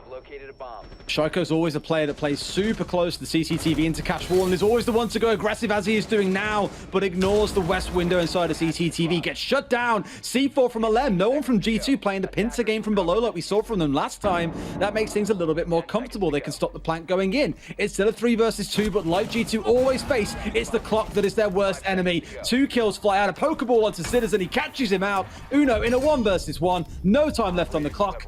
Where have we seen this before? Oh yeah, back on Villa. The clock does not play to their favor, and BDS take the first round. BDS just snatching around from the jaws of defeat there. It really looked like G2 had all the control they needed. They had the man out on the east rappel. They had Garage Catwalk. They could completely section off site to get access to that default plant spot. But when it came to putting that briefcase down on the ground, they were unable to see it through. They were unable to achieve that, and BDS took full advantage, just using that aggression on defense to kick back, to keep themselves in the round, to get the kills when they needed them, and to just force that clock all the way down. Uno caught out in the cold towards the end on the cash stairs, not able to get himself into the fight quickly enough as those last few seconds, those last grains of sand just dropped through the timer, Des, and we saw BDS take round number 1, and a great start. First time, interestingly, that they have been ahead when we look at this score cumulatively for the entire major. That now puts BDS in the lead. Albeit only by 1 round on this particular map, and it is the only map that matters. As the guys said on the desk, this comes down to it. This is all that matters. It's a best of 1 for all intents and purposes. Add in the fatigue, add in the the wariness that develops off the back of playing 3 maps back-to-back against one another. And they've barely been short maps. In fact, many going almost a full distance. I think Milos shared 36 out of 45 rounds have been played so far, and we may yet see another 15 coming out on this map. It could go the distance. It could go down to the wire. Renshiro just moving around the map on the Bandit. Interested to see whether he heads back to site or whether he's looking to keep himself out on the roam. He almost tried to jabit us there, Des. Did you see that? He gave us the old razzle-dazzle there. He stepped left. I thought he was heading upstairs. But then no, he jukes right and heads downstairs. I always love to see the volume of roam that gets brought out here on Church or Arsenal. It tends to be almost all or nothing. It's either everybody downstairs and locking for a long round with 3 minutes of pressure from the attackers, or it's try and get 3 or 4 out on the roam and make it difficult for them to do their job. But right now, it looks like BDS, they are limiting themselves down to the basement. They're going to hold on for as long as they can. And right now, G2, they're moving quickly through the map. They're going to have plenty of time to tick off those tasks that they need to accomplish. What I found really interesting in the last game between these guys was BDS actually weren't too uncomfortable letting G2 get on site and plant, because BDS always wanted to play for the retake. They'd charge up the stairs, they'd bring the C4s out once the plant was down. They would really try to get G2 whilst they tried to reassemble themselves into a comfortable form to defend the planter once it, or the diffuser once it was on the ground, sorry. So here with the angles they're setting up, I think it's much the same. They just don't want to get themselves caught out again by BDS, by G2, sorry, or by BDS once G2 have already got the plant down. Here we go. Moto being opened up. They've got the control they need. No kitchen hatch open, mind you. So there's a lot of soft control. There is blue control. There is Moto being opened up too. But they need to get Shaiko out of blue. He always sits behind Generator. It is his favorite spot on this map. If they can't unseat him, this could be absolute chaos, because if you want to plant inside of Church, you 100% need to go out of this spot. Vital to the attack here. We can see him just using that rotation to move himself backwards and forwards so he can support the defense of Church by challenging onto Moto Door, but quickly rotate back through blue and hold onto that Generator spot if need be as well. Great use of that area of the map from Shaiko. And as you say, G2, they have to unseat him if they want to be successful, at least with a Church plant. They do have the option, of course, of breaching the wall and pushing into the rear of Arsenal instead, but there are 2 defenders in there looking to lock that down as well. Now Shaiko is going to come head to head potentially, and Renshiro it will be to get the opener. Shaiko onto Citizen will be closed out with a couple of quick kills from Pengu and Virtue. 3 versus 3. We find ourselves Rafal down and taken out by Uno. 3 versus 2. Advantage G2 coming into the last 30 seconds, and in terms of Church and Arsenal, 30 seconds is an absolute lifetime. We generally see it come down to last 10-second bloodbaths, but the ping comes out. It's all the information that Renshiro needs to shut down Pengu on his belly. He gets a third onto Virtue. Can he look for a 4K now? 2 versus 1. It's down to Brede and Renshiro, both on low health, but Brede doesn't need a single more HP than he has in his bar to shut down Uno, and that is going to be a hard-fought defense from BDS, and they take the second round as well. That's 2 nail-biters now, coming down to the final members being left alive on either side to determine the fate of these rounds for each team. And so aggressive from Renshiro, stepping out there. You thought there would be a cross angle coming in from blue or from the second player pushing inside of Moto, but no, G2 not quite cohesive enough in the dying seconds, and it's all too easy for Brede to collect that final kill. 2 rounds now coming across to the side of BDS as mentioned, but it's looking close. They could have gone G2's away, but unfortunately for them, they haven't. BDS taking an early advantage here, but on the defensive clubhouse, I'm sure it won't rattle G2 too much, but they do need to pick up some attacking rounds, and what better time to start than now? They certainly don't want to find themselves on the receiving end of a clean sweep of a defensive rotation going 3-0 down. Gym and Bedroom is surely the location for them to make a play here, for them to make a push on the attack and get that first round on the board. But having been 2 maps up overall, it starts surely to be a bit of a brain worm for G2, Des, as they get just clawed back closer and closer and closer, and it will have a big mental impact. And surely the players start thinking, not like this, you know, we can't go all the way, we can't have it run back all the way from BDS when we were 2-0 at the advantage. And right now BDS, they're looking pretty strong on the defensive clubhouse here. I'm really rating how they see it, and it's worth mentioning we keep on touching on this series going the distance around it being a nail-biter down to the very closing round. Let's not forget Big Mike Rodriguez yesterday. Incredible fight he had in the UFC. Massive Siege fan. Wonderful result for him in a win. No doubt sitting here now hoping for one of these two teams, I don't know which one he's supporting, to come through and take the win to make it a successful couple of days for the Siege community overall. But well done, Mike. Wonderful performance yesterday. And I know everyone, given how Twitter was on fire, enjoyed watching that fight. It's always nice to see one of our own having that success, isn't it? No matter what the chosen field is. So yeah, big shout out to Mike.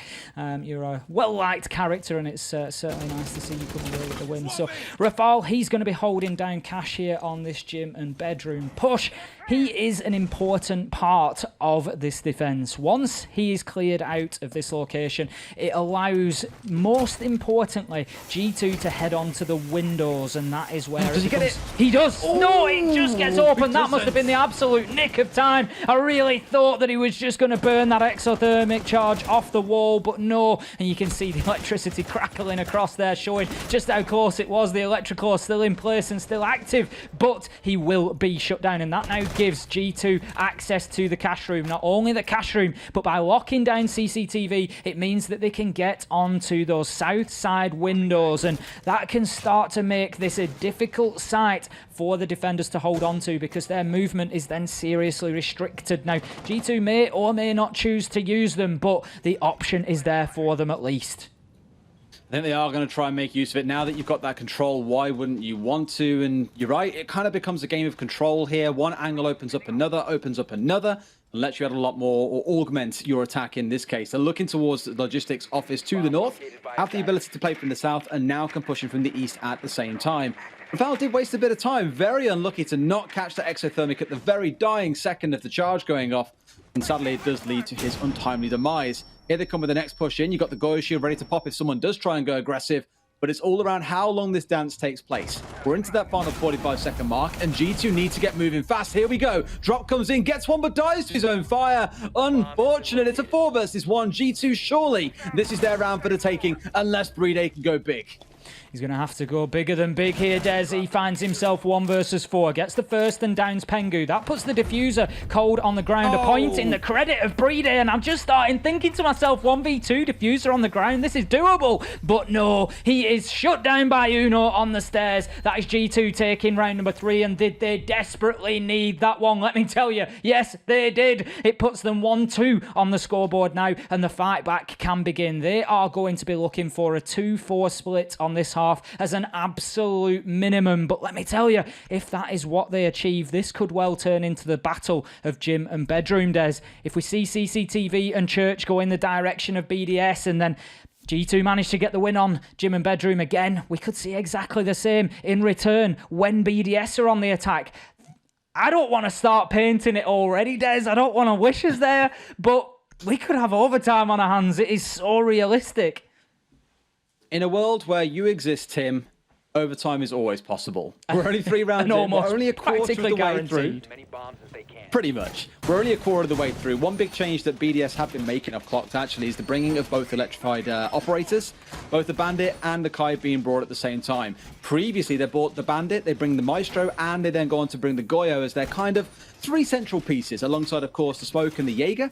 So I'm somewhat surprised to see a couple of changes coming in here, where they are really hard focused on the denial. But I guess with that Thatcher ban being in place this time around, compared to where it wasn't before, it does start to make some sense. It does, and last time around, everything was opened up very, very quickly. So changes, you know, they do need to think about exactly how they are going to keep G2 at bay, because you can't rely on the sort of round that they had back in round 1. It came down to the last few seconds and kills raining in for BDS. G2 just unable to get themselves over the line and get that diffuser down and on the ground. But like I said, you can't rely on that from BDS's standpoint every time. I would say once the attackers have that eastern wall control and they have garage, 9 times out of 10, that diffuser's going to go down successfully. Early start, electrification being used inside of the garage as well, so looks like BDS want to most definitely say no control this time around in garage. We know that's where your focus came into. Have CCTV wall, open it up, not a problem. But actually getting into the south side of it and unsettling Rafal, who's playing up in the rafters, that's going to be a little bit tougher for you. Trying to see if they can get a pop in from below here, but with Shaiko still lurking around inside of storage, this is going to be really tough for them. Grenade comes singing out just in the nick of time, it appears, and I think they've managed to keep this one alive. Renshiro can't get in the right spot to prevent it going off here, so Pengu should quite freely be able to get away with it. No, the shield was in the way at the most imperfect of times, and the wall will get opened up. It took a little bit longer. It did require a couple of grenades to come singing through, but they've at least got step 1 completed. Eastern control gained, and Alems is going to move himself into Garage to challenge onto anybody who wants to try and push in and put the screws onto Rafal, which is exactly what we saw last time around with grenades raining in, and he was taken out reasonably easily. Ultimately, Citizen using one of those Ash breaching charges just to finish the man off. But Alems, he's just cruising in between both at this point, and I like to see that adaptation coming in from BDS. They recognise that that was one of the big weaknesses last time around, giving over that control of Garage far too soon to G2, and they know that they were lucky to be able to absorb the pressure that they did. So Alems, he's just stepping up and holding a higher line there and just trying to prevent that pressure coming in, and right now it's working. We are down to only a minute remaining, and still G2 don't have any boots on the ground in Garage. Or very few drones left, only 4 on side. They have been putting quite a lot in to try and find out where Renshiro and Alems are playing. They've been in storage and lounge so far, alternating somewhat between Garage as well, so there is work to be done. Renshiro's going on an adventure, rotating his way back up main stairs, probably to try and come up behind them here to cause some trouble. If he can get onto someone like Virtue without him knowing, that could be an absolutely huge flank that could upset this entire attack.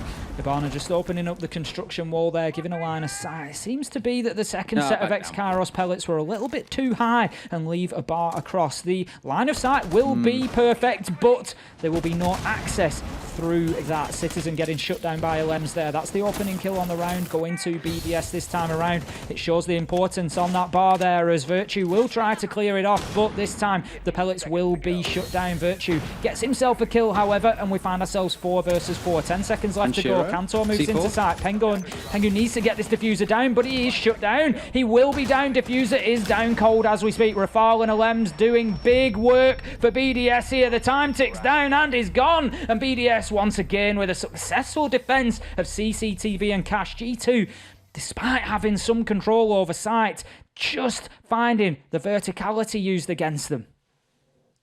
It is crazy when, again, I think about teams like Rogue and how every single one of their rounds is won by elimination. Between these two teams, I feel at least a third of the rounds have been won by the timer. The teams constantly racing on their attacking halves against the clock, not quite able to deliver to the level that they need to. And it's unfortunate because it looks like G2 have got really good game plans coming into mind sometimes, where they are going for the execute, they're hunting down these kills, and BDS are having to play off-site for C4s from below and those vertical angles, but the timer always expires before we can see what the next 5 to 10 seconds would hold.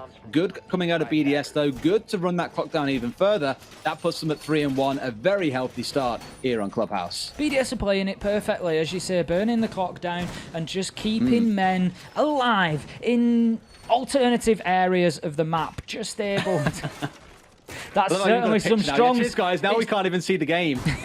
Certainly some strong support coming in for BDS. I'm sure there's plenty of G2 Army shouts in the chat as well. 2 of the most supported teams in Siege, I would suggest. And this is a huge final that we are seeing shown down between the 2 of them now. BDS are leading here on their defensive half. 3-1 it stands, and they move down to Church and Arsenal. What did G2 need to do differently compared to what we saw last time? And for me, when attacking this site, I always talk about the trifecta of attack, the 3 really important areas, and that is blue, that is dirt tunnel, and that is church wall. And if you can control 2 out of those 3, generally speaking, you will win this round more often than not. And last time G2 just really failed to do that. They didn't get meaningful control over blue, they didn't pay any attention to dirt tunnel whatsoever. Kitchen hatch was left closed, and it became too one-dimensional, did the push, and they need to recognize and change that up. I think they need to apply more pressure earlier in the round to blue, particularly to move Shaiko out of there. Normally it's Brede who's sitting inside of dirt, and Pengu, and so many times in their last game, as he's doing right now, If Pengu goes and opens that up, then normally it's again that ghost pressure I keep on speaking about. There's no one there, but the fear, the fact that it's open, that anyone could come creeping down there at any times means BDS always got to put his attention up to the top of dirt to make sure there's no funny business going on to that side. Still, again, it's more the double electrification. It should make the job a little bit harder to get these things open. However, are going to find themselves with moto control. I'm not sure if they have stock yet. I think that's still reinforced, and it's the same story inside of Kitchen. There we go. Certainly is. Uno is in there just opening things up with the sledge. Virtue will put the Hibana pellets down, and now the reason for Uno doing that timed as he did was to try and prevent the impact trick that we have just heard successfully used. Meanwhile, Citizen will shut down Rafal for the opening kill, and the entry has been so balanced so far over Des, just going again, flip-flopping from team to team, nobody aiming to really get an advantage in that battle. My spreadsheet is really crying because I don't have the round 3 opening kill or the timing on it, but otherwise all the times currently sat in the final 60 seconds we've seen the opening kill. I believe this round has been the fastest opening kill that we've seen so far. Inside about 80 seconds, first one's gone down. Here we go with the exothermic I was mentioning. So he's put that on quite early and then rotated far, far away. This is that ghost pressure I was speaking about, because Bride now is going to think that someone is pushing down there. If Pengu is fast enough, they can execute down main stairs, and Bride won't be able to adapt in time.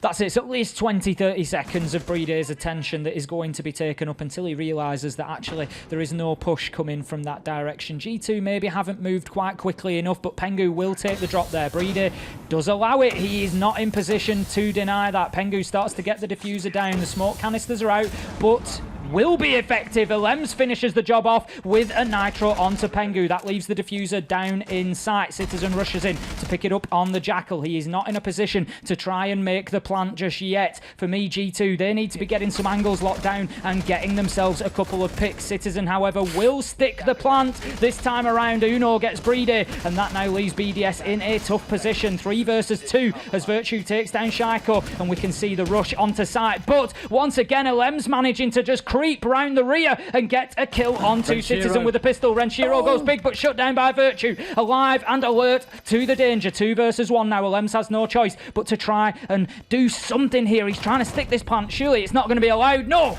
Uno, he shuts down with the angles already opened up by himself on the sledge, and that is going to be a big round for G2 there, taking Church and Arsenal away from BDS.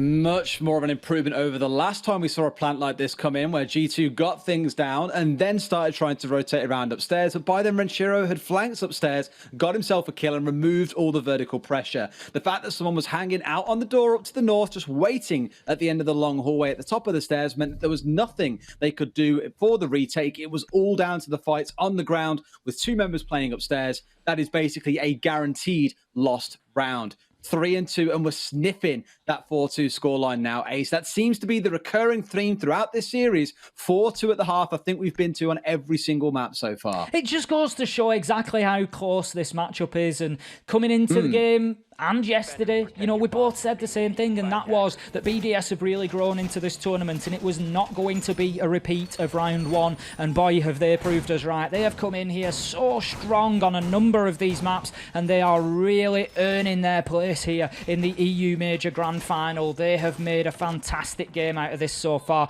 and that 4-2 scoreline just goes to show how even things have been, because it then just bounces backwards and forwards, and the other team come back with a 4-2, and we might just see that overtime that we saw on Villa as well. And I don't know if my nerves can take that here, Des, in map 5. Best of 5. G2 came in with a 1-map advantage, having won that upper bracket, but that was immediately...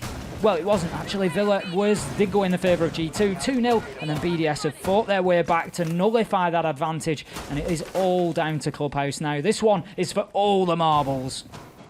All the marbles. There's another saying for you guys. You're not sure what that one means? It means everything is yours. Everyone likes the marbles as a kid.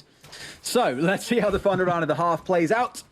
BDS have got some work to do. They want this 4th round. They don't want to see it go 3-3. Otherwise, G2 will be more than comfortable going into the second half.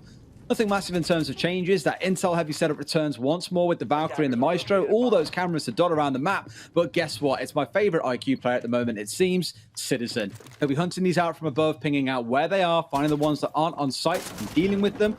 Can make life quite frustrating for BDS when you're just finding these things taken away seemingly for free, and there's nothing you can do about it. BDS once again not paying any attention to the top floor, not really looking to get themselves any sort of roam game out there, happy to defend from the site, and G2 I'm sure are going to be looking for a similar outcome to the last time that they attacked here in the last round. If they can level this out 3-3, they are going to come into their defensive half feeling very, very solid, and a Nitro attempt from Renshiro will be only that, an attempt. It will be unsuccessful and not take any damage off the G2 side whatsoever. Now, I can't see G2 wanting to come down to another kitchen hatch drop here. It's a big risk, really. Once you've done it in the last round, I'm sure that BDS are going to have close eyes on that hatch. Saw Virtue basically just sit and play Hot Wheels there with charging his drone down blue stairs, up through Army and up into the far west side of it. So, in Arsenal, sorry. So now it's sat in the far west side of it. They have, again, that visibility. It's on top of the pallet across to the left. They have visibility of where they want to try and go for this plant. They can see who's playing at the back. They can see who's playing in AKs. They can see anyone who's trying to watch angles through the wall here from Church. Good setup position for them. Now it's about playing for that execute. But BDS by now, they've got to be used to it. They've just seen it come through in the last round. They saw it attempted earlier on. They saw it attempted in their last game. They know what G2 want to do. They need to stop it or they need to react far quicker than they have already. G2 playing very well into the defense. You can see at the top of your screen there a reinforcement applied to that Arsenal wall. Sometimes it will be there, sometimes it won't. But what it does is prevent the defenders from actually firing through that what would be a soft wall. So by trying to get the diffuser into that space and put it down, it actually gives you quite a lot of protection, because then you only need to defend realistically from sort of one direction. You've got towards the dirt tunnel and you've got a 45-degree angle out towards the single door from corridor into Arsenal, and Pengu gets himself into exactly that spot. Elems will shut down Uno though, and this time BDS just seem to have better control over the sites here. Shaiko will be down though, and Kanto comes in for a backstab from Blue. He will get shut down by Elems, but not before Citizen takes out Renshiro. This is a war of attrition. Out goes the C4. Unsuccessful this time, but downs Pengu, and that is the diffuser on the ground. Citizen down as well. Surely a BDS round now, as it will be closed out. Brede closing down Citizen, and that's going to be round 6 to BDS. 4-2 on the half, and things, they couldn't be closer right now. Pengu struggling there a little bit, was trying to find a position where he felt comfortable to put the plant down. Do I do it in the default to the north? Do I do it straight under the hatch? Do I go instead out towards that Ash Rush wall, as we sometimes call it? He wasn't quite sure. When he finally did get comfortable, that C4 singing over didn't kill him, but did get the down. And it was enough to run the clock down to 0, as we've been saying all day long, and give the round over to BDS. We now switch sides. G2 go on to the defense. Potentially, these could be the dying few rounds to determine who walks away the champion of Europe. What a title that is to carry going into stage 2. Absolutely massive, especially coming away from that first stage of the new format of professional Siege as an esport. It's absolutely electric so far through every region. It's been an absolute pleasure to watch these differences play out, whether it be number of teams in the league, whether it be match format. It's been an absolute pleasure. We can see some support coming in for G2 there, Des. Only fair to balance it out. I wonder who she's a fan of. Only fair to balance it out. We've had the BDS support as well, and I'm sure that there is plenty for both. I'm sure there's plenty of G2 Army. I'm sure there's plenty of French flags flying in the Twitch chat right now, because these two are extremely popular teams, and we're seeing exactly why, because they bring an exciting brand of Siege, and right now it does not get more exciting than what we are seeing. I like how we're seeing Renshiro, Don, and Mikali here as well, just thinking, well, maybe this is the time for me to bring something different out. I don't believe they've ever used this in any of their attacking rounds on Clubhouse. I'm just checking the stats. No, they haven't. Normally you see things like a Nomad. Occasionally you might get a Twitch coming along or an IQ. But this is the first I'm seeing of them making use of the Kali. Maybe again because that Thatcher is banned away here where it hasn't been so much previously. Very curious to see what they can do with it. Yeah, I think that's likely a big part of the decision there. Obviously, she can be very useful for holding down those angles as well, particularly cover when plants are going down. Very good secondary machine pistol to hand as well that can do some serious damage very, very quickly. But more than anything, it's going to be about that gadget and just being able to clear off any of those electrification charges, whether it be bandit batteries, whether it be the electroclaw. Right now, we can see Shaiko going to work immediately on that Hibana. He's one of his favourite operators, at least. As we know, he's going to be getting in and opening up that hatch from stock just to try and apply some pressure to the blue corridor behind the generator there. Trying to do a Virtue there. Virtue took the same path to try and get the drone all the way through Arsenal, but does get picked off by the trigger finger of Virtue. He's playing in a similar spot, like you say, that Shaco likes to play, so Shaco should know what he needs to do to be able to deal with this, how to aggress him out of here. For now, isn't really bothering. They don't want to try and contest into blue. Looks like there might be a potential rotate coming through here as they try and change their angle of attack. Virtue just looking to hold down that blue corridor once again, but rotating through to site in exactly the same manner as we saw Shaiko doing, just bouncing backwards and forwards. He's got the carbine in hand, and he's going to be looking to hold this off for as long as possible. BDS certainly aren't throwing themselves onto the sword of the G2 defense here. They are playing this patiently. Still got plenty of time left to go, and they want to be aware of exactly where everybody is, or at least as many as possible. They now have confirmation that Virtue is playing in there behind the generator. We've got Kanto Raketti just looking to swap around those bandit batteries. Needs to be very careful though. It'd be very easy for him to lose his head to Elems here if he pops it up too high above that bar. It is the easiest free fire in the game as well. Looking to shoot through from blue stairs all the way to the back of church. You can normally catch someone out. Renshiro is going to catch Virtue. It is the Jaeger, somewhat dispensable you might say, but an opening kill nonetheless means that blue should now be clear. You have Pengu holding a little bit closer by, and despite that impact coming through, they're going to find no one nearby. Of course, those impacts coming out of Zofia do detonate when they come near a player. Pengu's in a spot's going to find one. A drone didn't even tell them where he was. Collects one. Can he collect the next? Bride going for a plant and no one around to stop him just yet, it seems.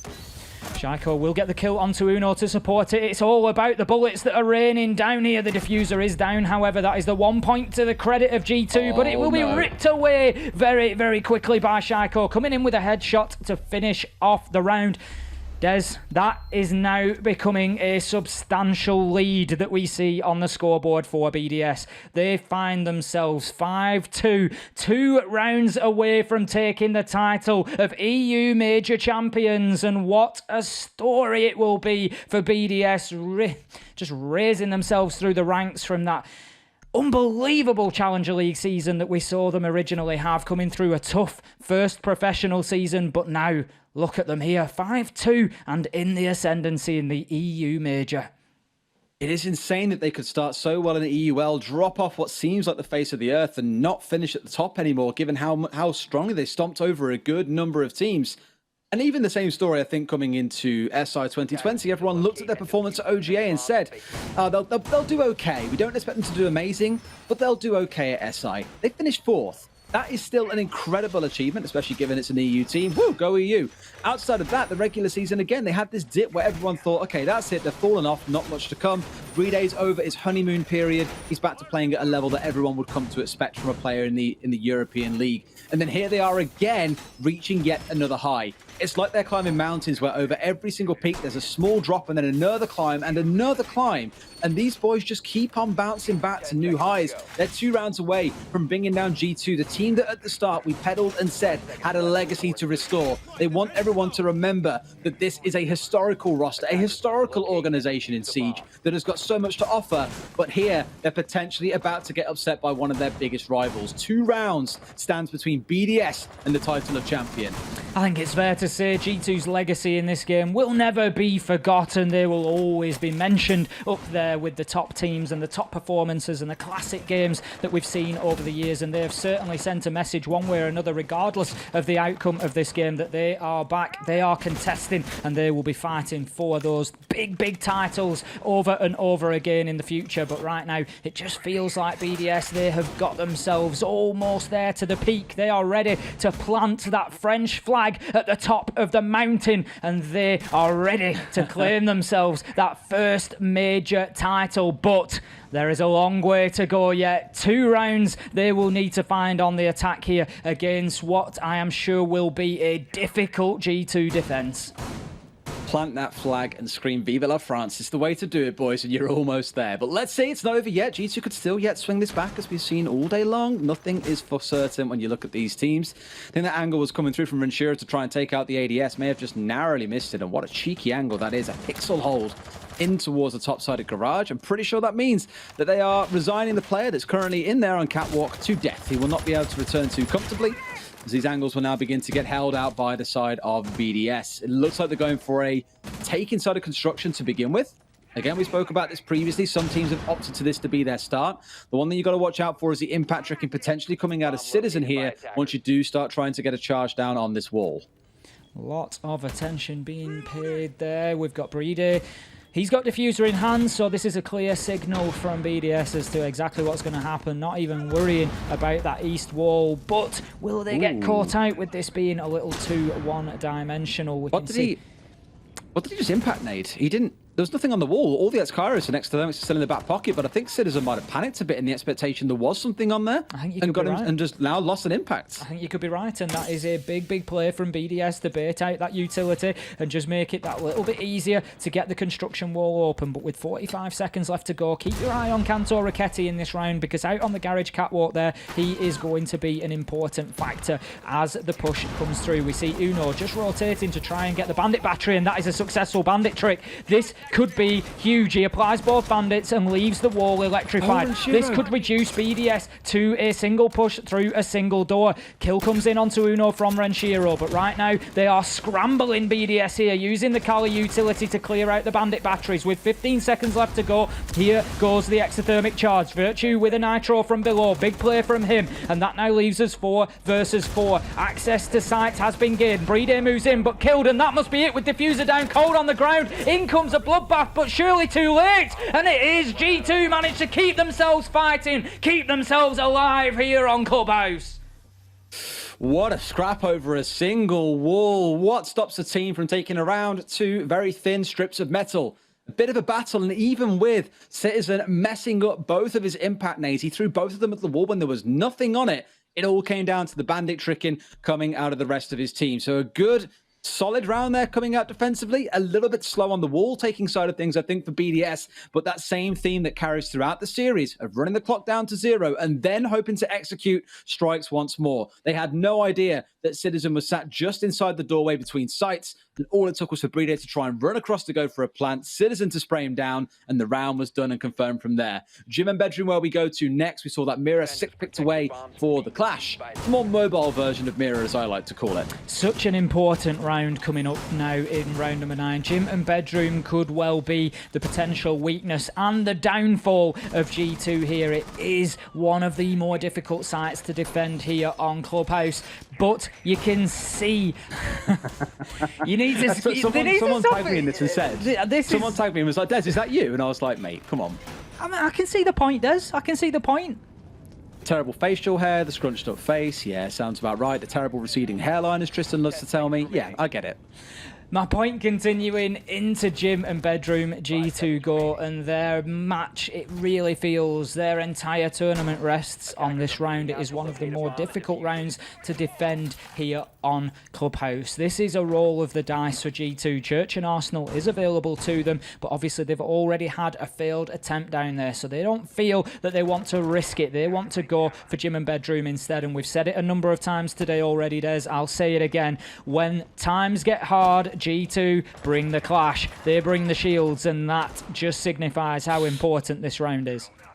Let's not forget how well that worked out for them earlier on. Didn't work out very well. 3 rounds they tried to force the Monty, and every single time BDS made it look like they've been dealing with Monty and nothing else in their entire history of playing the game. So I'm hoping here the clash works out for them, but if BDS find an answer, G2 have got there are no extra lives, there are no extra chances.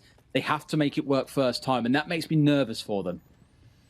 Uno just looking to hold himself on that east wall at the minute, but he needs to be careful because Breedy is in there ready to place that exothermic charge, and as you can see, they are going to back away from that one. They don't want to challenge East Wall too hard now. Interestingly, there is no cash hold coming in from G2 here. They've been happy to give up that side of the map by the looks of things. BDS are going to be able to move in very quickly here once they realise that there is nobody playing inside. You can see that the Sharks are starting to circle now. Renshiro, Shaiko, Alems all getting themselves into position. Renshiro moving out with the Kali onto the construction window. And as I suggested, once you have control over that area, you can start playing on those south side windows. Renshiro just looking to prevent any jump out coming against him there from the bedroom window, but it is going to be difficult for G2 now because any movement inside of sight could be very quickly punished. More they can do in terms of timing though.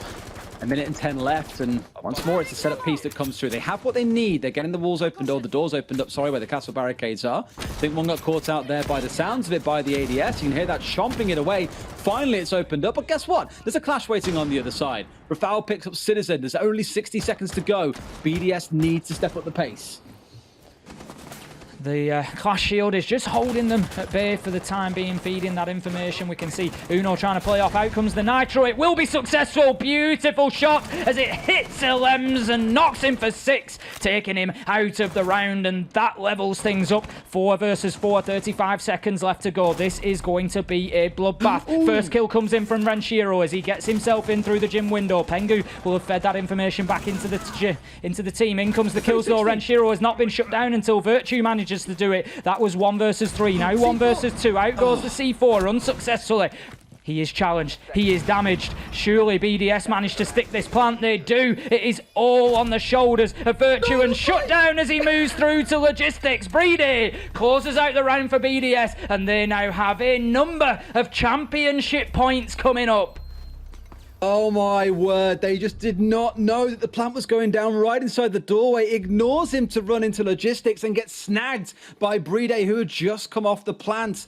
Unfortunate, but my God, we're at that point, Ace. 3 rounds back-to-back, or G2 are done. And BDS, against all odds, coming in and map down, take the whole thing. And I guarantee you there's fans at home, even in the production team, as we all know, based in France, they are on the edges of their seats. They are like you right now, my friends, squatting, ready and waiting to cheer if BDS can do this. 1 round stands between them and one hell of a comeback after the rough and rocky second part of the season. The true winners here.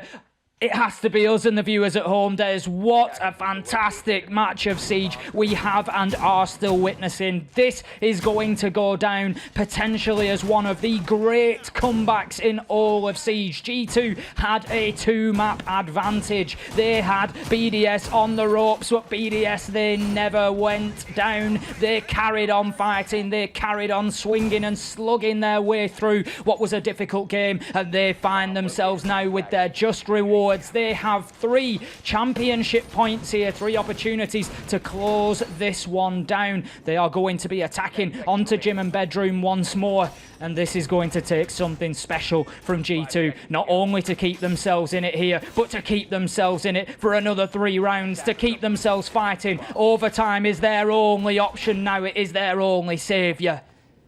I can't take 3 rounds of this. I can't take the pressure that builds up as a result, but we've got no choice. Let's pray G2 can force it into overtime. I feel like it is the only thing that this series deserves, given how close it has been so far. This round coming in, no clash on side. It has been dropped away. The castle remains, as does the bandit. Nothing is changed for the side of BDS. And got to give a shout out to him. Renshiro currently standing as the top fragger. I've said in every single game BDS have had so far this competition, he has been their top rated player, bar none. Shaiko goes down early, and that's the freest pick ever to come through. They try and chase him down with some bullet trails off the back of the car lead, but nothing to be uncovered. They almost find him dancing around the generator stack right now. This is the trade they need. Citizen wins this against Lem. Everything falls apart, but no, he's hightailed it out. Somehow, he has made a slippery escape into church, praying for his victory, no doubt, as Virtue finds a second. G2 may have done enough damage here inside the opening 60 seconds. Make it another one as Kanto steps in. That's 3 kills. BDS are left reeling, and it feels like now all that is left is to go into the next round. The G2 fight back commences. It starts here. It starts right now, and I'm sure there are plenty of calls of G2 Army in the chat as Renshiro will move in and get a kill onto Virtue, but still 2 versus 4 at this point, and you have to feel like this round should be done. It has to be done if G2 want to keep themselves in the running here, if they want the chance to take home the prize money, to take home those SI qualification points. It has to start now. There is no more room for error from G2. They cannot lose another single round here to BDS, who are working through clearing that utility. G2 happy to burn the clock at this point. No, nothing to worry about here. No pressure required. They've done this before. They've been at a numbers advantage. They just peel back. They play defensively. They don't start panicking. And that is the best thing they can do here is don't have a worry in the world. Just let them come to you. And when they do, you use that numbers advantage. You take the trades, and there is nothing else to worry about. Benshiro has got a couple of drones left on side, but not really with an opportunity to use them, it feels like. You don't want to find BDS being left into a 1 versus 2 with no one else able to trade him back out. Inside of construction, though, I'm pretty sure G2 know that this is where the assault is coming from. They backed away from here not too long ago and should be able to find one. There we go. Citizen with a double kill. Swings round and finds one. BDS with 30 seconds and a dream. A 1 versus 4. Not going to be able to find it. G2 extend their lives by yet another round. But can they find 2 on the bounce? How long can we take this forward? That is the question. How long can they keep us on the edge? There is going to be heart problems, at least in this room. And I'm sure all over the world right now as the tension rises, as we get ourselves towards the true sharp end of this match. That is 1 down. G2, they need to find themselves 2 more rounds. They're going to head back to CCTV in Cash Room, and I just predict now, Des, that every round we have remaining here is going to be fraught. It is going to be frantic. It is going to be fought hard tooth and nail. Can BDS just remain professional, keep themselves calm? They can't be taking those losses in the early round as they just did there with Citizen shutting down Shaiko. A nice, cheap, easy kill for him. They can't give those away. They need to keep that focus regardless of the excitement, regardless of the fact that they are on the cusp of everything they've been working towards. That major title coming their way, coming the way of France. They need to focus in here and they need to just take 1 round at a time and get this over the line. So do we, mate, lest our poor hearts give out. So far, nothing massive changing between rounds, admittedly. Yes, we dropped the clash away. Here, things are looking pretty similar. The Bandit being brought back. Forget about the double electrification. G2 are playing around the Intel Dinar with that mute now at the same time. You're looking towards the Goyo, but I'm looking towards the team as a whole. 3 C4s on side. We spoke earlier on about Kanto being the C4 magnet. Uno showing us that actually G2 can throw them as well as the rest, if not better. What can they find? It requires the downstairs play, or it requires late round retakes of the downstairs, as we saw BDS do on their defensive side. Very curious to see if they can employ that, or if BDS has some dastardly evil plan to shut down that attempt. Standard setup coming in from G2. We can see Kanto Raketti out on the balcony. We've got Virtue underneath in the lounge area, Nitro in hand, and we've also got Citizen playing underneath with another Nitro in hand. So there's going to be a lot of vertical attempts here. Citizen just keeping himself well out of the way down in the depths of the basement there, just ready to move his way up to bar, I'm sure, to potentially deploy that dastardly Nitro into construction, should that be where the push comes dastardly from. And it's wonderful. He may well be. I thought at first he was trying to play for the double floor angle that we've seen a couple of teams. I think Nello's the player I always remember using that as teams try and drop into logistics. You're finding yourself below with a great angle to spray up through both floors and catch them out on the entry in. But I think BDS are already, for the most part, in the right position. Nothing too much to worry about. Let's not forget last time they got stuck in trying to get control of construction wall. It's got to be more coordinated, but I also want to see more composure coming out of the players on the side of G2 to deny it. That being said, although they wasted both of their impacts in the last round, this round they don't have any impacts to play with. So it's going to come down to the impact-wrecking skill of Uno here to deny this construction wall.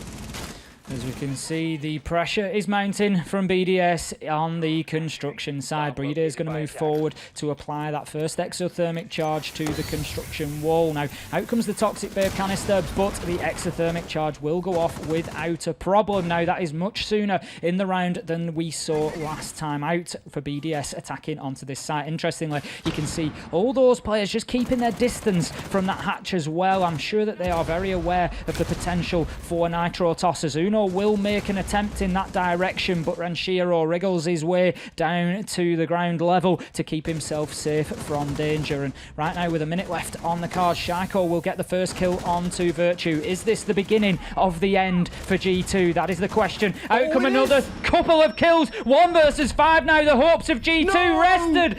with the last man, but no, it will be Ali BDS as they take a flawless round, and they are your EU Major champions here in Stage 1. What a performance from the French team we have just seen, all the way back from 2 maps to 0. They take this one 3-2. We wanted a close game. We got it down to the wire. I think we all wanted to see overtime, but ultimately it's BDS, and I'm so happy to see Renshiro once again coming out as the big player for his team when it's needed. You could not ask for a better performance out of either of these teams. That hands down has been the best final that we have seen across the regions around the world. And Jacob, I'll say this one for you.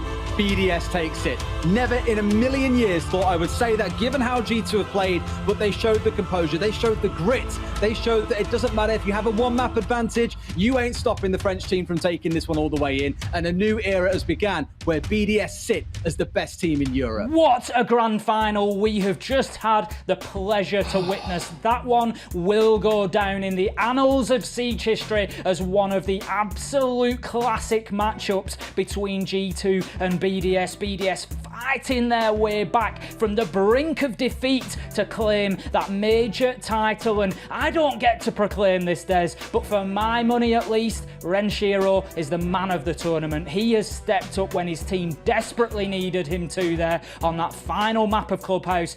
Who else could it have been? Renshiro shuts things down and BDS take the title. It will certainly be Vive la France tonight. The man of the tournament for me, absolutely. You can say Pasha, you can say a bunch of other players that have performed admirably. Virtue springs to mind too. But Renshiro stepping up as the big player. I mentioned already, top-rated player in all 3 of their last games they've played. They fought through the lower bracket on day 1. They have done the journey. What a redemption arc. Not of the anime variety, but a redemption arc nonetheless. Let's go over to our analyst to break down what has been an incredible series and close out the show. Where were you? Where were you when BDS took it? Sorry, it was a great, amazing moment. I don't think Hap expected to be on camera. No, based on I was his like, reaction. I was ready, some sort. I didn't expect to be on camera. Can you believe it? Everything beyond expectation. Hap not expecting to be on camera. BDS. Not expecting to be on the podium. To see it. Gio not expecting it either. All capsing in the broadcast chat right now. My word. What a final series. What a final. Fluke. I just love the way how you always introduce things. Always so passionate. I have to say, what a grand final. People, I mean, you heard it from Des and Ace. You know, Renshiro definitely, in my eyes, also deserves to be the MVP player of this tournament. But I just want to highlight, Renshiro, last time he won a tournament outside of locally in Europe, or at least France specifically, was DreamHack Austin 2018. The first DreamHack minor, and it was with Millennium in that 2-1 grand final versus EG.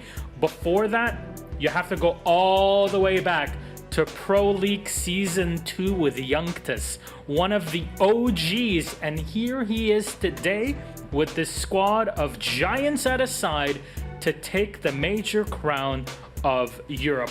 What an event, what a team. Hap, let's start applauding BDS a bit more. I didn't expect to be here, first of all, but we were all watching the game together, okay? Yeah, we were watching the game. I was, yes. We were there indeed. And, well, G2, they started out on the attack. It's a bold strategy. We mentioned that before. And BDS, we all know that they're so strong in that defense. And I'm not sure. Like, it looked like they were constantly in control. They reached that match point super quickly as well. And at that moment in time, all the pressure is on G2. And BDS, they handled it perfectly. That was it. I mean, it was one of the things I said throughout the entire thing. There was always more in BDS's bank. And G2... well, they had a great game. Obviously, all of these matches were so intense and so tight to the wire, but BDS almost not holding back. It wasn't an intentional hold back. Showing up today took G2 by a bit of surprise. It was watertight from BDS today. Unfortunately, my French flag is not here. I left it with Livin, the Ondes player, and Bibu that had their French flags back in Valencia. But let's talk just for a moment about G2 and some of the issues that we saw from them, because there were some glaring things that kept repeating through the entire series. Not quite sure what really happened or what put them into the position where they were at, considering, well, they played really well throughout the tournament, right? And then they came up today against BDS. BDS suddenly is playing their A game, something that might have not been expected by G2. Not quite sure what happened there. They were a bit surprised in some of these maps, some of these sites, and they weren't really able to get back into that game. BDS just played out of their minds, completely shut them down. Whatever they tried to do, whatever operator they would bring, and I don't know, like normally we say they're very good at adapting, and they try to adapt, but it didn't really work out that well. Unfortunately so. Your takeaway from this, Fluke, I mean, we talked about BDS so much. They came down into the top 4 here to play. They unfortunately got knocked down by G2 themselves in a series that was very much G2 sided, and yet they clawed their way back. What a story to make it all the way to this grand final. Yeah, I mean, they were out for revenge. There's no simple way about it. They wanted a bit of retribution for how they were against G2 the other day, because as we said, it was a different BDS. It was a different team. They didn't show up to the level we know they're capable of. They didn't have the same kind of complete synergy of their utility. It wasn't anywhere near as sharp as it was today, which G2 punished with kind of a lot of ease about their game. Today, G2 was stressed. They were pushed to the brink, as both teams were, because as I said before, earlier on in the playday, this was the first time I think G2 kind of hit a game that was tough for them, hit some rivals, hit a little bit of rocky road, and for them, the wheel just fell off just at the very dying breath before the finish line. Unfortunately, and Hap, from your end, what are the key things that BDS really improved on to basically reverse it back on G2, play that Uno card, no pun intended there, for the victory? I think the trading game definitely went up a lot. They were able to get a response down whenever really needed, because, well, as soon as G2 managed to get an entry frag, I mentioned this before, like in previous segment, BDS was there to respond, and they were always there to respond, but also one-up G2 on whenever they were trying to do. And in the end, that really made the difference here, something they weren't able to do in the first matchup of the tournament, but they definitely improved on throughout the series. Hap, thank you so much for your input. I see that guitar behind you. Maybe you want to go and play a song in the meantime. We're going to bring Geo on here for all the Geo fan army. I'm not going to say anything. They have a name? Geodes! The Geodes! The Geo dudes, Is that indeed. the name of your army, Geodes? No, can we not pick up lame names? If I'm having something named after me, I don't want it to be really stupid. I'm sorry, it's already it's already there. It's set in stone, Geo. Hey, Geo. I feel like we have more important things to talk about right now. Okay, Geo, BDS. You were mentioning in our chat room here that you had a lot to talk about when it comes to BDS. So please, the plateau is yours. Well, I just think it's more that it was obviously a very interesting game. It was kind of nerve-wracking for G2 going in on it anyway, because it's been quite a while since they've had much of a success on Clubhouse. And part of me wonders if they just weren't necessarily expecting to even get this far in this series anyway. Because when you look at BDS's defending side, obviously you kind of expected to go more on the side of the defense on this map anyway. But G2, I would say, only had one really successful round. Obviously they took round 3, but round 5 really stood out to me, and it was how they coordinated in on it.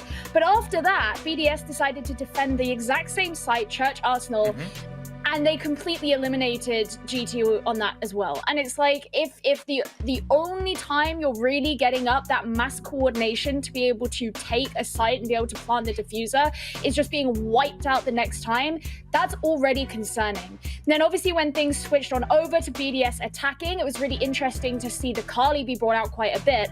And one round that really stood out to me was round 9, where Pengu decided to bring the Clash. One of the big things we noted about the Clash was that towards the end of the round, Pengu did go a bit aggressive. It was something that's kind of been notable in his shield play a decent amount. But you know, where you might expect the Kali to be used to go up against the Clash with the Lances, Kali didn't even have them left at that point. So it was interesting to me that BDS decided to go for a different style, a different strategy of going up against the Clash, and relied on the fact that they knew Pengu would be aggressive and that they could exploit that and take advantage of it. All right, Gio, thank you so much for your very You're welcome. What? I said you're welcome. I mean, thank you very much for your clever input. Were you all taking notes at home? Yeah. It's almost like... You know, Hap got his... Yeah. I just felt bad for him because if you haven't... No. Did you not... No, I felt bad for him because if you haven't made notes during a game and suddenly you have to go on it, everything just falls out of your head and you don't remember any of the game. When he came on the screen of... Whoop. I was like there in front of the camera because you know when they start counting down, you look into the camera, you sit up straight, you start smiling. Yeah, you start smiling, and then it wasn't me, and I was like, wait a second. Did I just smile for nothing? Oh my god, completely understandable. I hate it. Completely understandable. Well, Gio, Fluke, thanks so much. I will be back to you in just a moment, but for now, let's head for our interview. Alems awaits. Hello. Bonsoir, Alems. Yesterday, we were having this conversation, and you were saying, you know what? You know, we're going to go into the grand final. We're going to be a bit more comfortable. Let's see what we can do against G2, try our best. And I'm very proud to say, I was here when BDS took it. Yeah. I have no words, sorry, but I have no words. Completely understandable. I mean, at the end of this, I just want to really ask you about it. Looking at the map pool, right? The maps that you ended up playing in this series, you had Villa, Oregon Cafe, and Clubhouse, and Consulate was the auto win for G2. When you looked at that entire big pick ban phase, did that trouble you as BDS, or did you feel comfortable attempting this map, this pool? So yeah, at the start of the best of 5, we knew they had like one map advantage, so it would be very hard. We know that Villa was their peak, and they are pretty good at Villa. We practiced Villa sometimes, long time ago. Like we didn't play it for a while, to be honest. So it was kind of surprising to just like succeed to put rounds just by communication, good hype, good energy, ideas from everyone. So after that map, we knew that we lost from 8-7. It was so close. So like, okay guys, it's their map, they won. Okay, by one round, sorry. But we have 3 other maps, and those 3 other maps, it's our maps. So we have to put them the maps. So after we just play our game on each map, reset mental on each map. We don't have a coach, so I took the role of that. I'm the captain of the team, so I was like, okay guys, each round, one by round, we need to play round by round. We play our game, reset mental on every maps. We need to talk each other when there is a problem. We need to cheer for each other, like to know, like put someone down. We need to do all that kind of things, and the victory will be ours. Yeah, in the end, you hype up one another. You make sure everybody's on point. I wonder, compared to 6 Invitational, the biggest change when it comes to your communication, did you see it? Is this the BDS that you swore you wanted to be after your top run at 6 Invitational? Yeah, of course. That's why we bring Bride, because Bride is the kind of player that bring a lot of like call, adaptations idea. He drones the way that he drones. It's very good. He can tell us what's happening on site, what we should do. So yeah, of course. This is the BDS we wanted to have. And Renshiro, I mean, let's be honest. Renshi is a player that I have been applauding and talking about since my first day casting Pro League way back when, at the beginning of 2017. And I'm so happy to see him still performing. But how is it for you guys? Because from our perspectives, we could only see that there's an empty window and Renshiro is sitting on it for half of the round. But how do you kind of direct him and putting him in the right spot? And what is a bit more light that you can shed on his role with BDS? So Renshiro, I think, is one of the underrated player. Agreed. Like he's so underrated. Like people don't know how good Renshiro is. Like, he's a very calm person, very positive. You ask him to do that, he just do it. You ask him to play Amaru, Kali, whatever, he just plays it. Like, he asks no questions. Yeah. You ask him to do that, he just do it. And yeah, he's a guy that is not maybe the best at calling stuff, because he's more focused on aim. But when you have a Renshiro on your team, I can tell you that if you tell him to hold something, he will hold it.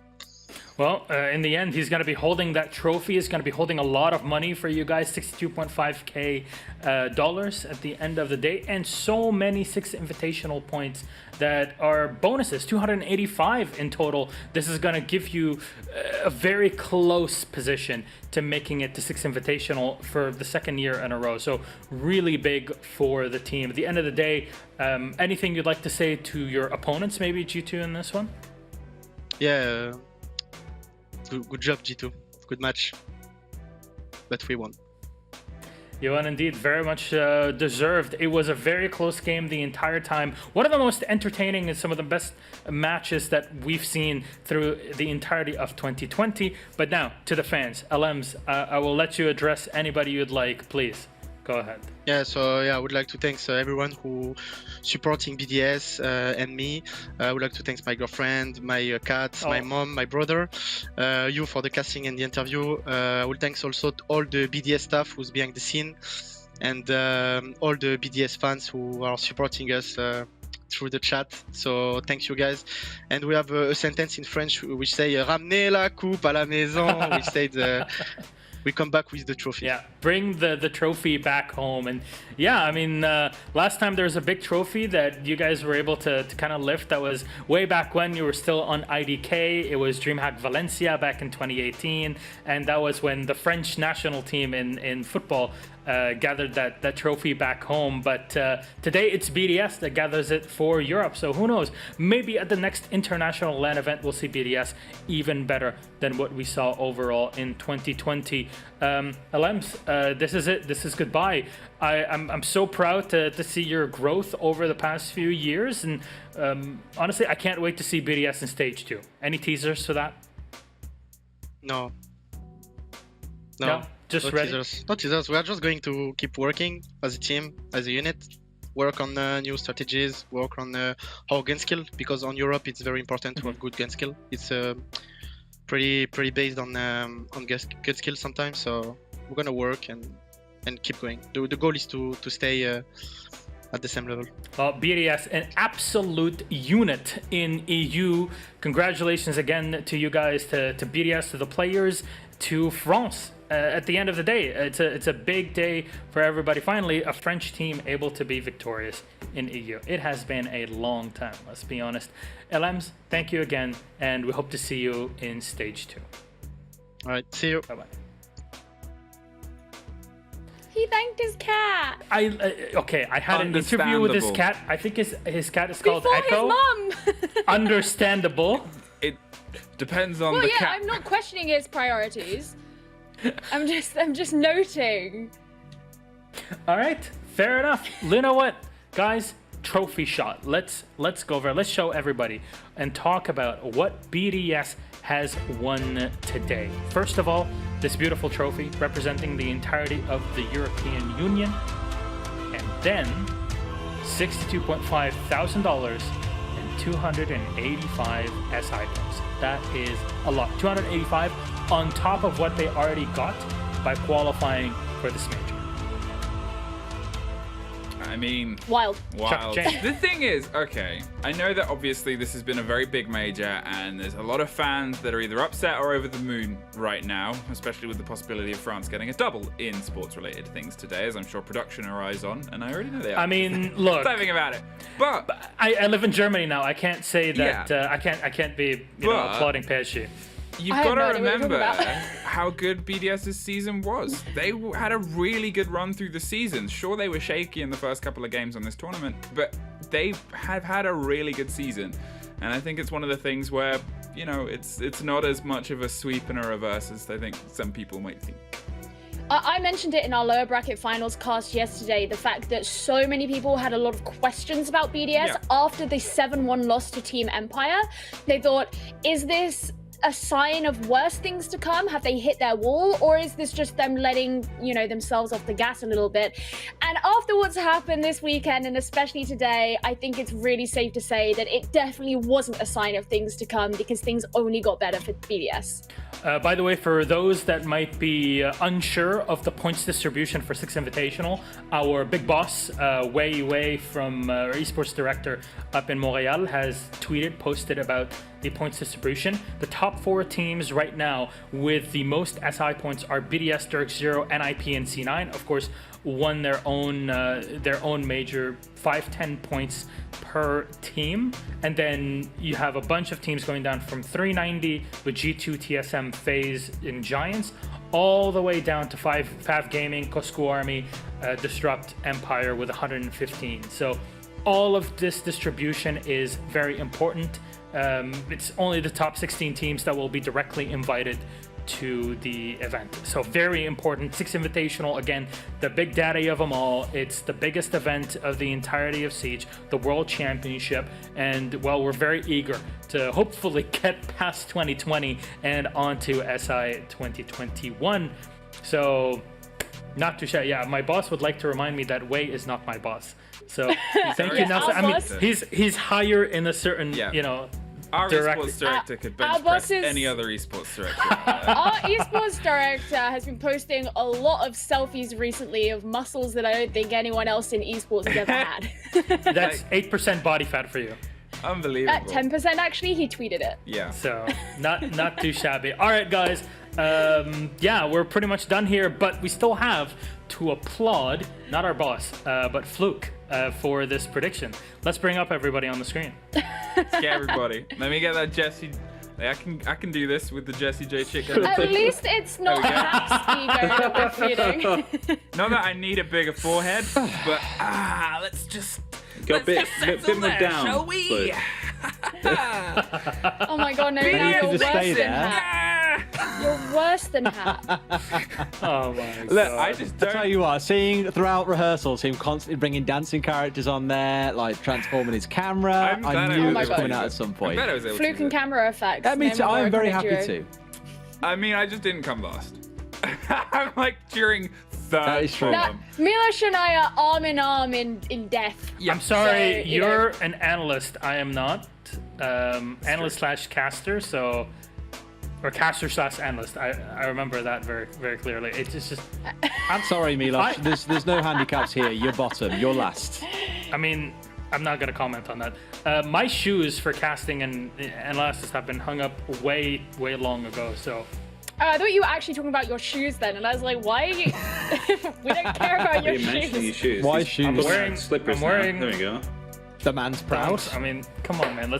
I'm wearing nothing, mate. Sorry.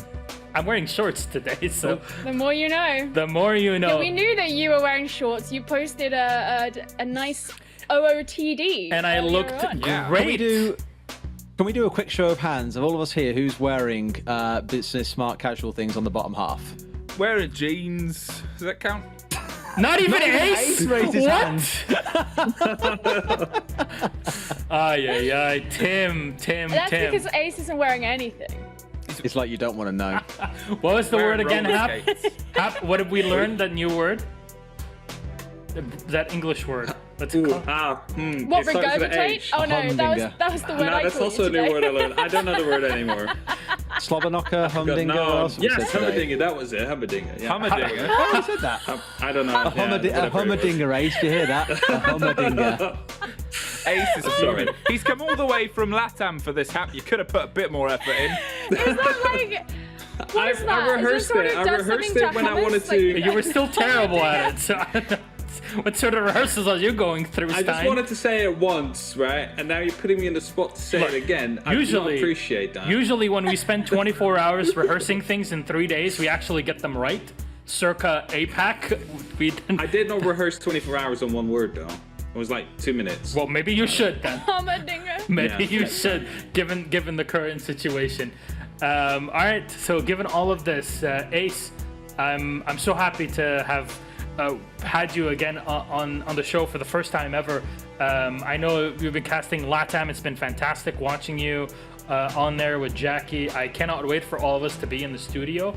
So I hope that one day we will all be united, at least physically, in one Come location. back, Ace. I'll miss you. Enjoy the raise, though, I guess. Thank you for having me here in EU. It's been an absolute pleasure, and what a treat it was to come into. I can't think of a better major. That was an awful lot of fun, and I just look at these events as a blessing every time I get asked to do them. So a huge thank you from me to all you guys for working with me. You've been an absolute pleasure. But for Ubisoft, Face It, all the fans, everybody who puts me here and enables me to do this fantastic job, thank you so much. You're so wholesome. So wholesome. He always is. Get out of here. The man bleeds positivity. Look, don't worry. Somehow Don't worry. put him on the evil character all the time, right? Don't worry. Give him a couple of weeks with us at the studio, and man, we're gonna ruin Was this. he thing. lawful good in our alignment chart? Yeah, it was lawful good. Yeah, you're I get chaotic it evil. now. I got chaotic evil. 100%. Yeah. She selected that photo specifically to be on there, so completely. Yeah, that was the one that people said I looked like an evil CEO in. So Yeah. True. yeah. Can confirm. All right. you know. Yeah, at the end of this, Fluke, I really hope that you get your blazer back at some I point do. in time. Yeah, it's been wonderful to be had here as well. Obviously, I'm disappearing off To to be had. UKIN, the UK lads, where my shenanigans aren't as frowned upon. But it's been, We love them, don't worry. it's been wonderful being here as well, obviously, and being able to kind of get to grips with these teams, with all of you lovely people around me. I like how me and Ace have these backgrounds, and we're just like subbing in. We're like tagged in and stolen some backgrounds to pretend we know what we're doing. Well, guys, in the end, I'm so proud of all of you. I'm so proud of this entire team. Ubisoft, Face It, our production team in Paris, our observers, of course, Easy and Medics. We would have loved to be at the studio, but of course, there's complications. COVID is still a thing and very much will be, and we're all working together to try and curb it and keep all of us safe as much as humanly possible. So big thanks to Ubisoft and Face It for making the decision and keeping us all safe in the meantime. So yeah, great major, great matches, great final between G2 and BDS, fantastic storyline, and BDS at the end, they took it. Where were you? Because we were here and we were watching it from second one until the end, and what an end it was. I don't know if I want to show that schedule again just to recap how things went through.